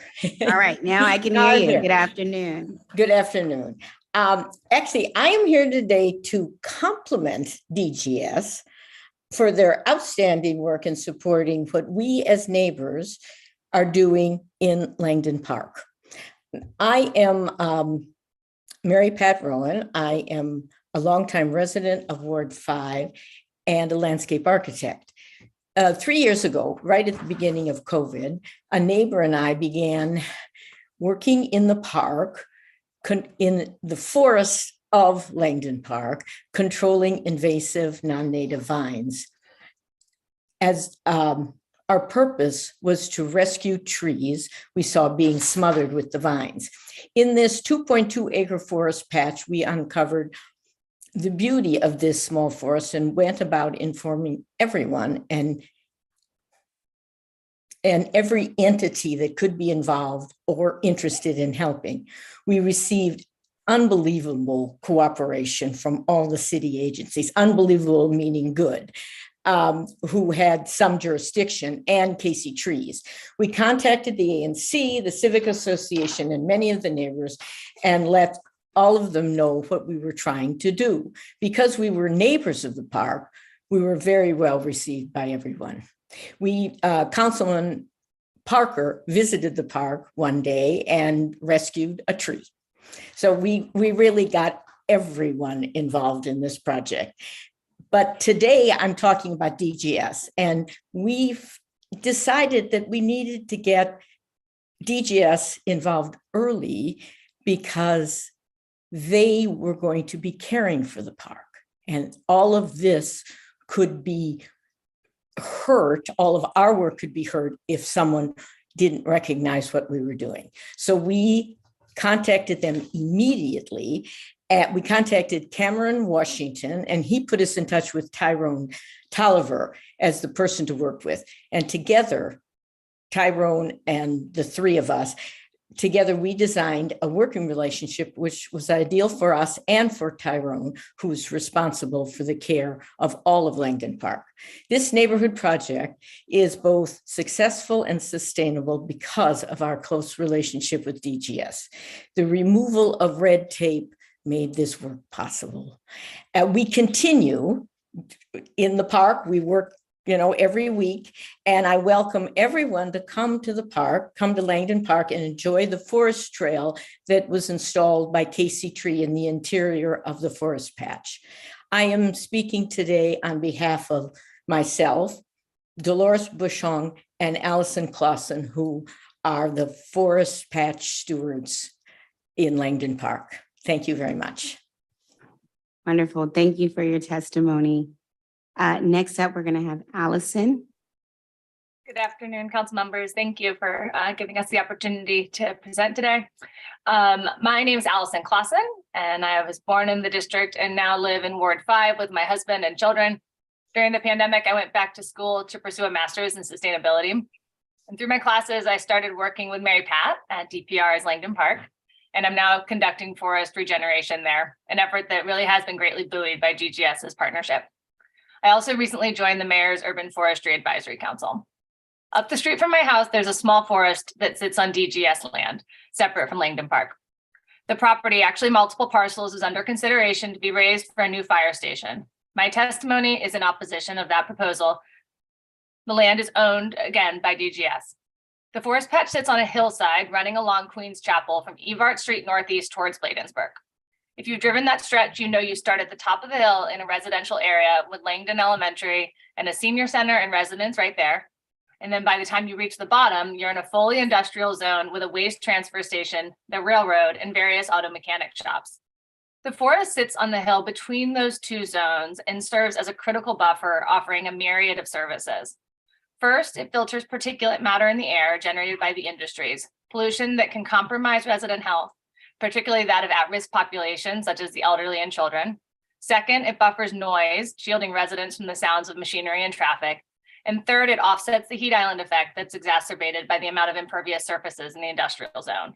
The forest also absorbs stormwater, thus reducing the flow that reaches the industrial area and the consequent stormwater pollution that enters Hickey Run, an effort that the city has already spent over $4 million remediating. Apart from direct environmental benefits, forested areas are also shown to increase learning outcomes at schools with green views, improve mental health for neighbors, and motivate physical exercise. Further, this forest is in Ward 5, the ward with the greatest canopy loss and the highest heat island effect of anywhere in the city. Ward 5 already saw its canopy decrease further this year when a forested area was leveled on Aussie property on nearby Montana Ave. Removing the forest on Queens Chapel would only serve to exacerbate the inequitable environmental burdens already carried by Ward 5. Presently, the forest is providing us with a variety of services, but we do not treat it like a resource, and so it doesn't look like one. Right now, it looks like abandoned property, overgrown with vines and riddled with trash. Many people would likely see its removal as an improvement, but it would not be. It would hurt residents, making our community hotter, dirtier, and louder. Instead of removing the forest, I propose DGS start stewarding it. We keep talking about taking care of our asset. This is one of our greatest. Currently, the city lacks a plan for its natural wooded areas. That problem extends beyond DGS, but this particular forest does not. I hope the department will start giving this great resource the same attention it provides to other amenities in our city so that it can be seen for the community asset that it is. Thank you for your time. Thank you. Thank you for your testimony.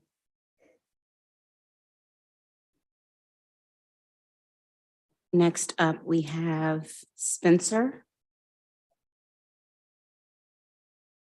Oh, hey, Spencer. Hello. My name is Spencer Baylog. Hello, Councilmember Lewis George. I'm the conservation planner with Casey Trees. Casey Trees is focused on restoring, enhancing, and protecting the tree canopy of the nation's capital. We're dedicated to helping the district meet its 40% tree canopy goal by 2032. And Washington, D.C. is a leader in environmental protection and climate resilience. So we must commend and support DGS in its work to provide a green and healthy environment for all D.C. residents. First, we'd like to recognize that DGS staff have done an excellent job working with our volunteers and partners at Langdon Park. We hear nothing but positive feedback all the way down to individual staff. We'd like to note that they've been conscious and respectful of the work that we're doing in the ecologically sensitive forest patch at Langdon Park and are responsive to maintenance requests from residents. Aside from that, Casey Trees planting crews have noticed harmful planting practices done by DGS contractors that lower the survivability of trees. Practices such as volcano mulching, which harms tree growth and often results in the death of the tree, have been commonly seen in DGS sites where landscaping work has been contracted out. More examples with photographs are included in our written testimony, which we've submitted. We want to notice this issue here to emphasize the need for DGS staff to more thoroughly vet contractors for tree planting to the benefit of our urban canopy. We also believe the district should be more intentional in its divestment of its natural lands. The city has many forested and sensitive ecological areas within its real property portfolio. These lands are often sold at discount or developed without comprehensive review of the environmental health and community benefits lost. DGS should work with DOEE, UFD, and OP to assess these parcels for community and climate resilience benefits before they're sold or developed and recommend areas for conservation. Finally, it's become clear through discussions at the Urban and Forestry Advisory Council and partner groups that the health of our city's forests is in decline and in need of more focused management. Invasive plants spread unchecked in our green spaces and forested natural areas, and these areas are often utilized as dumping grounds. These problems can compound, taking years off the life of our city's trees, stifling natural regeneration, decreasing biodiversity, and reducing the ecosystem services our forests provide. Forest patches are the lungs of our city, improving air quality, water quality, and climate resilience to all 8 wards, and they need our help. We ask that DGS attend the Urban Forestry Advisory Council regularly, and despite being a legislative member, they have not participated in over a year.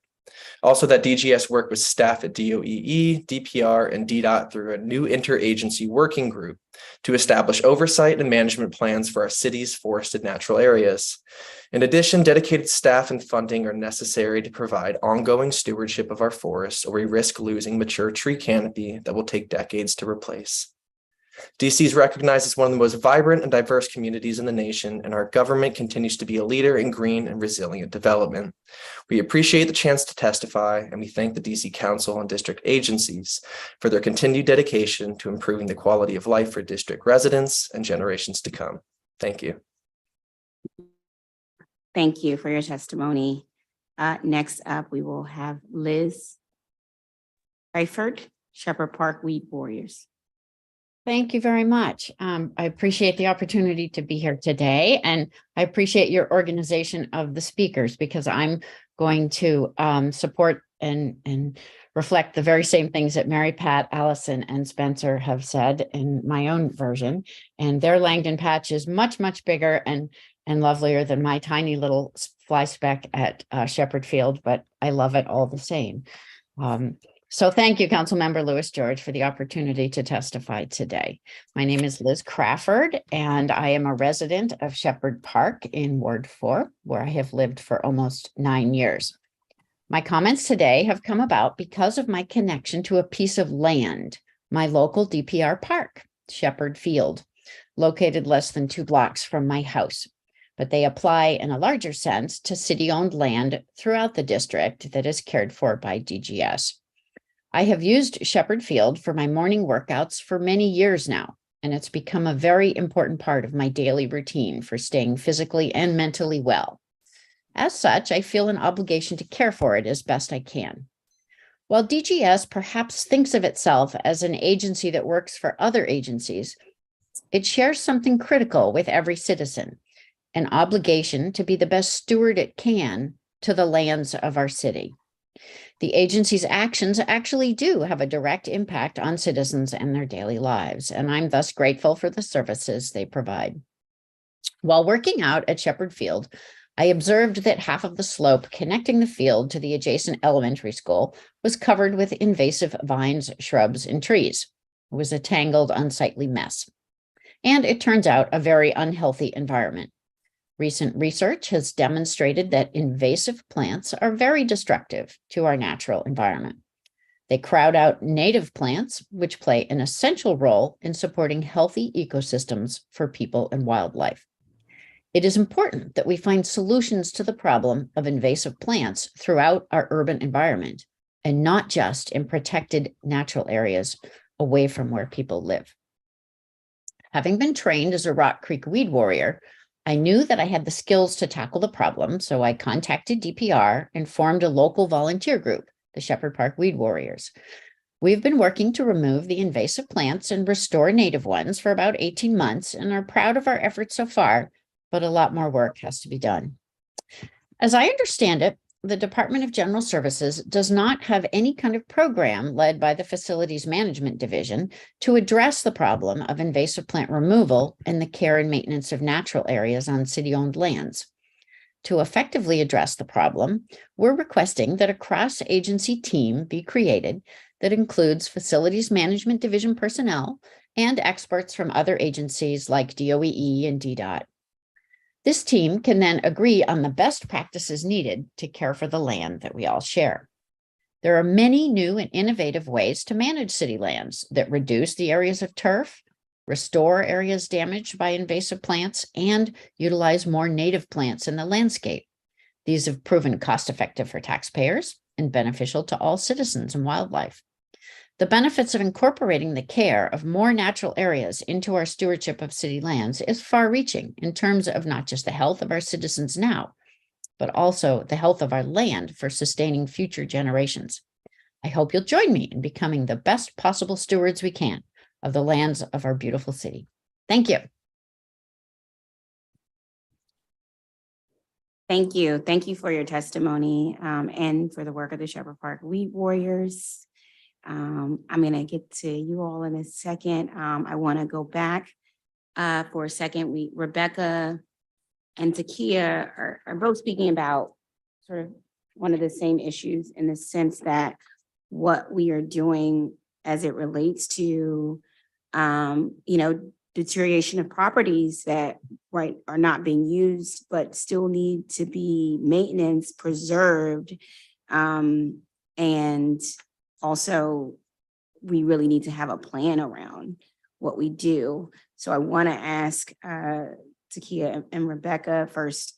Rebecca, if you could talk more about the collaboration you hope to see between DGS and then the Deputy Mayor for Planning and Economic Development, and you all, the DC Preservation League, and sort of what has that collaboration look like? What should it look like?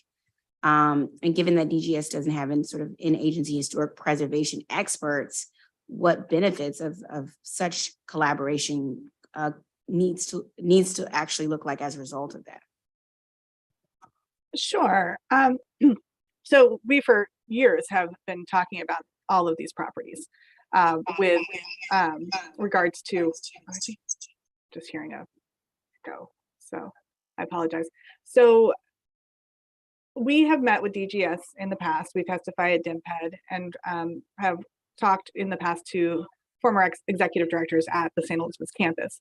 Obviously the stable and the barn that I was discussing earlier today, they're more difficult properties to program. However, they were part of the master planning in 2012.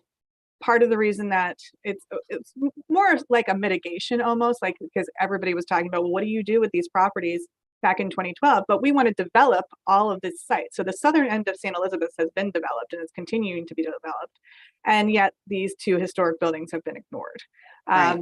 And so now we've lost one. We've talked about recreating it, so at least we can have this, public education on that. Whether or not it gets rebuilt still remains to be seen. When it comes to Slater and Langston, as I mentioned, we met with DGS, where the chief of staff at the time was like, well, we'll just tear them down. That's obviously not an adequate response to a DC historic landmark. I mean, at one point, this committee, the committee staff under Robert White had found some funds for a roof over at Slater Elementary School. It never progressed past the funds being put in the budget. DGS didn't actually do anything. And I'm like, we're talking put a tarp over it. If you even look at a Google Earth picture of the roof, there are multiple different holes. One you could fit like a VW bug through. And the entire interior of this building is gone at this point because it has been neglected for so long. Right. And the challenge is that they don't have historic preservation professionals, and it seems as though that they don't have the funds to do it. We've also been told that they don't even do inspections of any of these buildings. There's no schedule of inspections. So like for Recorder of Deeds, when do you go in there? They're like, oh, we don't know the last time anybody was there. So how do you know about water infiltration? So, and those types of things. So getting on a maintenance schedule would be most important. And as I mentioned, DCPL, we have the expertise. We offer this technical assistance free. We have some of the best architects and structural engineers and whatnot in the city. And so we are offering these services so that these buildings aren't continuing to be neglected. Okay.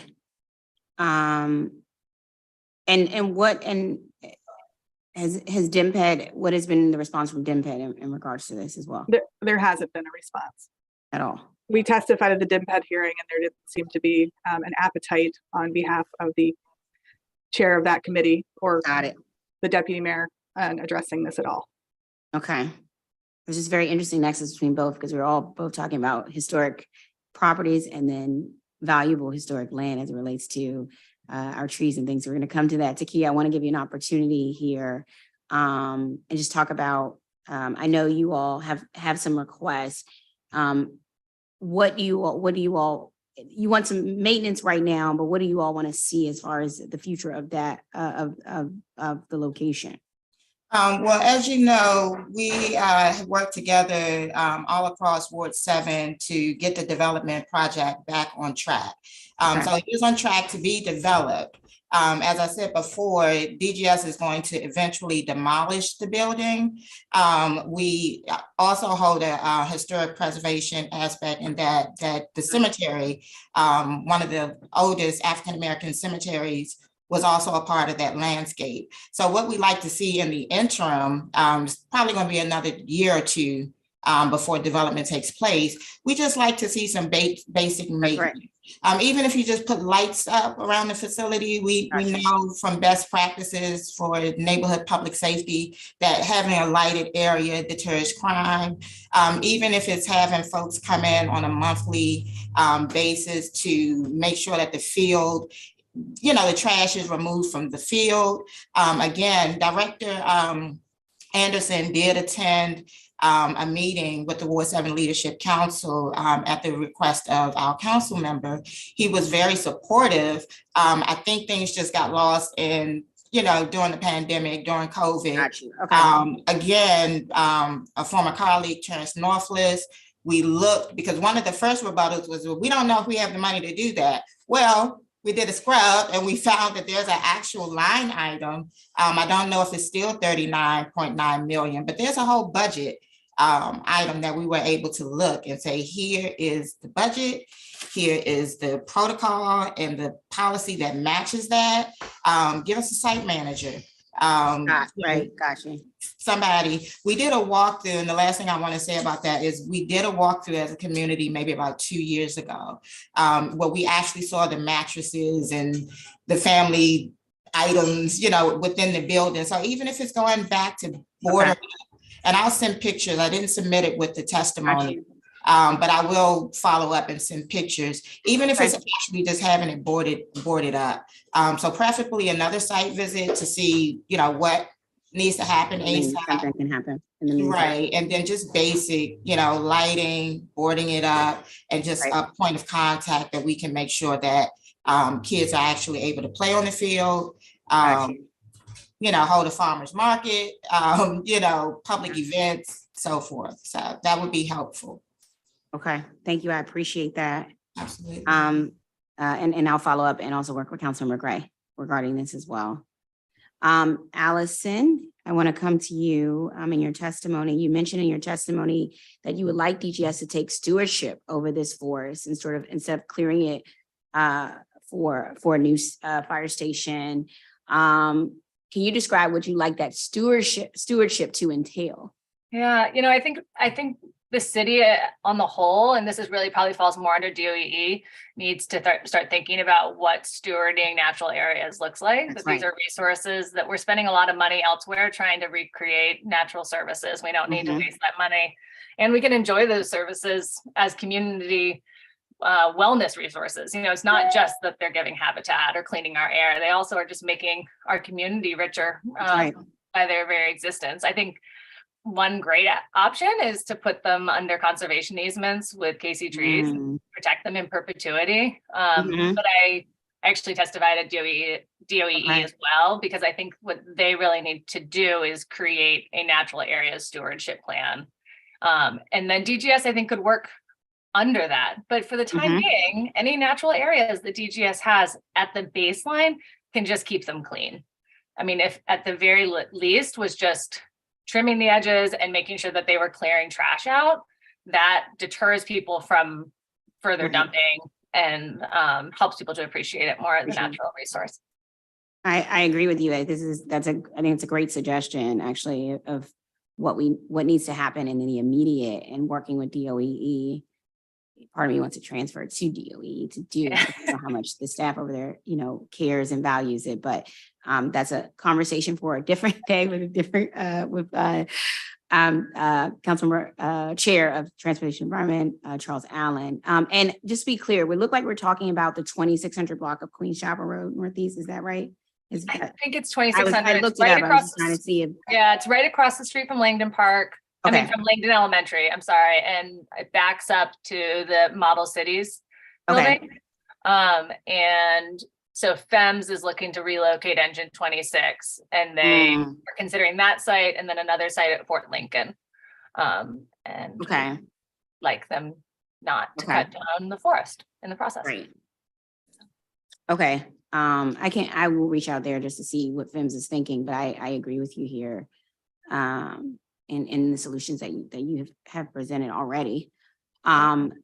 Spencer, I want to come to you. I have we have to have a meeting about some other things, but let me just get to a few things that we're showing so many invasive species. I mean, I have so many areas, not just, DC land, but even National Park Service land. I mean, if you go look over by North Portal Estates and that area, I mean, invasive species have taken over. There's dead trees everywhere. I mean, it is sad. It's like a tree cemetery at this point, in my opinion. And what we've heard back is just it's so hard to contain these invasive species. And there's not many, I guess, contractors who do this type of invasive species work. And this has come up numerous times. So I'm really asking you sort of Casey Tree's perspective here. What would it take for the district to really take serious, like clearing of invasive species and actually maintaining and preserving, our land and our trees? It feels like whenever I'm trying to, deal with invasive species in different parts of our ward and what they're doing to our trees, everyone seems to just think it's impossible. It's impossible to do. And so then everyone just lets it fall to, continued derelict, and also for our trees to continue to die. Help me out here. Why is it so difficult for us to contain these invasive species? And what is happening on the district level that people are just okay with it happening? Those are very good questions. There's a lot of different, I think, aspects to that question. To answer it broadly, I think the best way to be managing all these invasives is through collaboration and interagency communication. There are so many different agencies that are doing very similar work, where we are trying to enhance canopy across the district, but tree care, invasive management is tree care, so the more that we can address ivy and other, leafing viney plants, the more we can preserve the canopy that's taken so long to grow. The reason that the invasives are so difficult to get rid of is because they don't have natural predators here. They don't have biological control that would just prevent them from being so well established. So I think one of the biggest things we can do is just really emphasize the public-private partnerships and building the volunteer work side of that with agency oversight. We've seen a lot of success in leading invasive workshops alongside Department of Energy and Environment and Anacostia Watershed Society, and just trying to restore these forest patches that are functioning ecosystems, but that will not continue to be functioning ecosystems if invasive species take over. So part of it is removing invasive species, monitoring, and then establishing natural populations. But I think a lot of that can be done through volunteer efforts as well as just agency collaboration. Okay. And let me follow up there and ask, I think we can do we have an understanding as a district? Do you believe we have an understanding in district of where all of these areas where we have invasive species and we don't have sort of natural predators there? Do we have an understanding of that comprehensively to be able to start, have a strategic plan around that? The district, as I understand, and we're a part of this, is the Partnership for Regional Invasive Species Management, which is called PRISM. And they do a lot of really amazing work to be able to address that. There's also a Citizens Forest Health Working Group that many of us are a part of. So a lot of these conversations are happening. I think what we're really trying to get to the point of is having agency and community groups being able to interface with one another and decide where this should go in the future. So there's a lot of these community groups and nonprofit groups really working to make this happen, I think the collaboration moving forward is how we're going to be able to see it happen. Right. Speaking of collaboration, Liz and Mary both have talked about the work that they do, and which is so valuable to this. I would love to hear from you all, sort of to describe your recommendations for an interagency entity that focuses on the maintenance of district-owned natural lands, and what specific actions would this entity take that would most effectively promote the stewardship that Allison is talking about of the district's natural lands, including through invasive plant removal. Sorry, go ahead. So I'm happy to put in my 2 cents and speak to just a couple pieces of it. You asked about how many people feel the hopelessness of it. And I think that my response to that is that yes, it can totally seem overwhelming, but for those of us who have jumped in and gotten involved in actual projects where the invasive plants have been removed and watched what happens in terms of the natural, the native plants returning, it's very inspiring. And you come away with a resounding, yes, this can happen, and restoration can happen. And that once restoration of an area that's been invaded happens, the maintenance of that is a wholly different issue. And we got into the problem of invasive plants through our own well-intentioned folly, our own ignorance. They happened because we didn't, as people and as a culture, understand the harm that these plants could do. So we kind of have this awareness of, oh, this is bad, we need to fix it. And the good news is that when we do fix it, yes, it's a lot of work and a lot of effort. The results are astounding in terms of not just happier place for animals, but real human health consequences. And so this idea that has been hatched of a collaborative bunch of the agencies getting together to figure out what to do, I think the form it could take is there really are very specific conflicts between the different agencies and unresolved issues, and making a specific list of, okay, this agency is planting this plant that's deemed invasive. This agency thinks it should be removed. Those specific things, a collaboration can address that. DGS doesn't know how, or doesn't have the resources to deal with maintenance of natural areas. So what should that look like, and who wants to take charge of it? That's how I see it. And I think volunteers, as Spencer said, will always be an important piece of it, but we need that management and oversight and coordination through the city agencies to really make it all work. Mary Pat, you're on mute, but I see you're talking.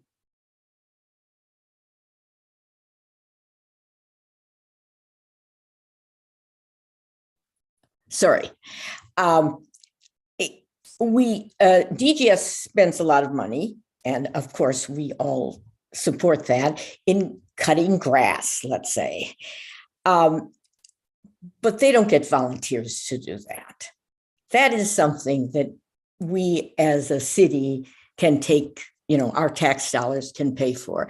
That, my thought, since 3 years ago, we started working in this park, controlling invasive, just 2 women, then 3 women.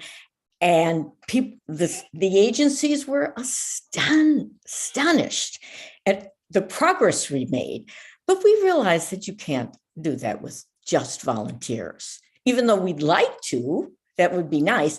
But I don't know. I mean, actually, someone has to take control of this. And we kind of propose that they be a natural area person, maybe in the Department of the Environment, because it's really about the environment. It's not about trees, even though it is trees. It's about the environment. And so maybe they could take on the responsibility of looking at natural areas, seeing how many environmental services they provide, and coming up with some kind of get an idea of the whole picture. Because nobody really has done that. And I think that's what Liz is saying, and that's what Spencer is saying. Everybody's saying that. So someone has to really look at this. And this is not just in Washington, D.C., this is all over. But I think within our city, since we have so many agencies involved, one agency, I suggest one agency take control of natural areas and start looking at that. I agree with you. I think we got to get a hold on this. I think one agency needs to be prescribed, and I think that agency needs to have the people who with the expertise and the experience and the just care for this particular area as well. And I won't say which agency I think it is. I guess don't need to do that, but and I think everybody has a part to play in, including our public-private partnerships, as well as those who volunteer to do it. And I think we can come up with a strategic plan around, we will use public-private partnerships for this, we will utilize government service here, and see which ones we can actually tackle in that way. So that's something that I'm going to be looking at as we look at sort of working from the DGS angle to the DOEE space of this, coming together and working with Councilmember Allen and Transportation Environment Committee. So I will be following up on that as well. And Spencer, I'll follow up with you as well, just to get some more background information there. So thank you all. And also, Rebecca, no, I heard you, I hear you, and I do want to follow up and see what kind of, while we need a maintenance plan for natural lands, it sounds like we need expertise, knowledge, and a maintenance plan for our historic and to preserve, but also maintenance and keep our historic buildings as well. So we'll follow up with DGS on that as well. So thank you to this entire panel. We are heading into the last panel of the day. Thank you, everyone. Thank you very much, Chairwoman. Thank you. Thank you.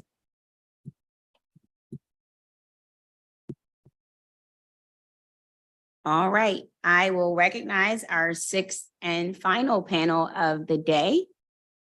We have Nina Dodge, co-chair of DC Climate Action, Christopher Weiss, executive director of the DC Environmental Network, Laura Levinson, energy committee chair of the Sierra Club DC chapter, David Bagnoli, principal, Studio MB Architects, Derek Hunter, chairman of the FOP PSD Labor Committee, LaCharn Fletcher, vice chair of the FOP PSD Union, and Trudy Peterson, chairperson of the Archives Advisory Group.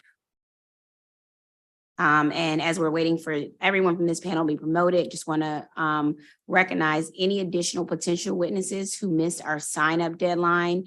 If you're here and would like to speak, please hit the raise hand button, and my staff will message you and promote you as well. All right, last panel, let's make it good. I'm looking forward to this testimony. We're going to finish strong.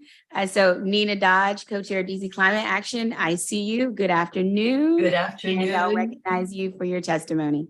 And I'm a proud Ward 4 member. Woo. So let's see if I can put some energy into this. That's right. Okay, well, I represent DC Climate Action, a local civic group working in education and advocacy since 2006 to mitigate climate change and adapt to global warming's effects on the district. The District of Columbia is fortunate to have been awarded a grant of nearly $20 million by the Federal Emergency Management Agency, FEMA, for a microgrid that will provide emergency backup power generation at low cost to taxpayers for the district government's St. Elizabeth's Hospital in Ward 8. This is a single customer microgrid. It's a DC government public safety and climate resiliency project that will also serve as a resilience hub to which surrounding communities can come for power during grid outages and to reduce the disaster impact of other emergencies.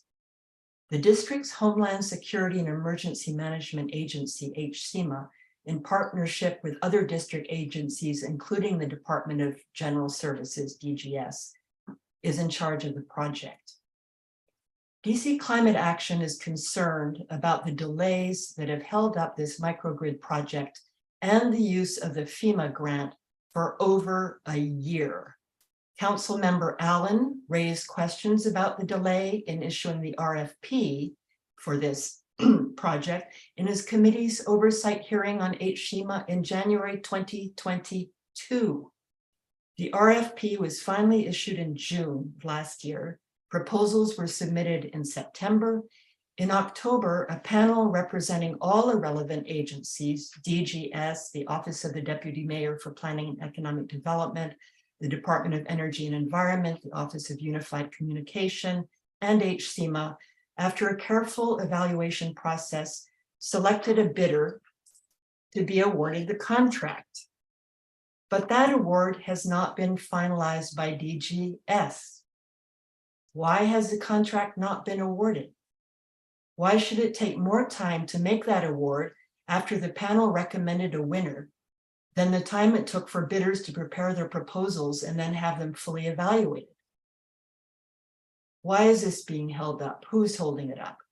The delay is causing 4 areas of harm.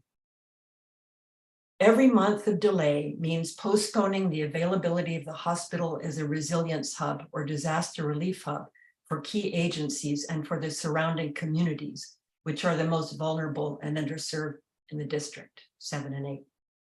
Second, every month of delay means a loss of benefits from the microgrid to the hospital in reduced operating costs, and thus an unnecessary expense for DC taxpayers. 3, the hospital is projected to open in the fall of 2024. With construction already underway, the longer it takes to award the microgrid contract, the more challenging and quite possibly more expensive it will be to integrate the microgrid into the hospital. And 4, if the delays go on too long, the district may lose a portion of the $20 million FEMA grant, which would also call into question the reliability of the district as a partner in such projects. In applying for the federal grant to finance this microgrid, the district committed itself to complete the project in a timely manner. Nothing should further delay the award of this contract. Thank you for your consideration. Thank you for your testimony. I don't see Christopher Weiss here, so we're going to Laura Levinson, Energy Committee Chair, Sierra Club DC. Good afternoon, Laura. Thank you, Councilmember Lewis George. My name is Laura Levison, and I'm the Energy Committee Chair for the DC Sierra Club. Our testimony focuses primarily on transitioning DC government buildings to net zero energy buildings, meaning buildings that are highly energy efficient, powered by electricity from renewable sources like wind and solar power, and that do not burn fossil fuels at all. We are calling for greater transparency in the DGS budget and full implementation of the Greener Government Buildings Act, including funding for additional personnel in DGS's Sustainability and Energy Management Division to manage implementation of the law. DGS has a major role to play in helping the district meet its statutory commitments to reduce the carbon pollution that's the main driver of the climate change crisis. But DGS is not only helping to save the planet by transitioning to net zero buildings, DGS will also improve public health by reducing both indoor air pollution and local outdoor air pollution. The gas company doesn't want us to know this, but combusting gas inside buildings for space heating, water heating, and cooking causes air pollution inside our buildings that harms our health. The American Lung Association recently wrote that the negative health impacts of gas furnaces include heart disease, stroke, lung disease, lung cancer, type 2 diabetes, and lower respiratory infections. Net zero buildings reduce outdoor air pollution as well. They eliminate all fossil fuel appliances, which often vent combustion fumes into the outdoors, and rely instead on highly efficient electric technologies, including air and ground source heat pumps. Managing the transition to net zero buildings requires extensive planning. The Sierra Club is disappointed that the DGS Energy Management Plan, which was very belatedly released in June, does not provide anything like a clear or complete roadmap. The plan was required in the Clean Energy DC law and directed DGS to develop a plan for reducing energy and water use across the DGS portfolio of buildings. The plan has some useful concepts and information in it, but it fails to provide the timelines and cost estimates that the law specifically requires. It is very difficult to extract information on what funding is needed and when it is needed from this plan. Without a doubt, DGS knows which government buildings will need to be built or renovated over the next several years.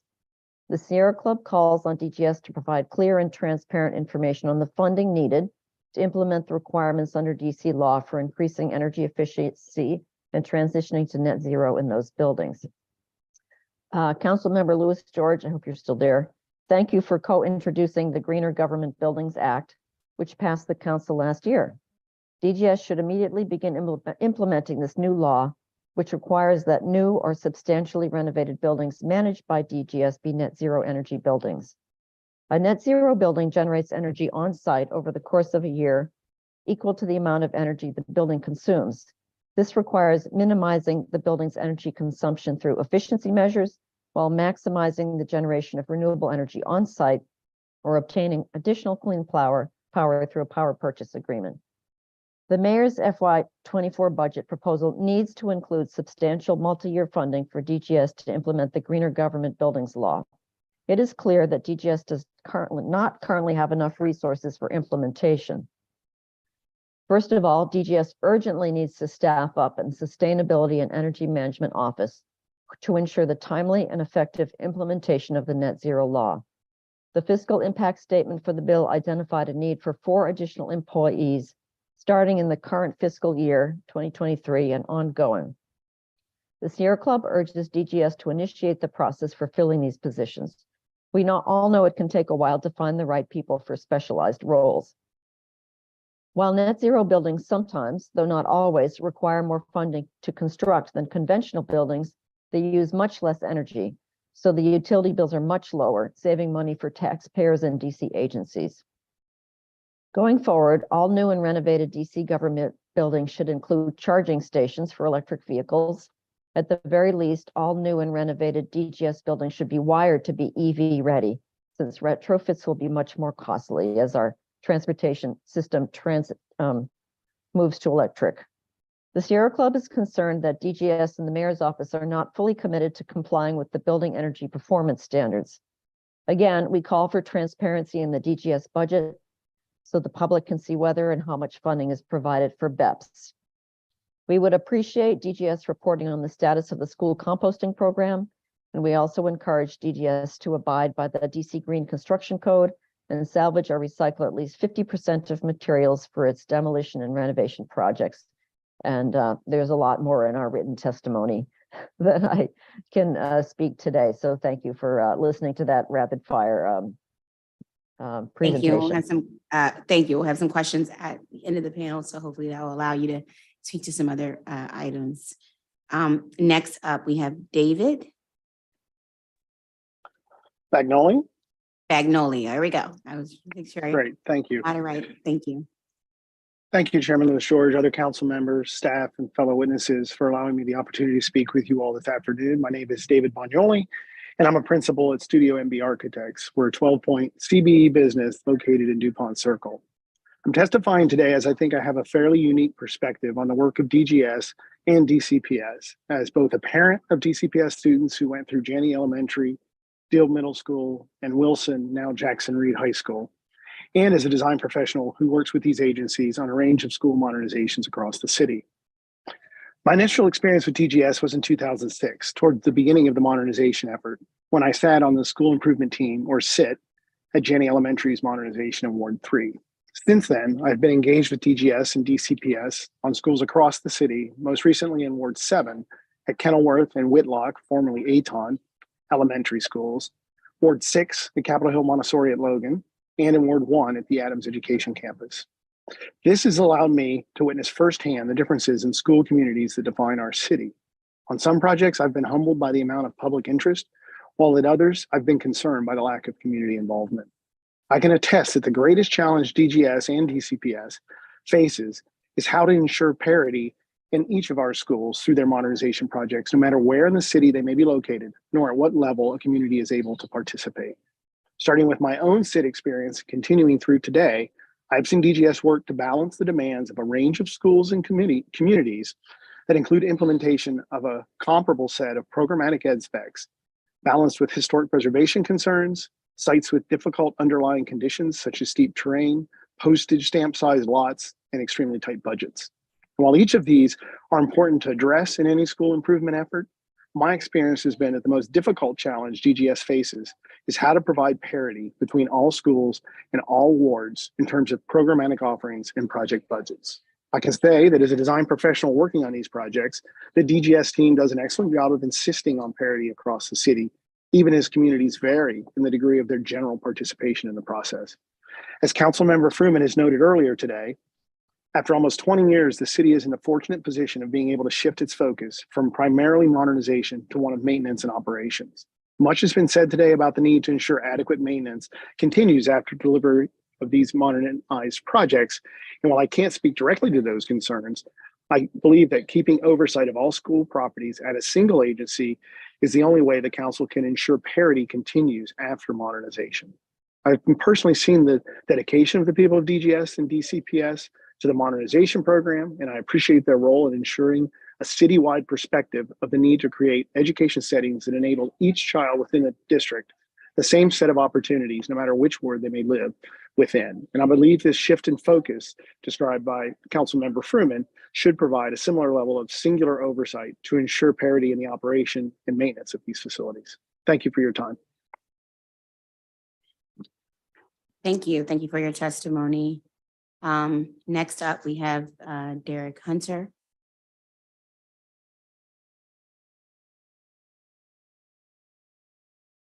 Don't see Derek.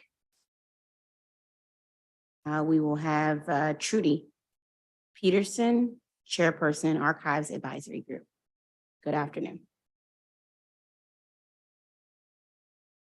You're on mute. If you can just unmute. Thank you, Chairwoman. Sorry about unmuting. I am the chair of the Archives Advisory Group, which is an independent statutory body set up by the council to advise the council on the construction of the new archives facility. The archives is going to be located on the UDC campus, and it is going to be a unique kind of building for the city. We've never had one before. And it's for DGS, it's not like renovating a school and it's not like building a rec center. This is a very specific kind of building that will have both public and private faces to it and incredible preservation issues. We're really pleased that the architectural firm of Hartman Cox was chosen to do the original design work on this building. And we've seen both a program of requirements and a concept design. We've got comments, but they're good products. And we're really pleased that this is the company we're working with. But we have three big concerns. And the first is something you've heard much of this afternoon. We're just not getting consultation with DGS. DGS has yet to meet with us as the advisory group, has yet to directly provide us with documents when we've asked for them. But more importantly, it has not had a public consultation on this building, which is going to affect not only the government people of the city, but the students at UDC. It's going to affect researchers from all over the city and probably all over the country. It's going to bring people in from the neighborhood for programs. And we really need to have consultation and not briefing, but true consultation where you listen to what is being said and you absorb it and you go back and you use that as you adjust your planning. And so we are very concerned that this is not happening. This is a major building. We won't build another one like this in our lifetime. And we really need to do it right and do it now. Secondly, because it will be on the UDC campus, we've got a couple of other concerns. First of all, it needs to be in the plan for urban sustainability that UDC wants to be a model of, and we agree that it should be. And so we want to make sure that the planning for the archives building delivers on those goals. right now, it doesn't look like it does. It is short of especially LEED goals, and it only brings it up to LEED gold certification. We'd really like another look at urban sustainability in the fabric of this building. And then third, we want to make sure that other regulatory bodies in the city get the opportunity and enough time to take a good look at this plan. We only learned this morning, and not from DGS, but from another source, that they have finally reached out to other interested parties, the Commission on Fine Arts, the National Capital Planning Commission, and so forth, which all will have to be involved. Zoning especially, because since this building, which requires tearing down an existing building and replacing it, will affect the campus plan, which was adopted in 2021 and covers this decade. So for all those reasons, we're very concerned that DGS consult with the public at large and listen as we talk about what we need for this extraordinary opportunity for our city. Thank you very much. Thank you for your testimony. I agree. It's an extraordinary opportunity for the city as well. Next up, we have Alvin Bethay.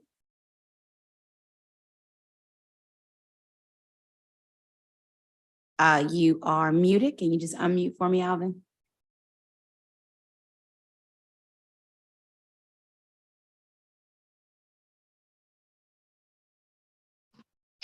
Can you, council member? Council member.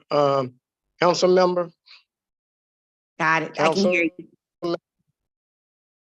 You can hear me now. Great.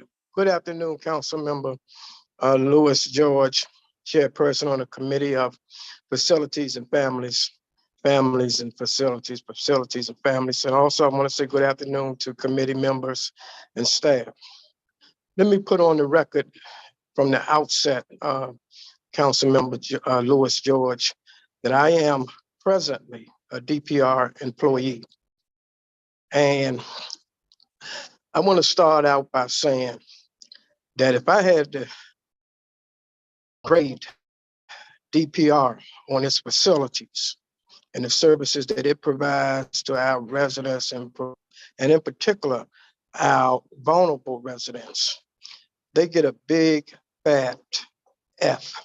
That's DGS and DPR. I've been working for the Department of Parks and Recreation for approximately 8 years. Since being employed here, I have worked in numerous capacities. The latest capacity as the playground safety inspector for the agency. And during that course of time, I performed approximately 50 high quality, comprehensive playground inspections for the agency. And just to be quite frank with you, Councilmember Lewis George, we need replacement at the top of the agencies, at the top of DPR, starting with the director and also at the top of DGS. I've listened to this hearing from the outset, and it's just been nothing but complaints. And it's all absolutely true.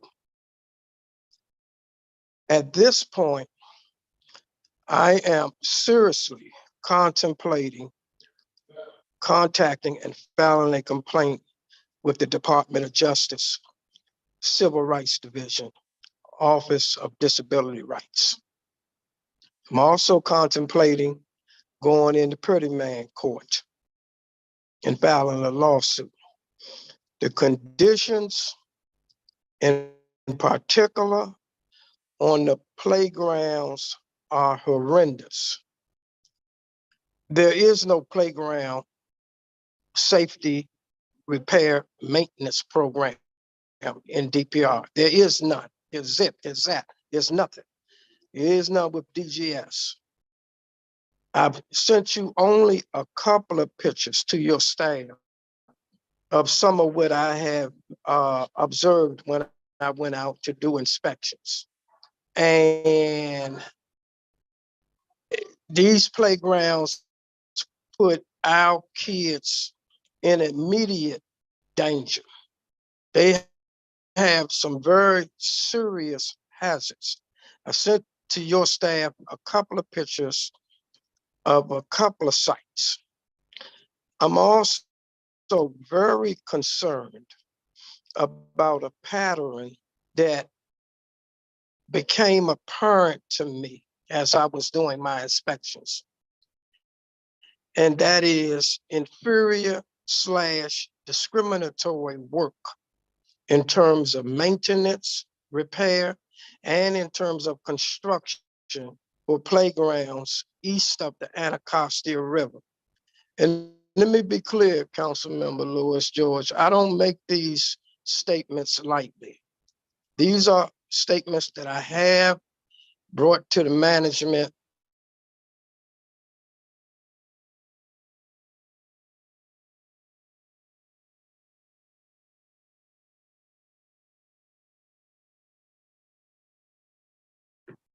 It looks frozen. Okay, there we go.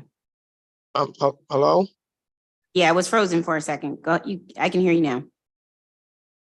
I have done approximately 50 high quality comprehensive inspections with DPR. And I can tell you that I'm very concerned about a pattern that is clear to me is merged. And that is that there's, you can see there's a clear pattern of inferiority in the workmanship, the repair work, the maintenance work that's conducted over there, as opposed to other parts of the city. You can clearly see that they're in construction. The federal law, the civil rights laws of this city is clear. You have to provide for children that has disability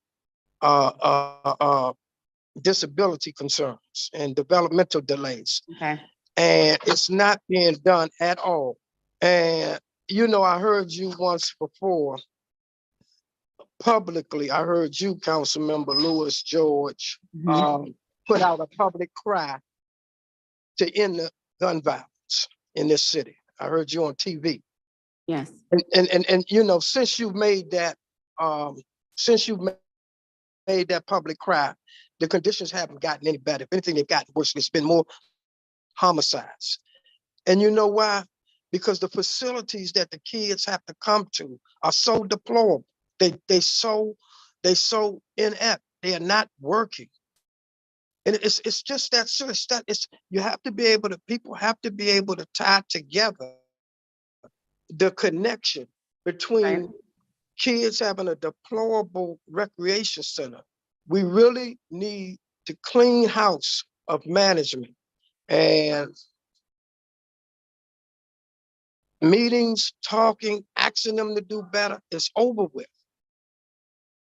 Thank you. I appreciate it. I know you're over time. So thank you for your testimony. And I will have some questions as we get to the end of the panel.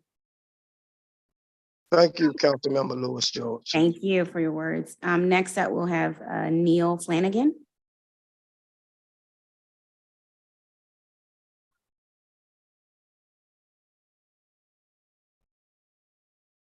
Neil, I saw you earlier on screen, so if you could.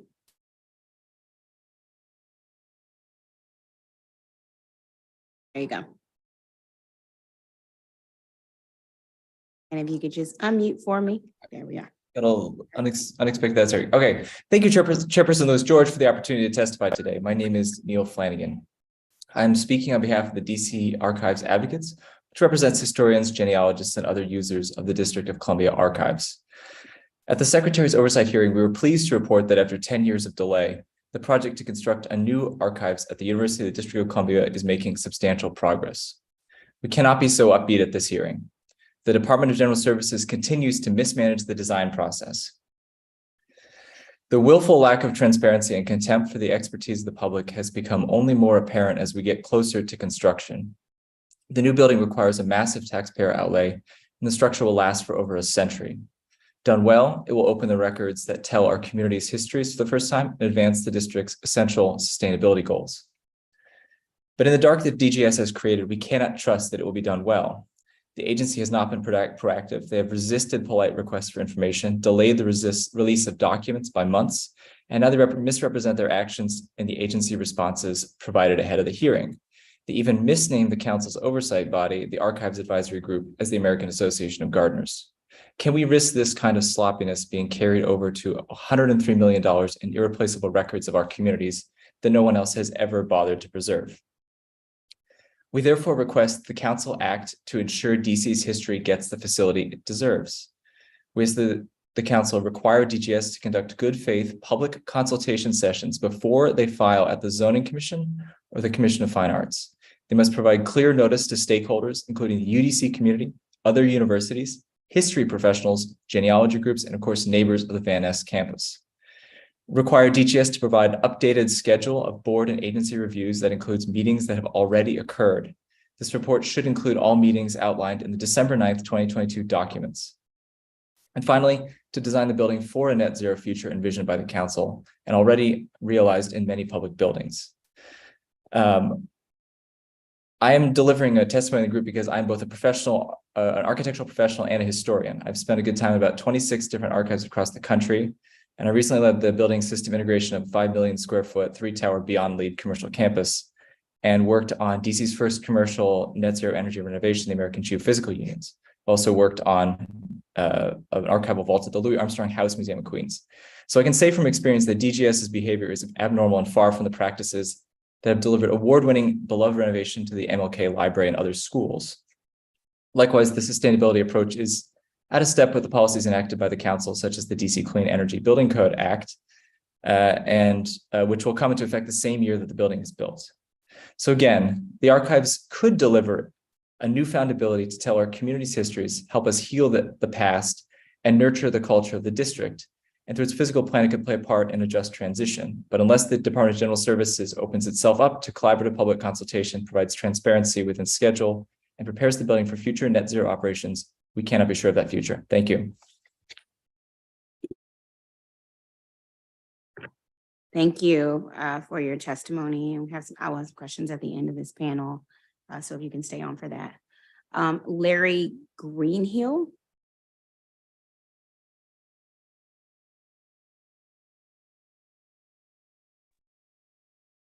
Yes, ma'am. Council, can you hear me, Councilwoman? Yes, I can. Good evening. You can begin your testimony. Okay, thank you so much. My name is Larry Greenhill Jr. I'm an electrician by trade, and I would like to provide public testimony in support of making DGS a stronger agency. I've spoken with and provided questions to Mr. Will Perkins, and I want to thank him for reaching out to me to provide this opportunity to provide public testimony. And the questions that I had provided to Mr. Perkins was for DGS Director Anderson, like I said, in support of making DGS a stronger agency. My testimony is to help strengthen opportunities for CBE construction subcontractors with registered DOES electrical apprenticeship programs. Under previous DGS administrations, subcontractors had opportunities under what's called BPAs, blanket purchase agreements, to perform roughly $100,000 to $200,000 worth of subcontracting work with DGS. Now, under this current administration, an IDIQ system has been implemented, and the specific DGS task orders have been given to DGS general contractors to basically award, oversee opportunities, task orders, DGS task orders. I've shared my concerns with DGS leadership. Subcontractors are being, DGS CBE subcontractors are being financially harmed under this current IDIQ system. And I will follow up with Mr. Perkins and keep you in the loop of communication because I have reached out to DGS leadership, and they are trying to come up with ways to address the financial harm that's being put upon us under this IDIQ system. And I look forward to answering any questions. Thank you.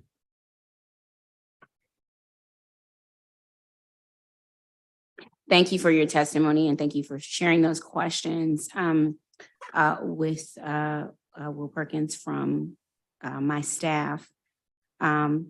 Before I start the questions for this panel, I just want to know if there are any other witnesses who want to testify before I finish up with this last panel. Please make sure you raise your hand and let our committee know so that we can get you in.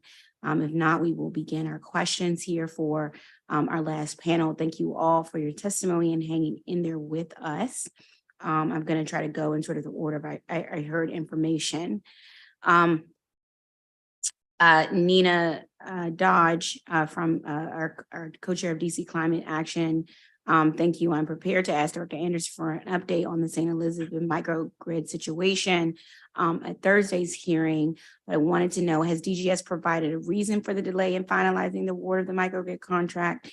And if so, what was it? We don't know that they've provided a reason. We don't think they have. We presented this testimony at the HCMA hearing. I gave the full name of this in my testimony, so I won't go over it. And my colleague John McGregor delivered that testimony. In pre-hearing questions, the committee staff put pre-hearing questions in writing to HCMA, and they asked them at the dais too, the podium, and HCMA dodged answering. And the dodging answering is kind of what we'd expect. Hopefully DGS will be more forthcoming. Maybe some decisions have been made the past week. One can always dream and hope, but yes, anything you could do to try to get at the bottom of this and to push this along, give it visibility would be just great. Thank you very much. Okay, absolutely, we'll do. And if you listen in on Thursday, so when we ask this question to see what information we can find out, get on the record as well. Laura, thank you so much. One thing you mentioned in your testimony was energy saving performance contracts as a way to offset net zero buildings' higher capital budgets with lower operational budgets.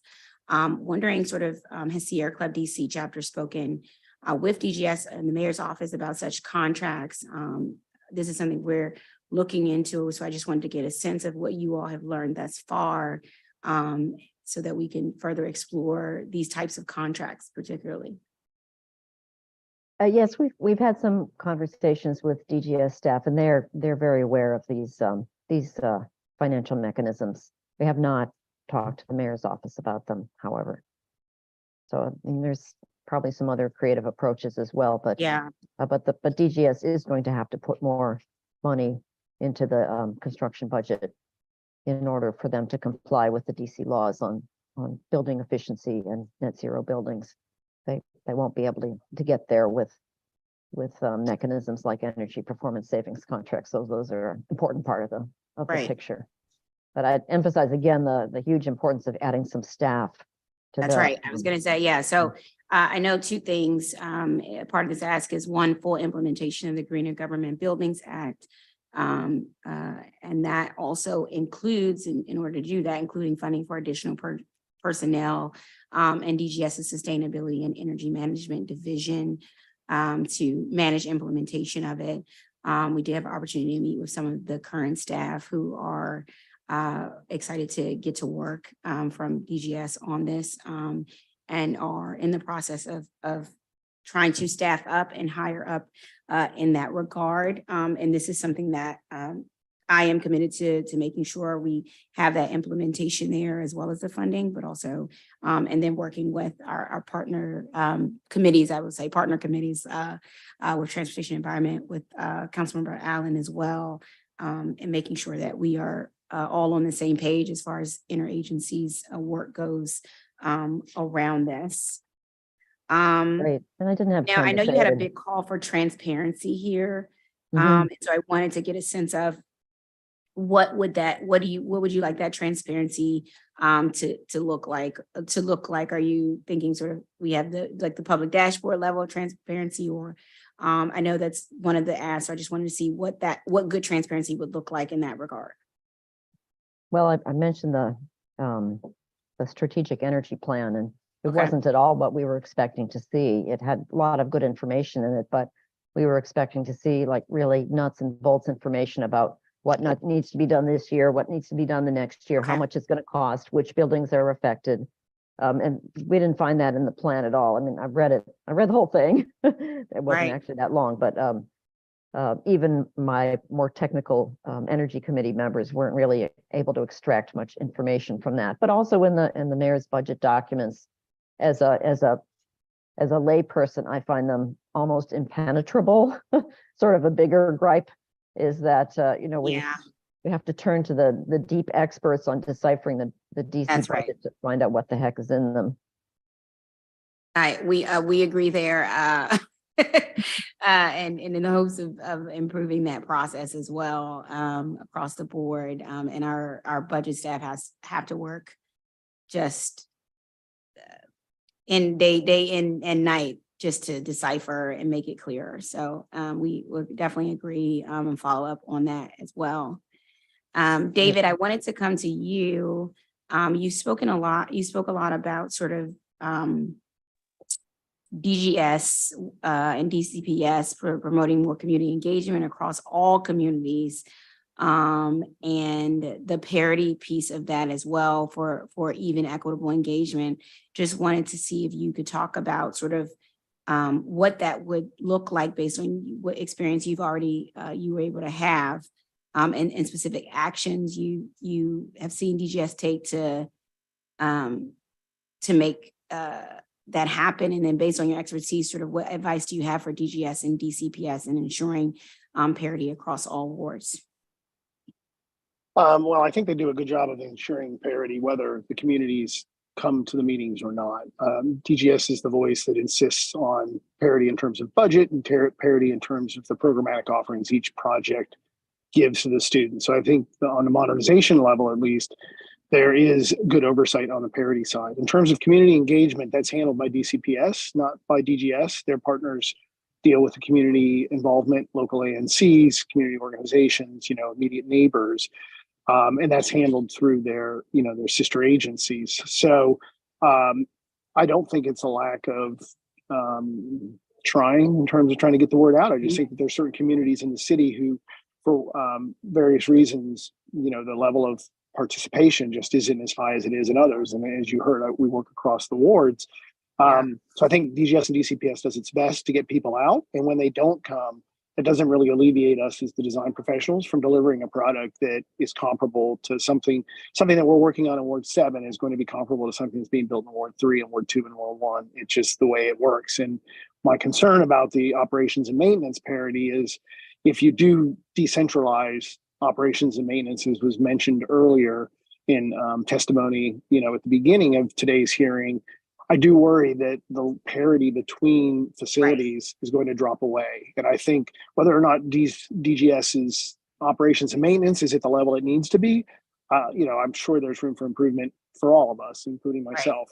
I do worry that if you decentralize operations and maintenance and push it to the schools, as one of the board DC Office of Education board members mentioned, had been previously the condition. I do worry that you're going to find schools that are underfunded that don't have the means to ensure parity. So I do think that you got to fix the operations and maintenance response times and all the things that were talked about. But I think that it's possible to do it under a single umbrella. Hope that answers your question. Yeah, no, I agree with that as far as decentralizing options would be a huge issue. Some of the high schools have other contracts as well, CRMs that comes up And so I think some people may view that as also as decentralized maintenance in that sense, because they have the high schools, modernized high schools have some of these CMC contracts that sometimes I think people are worried about the parity they produce. But I agree overall, the decentralizing options maintenance would create a parity issue. So I appreciate your testimony. There was one other issue that came up regarding, excuse me, for the interruption. There's one other issue that came up that I wanted to address that I didn't in my comments, and it had to do with the extended warranties and the suggestion that these modernized programs would just be fixed if you just had an extended warranty. And those warranties come with a price tag. And certainly you can extend warranties. We've done that at higher education institutions where we work, where we pay, well, we don't pay, but the institution pays for an extended warranty. That's certainly a possibility, but we're working on some pretty tight budgets these days, given inflationary pressures that we all are aware of. And I think extending warranties is a great idea, but it'll come at a price. It will come at a price. So yeah, and the 1-year warranty, you know, that's industry standard. We see that up and down. I was actually going to ask you, based on your expertise, like, I mean, is this industry standard? 1 year is industry standard, yes. You can get an extended warranty, and that's not unusual to pay for an extended warranty. It's just that needs to be supported at the, you know, the funding levels for these projects. Yeah, and whether that falls under the O&M umbrella to extend beyond the traditional 1 year warranty, and that money allocates, you know, towards that, it's possible, but it's not unheard of to have extended warranties. It just comes with a cost. Okay. That's good to know. I appreciate your lending your expertise in that regards as well. I don't think it's the only solution, but I do think with some of the newer buildings, and we also are improving. There's a lot of new green technology a part of our buildings as well. And so as you know, foremen and staff learn new technology, I think we have to, especially in our newer net zero buildings where we have, you know, different technology, I think we do have to factor in extended warranties there because there is a learning curve to those newer buildings as well. But thank you so much for your testimony. Happy to be here. Trudy Peterson, I want to come to you as well as Neil, because both of you are talking about the archives project.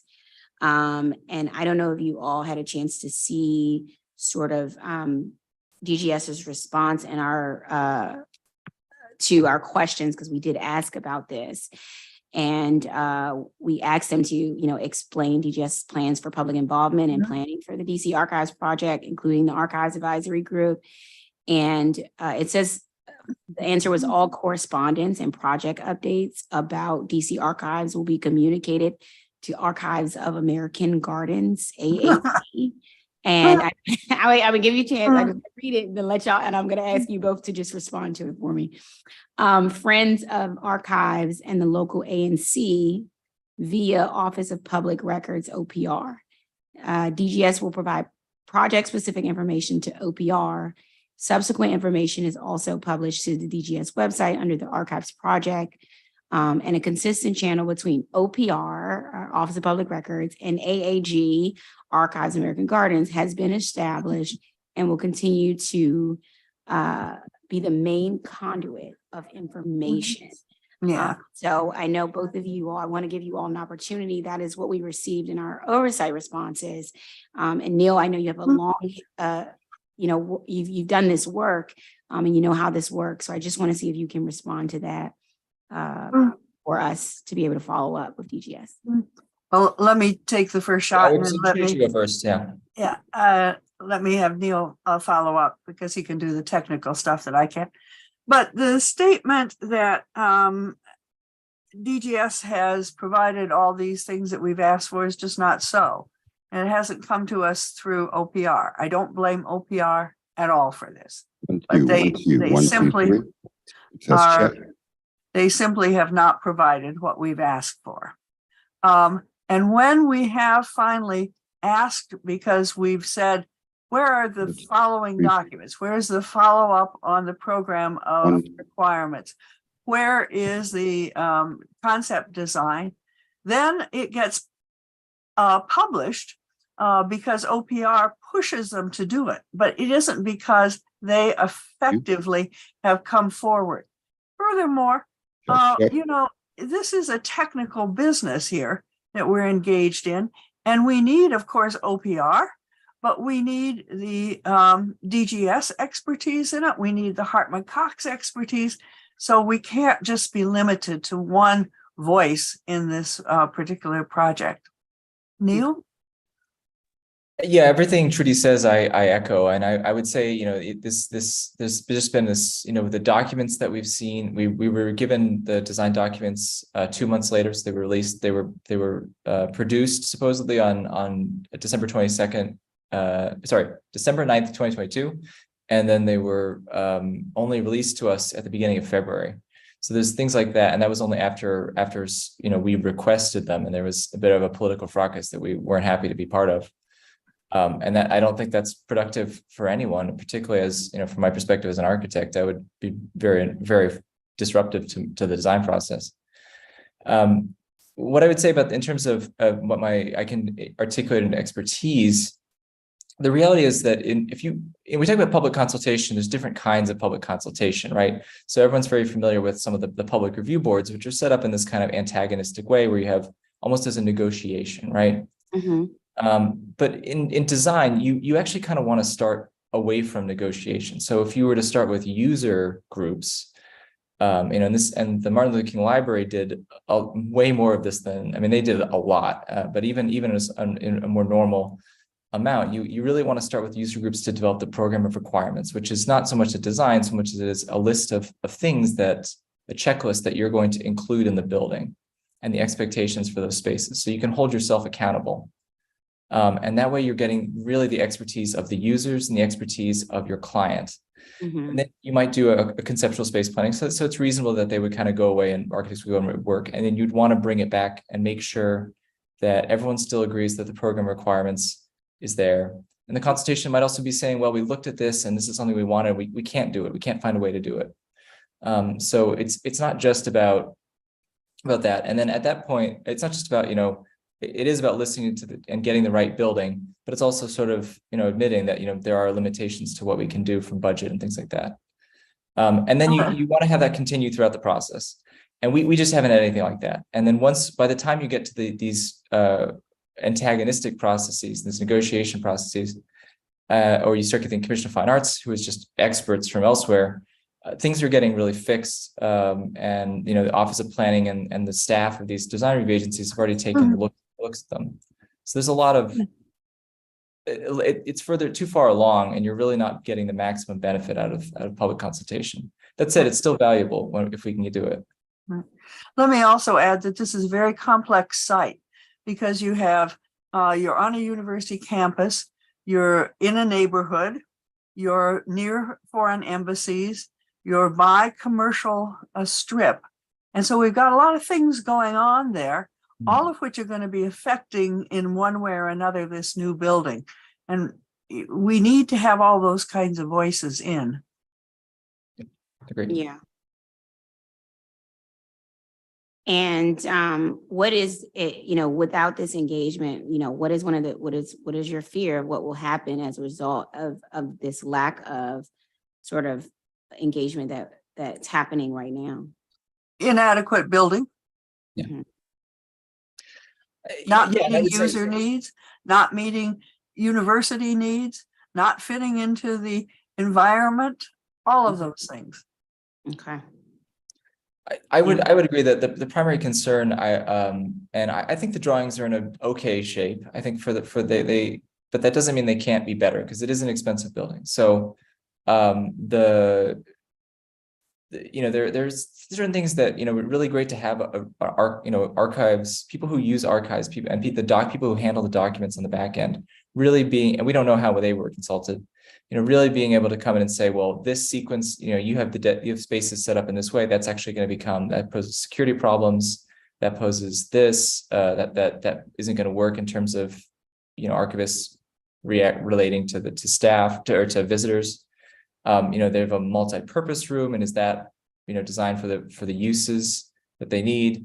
And then in terms of sustainability, I think there's a big issue where the building was benchmarked to a building called the sustainability goals are based on the City of Ottawa's archives building. And that was built in 2011. It was a pretty sustainable building for 2011, but it's not 2026, not for 2026 when they plan to open it.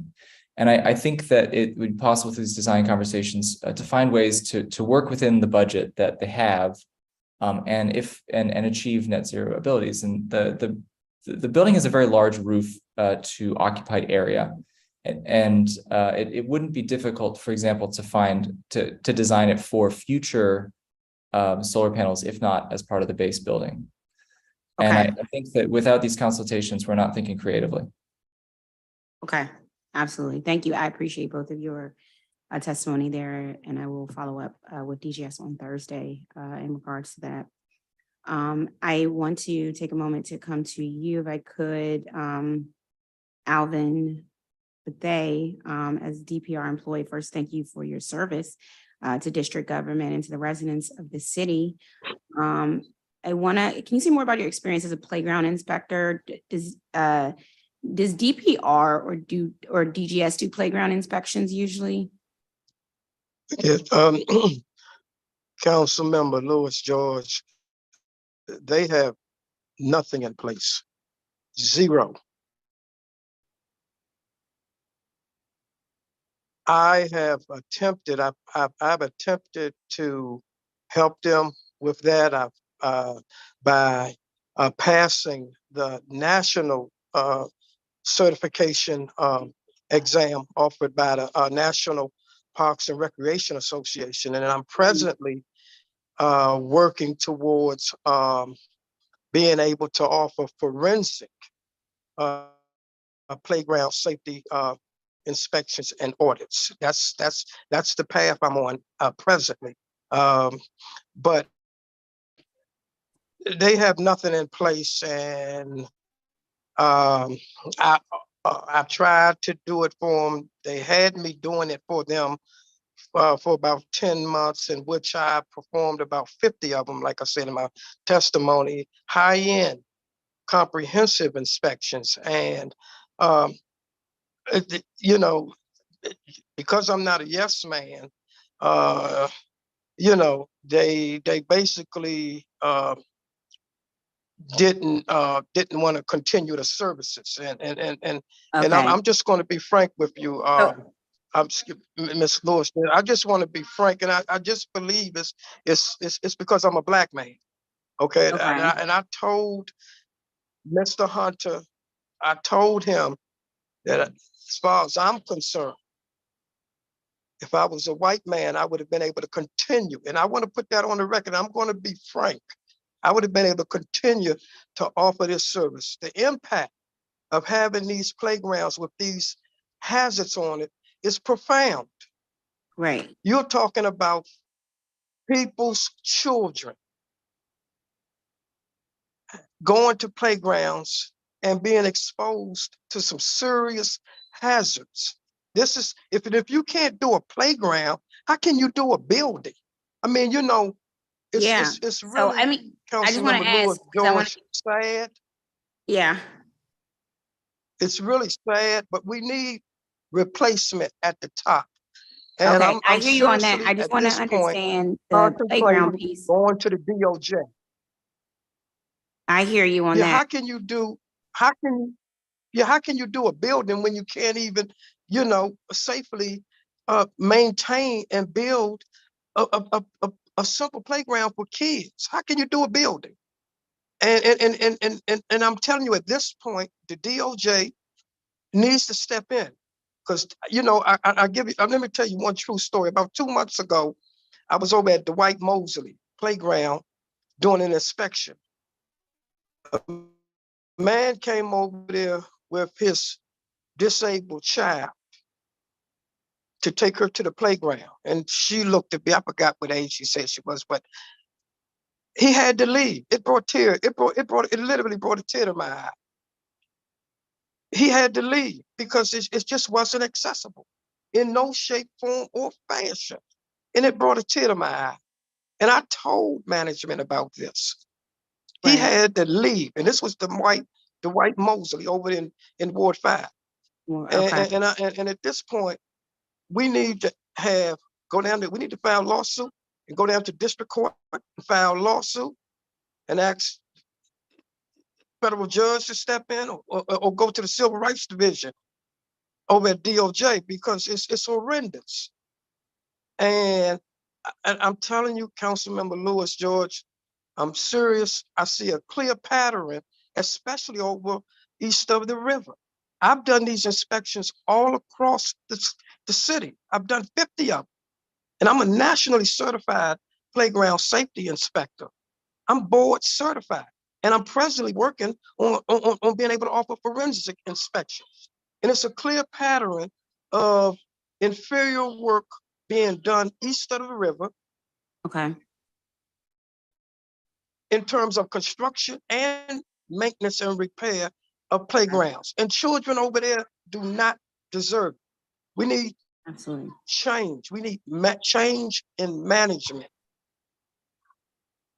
And that's clear. And I'm you know, the last thing we need, Councilmember Lewis George, is for them people in management from DGS or DPR to come to your hearing and sit up there and tell a bunch of big fat lies. People don't want to hear that. They've heard it enough. They're gonna come down here and tell you a bunch of, and us, a bunch of big fat lies. And that's it. And we all go back to the same thing. Okay. Well, my hope is on Thursday that.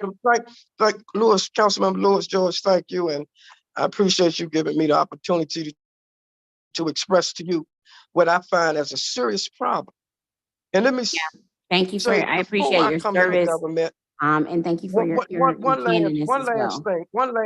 One last thing, Okay. Councilmember Lewis George. I gotta get to before coming into the DC government, I worked in the hospitals in this city as a healthcare professional for 15 years. As a healthcare professional for 15 years, I worked in the hospitals in this city. And so, like you see, I come from the private sector, and I've seen a lot, and it's just horrendous.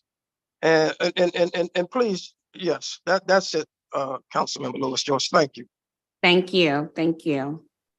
Mr. Larry Greenhill, I want to thank you for testifying and the information you've already sent us about your experience as a small business owner and contractor working with DGS on school maintenance. Contractor accountability is a big deal for me and something I'm hoping to focus on quite a bit this year, including, future hearings focused on DGS procurement and contracting practices. So I just wanted to see if you could elaborate on your specific recommendations for how DGS can do better by small CBE businesses. Yes, thank you for that question. Can you hear me, Councilwoman? Yes, I can. Thank you. Okay, thank you for that question.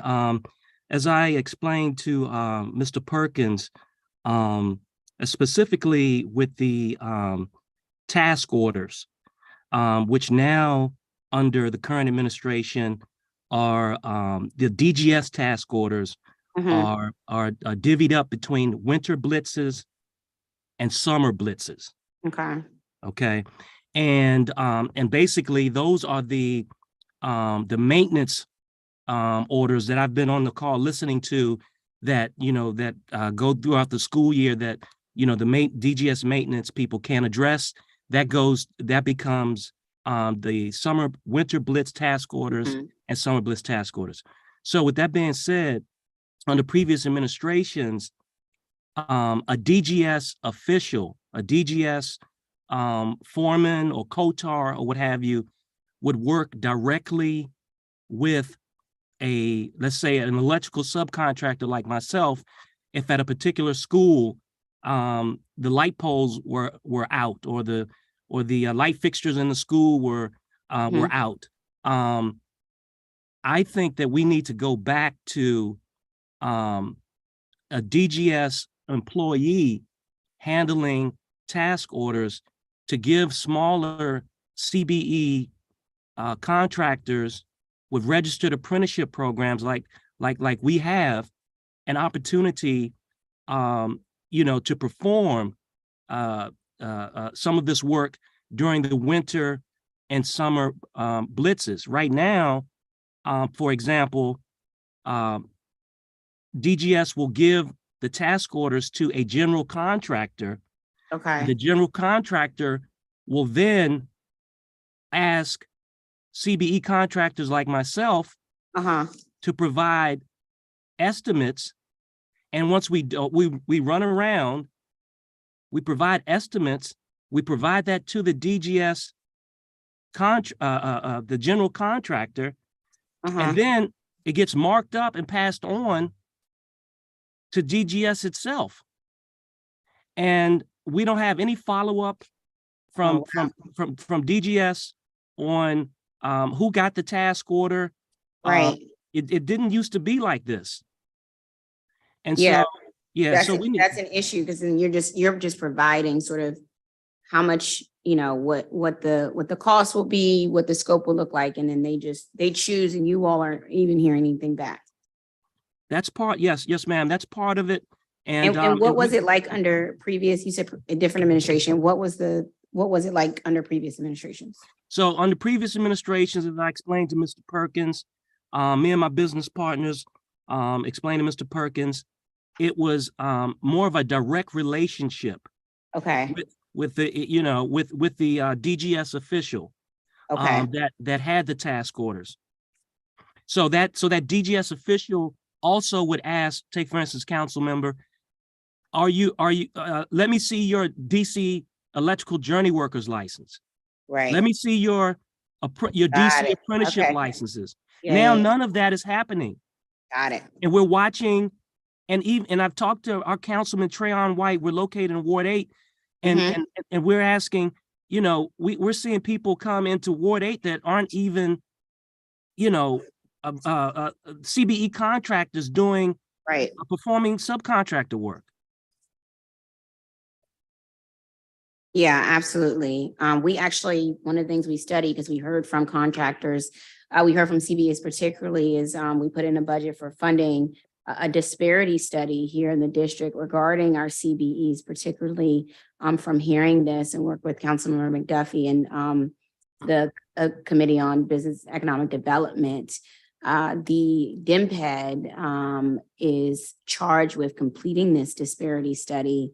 And during their hearing, they said they are close to completion of this disparity study, and we're looking forward to the results. And I think we're going to see some of what you are testifying about, but I can see sort of how not only is it, there's an issue, how the treatment of CBEs in this regard, but also how that could impact quality of services and quality that happens as far as assessing, the work that's actually being done as well. So I appreciate your testimony there and given the history of what it looked like and what it can look like for the future. So we will be following up with DGS on these questions, but also look forward to speaking with you more about what the future of this can and should look like. Thank you so much. Thank you. Thank you. Thank you for providing your testimony. All right. At this time, I want to thank all of our witnesses for testifying today, our educators, our PTO presidents, our parents, our elected officials, school board of education representatives, as well as our advisory neighborhood commissioners, our nonprofit and advocacy groups, experts, and our on-the-ground workers and staff. I also want to thank my colleagues, Matthew Fruman and Zachary Parker, and their staffs for being here and engaging as well as members of this committee. We will resume with the government witnesses on Thursday, March 2nd at 12 p.m., where we will be able to follow up directly with Director Anderson and DGS and the entire team on the issues that were brought up by residents, suggestions, comments, as well as we've prepared our questions for DGS based on the responses from oversight questions. So hopefully the community who testified today will be able to engage, and this time gives us time to actually digest all the information we heard today and ensure we have the questions necessary to respond to the community input that we have received today.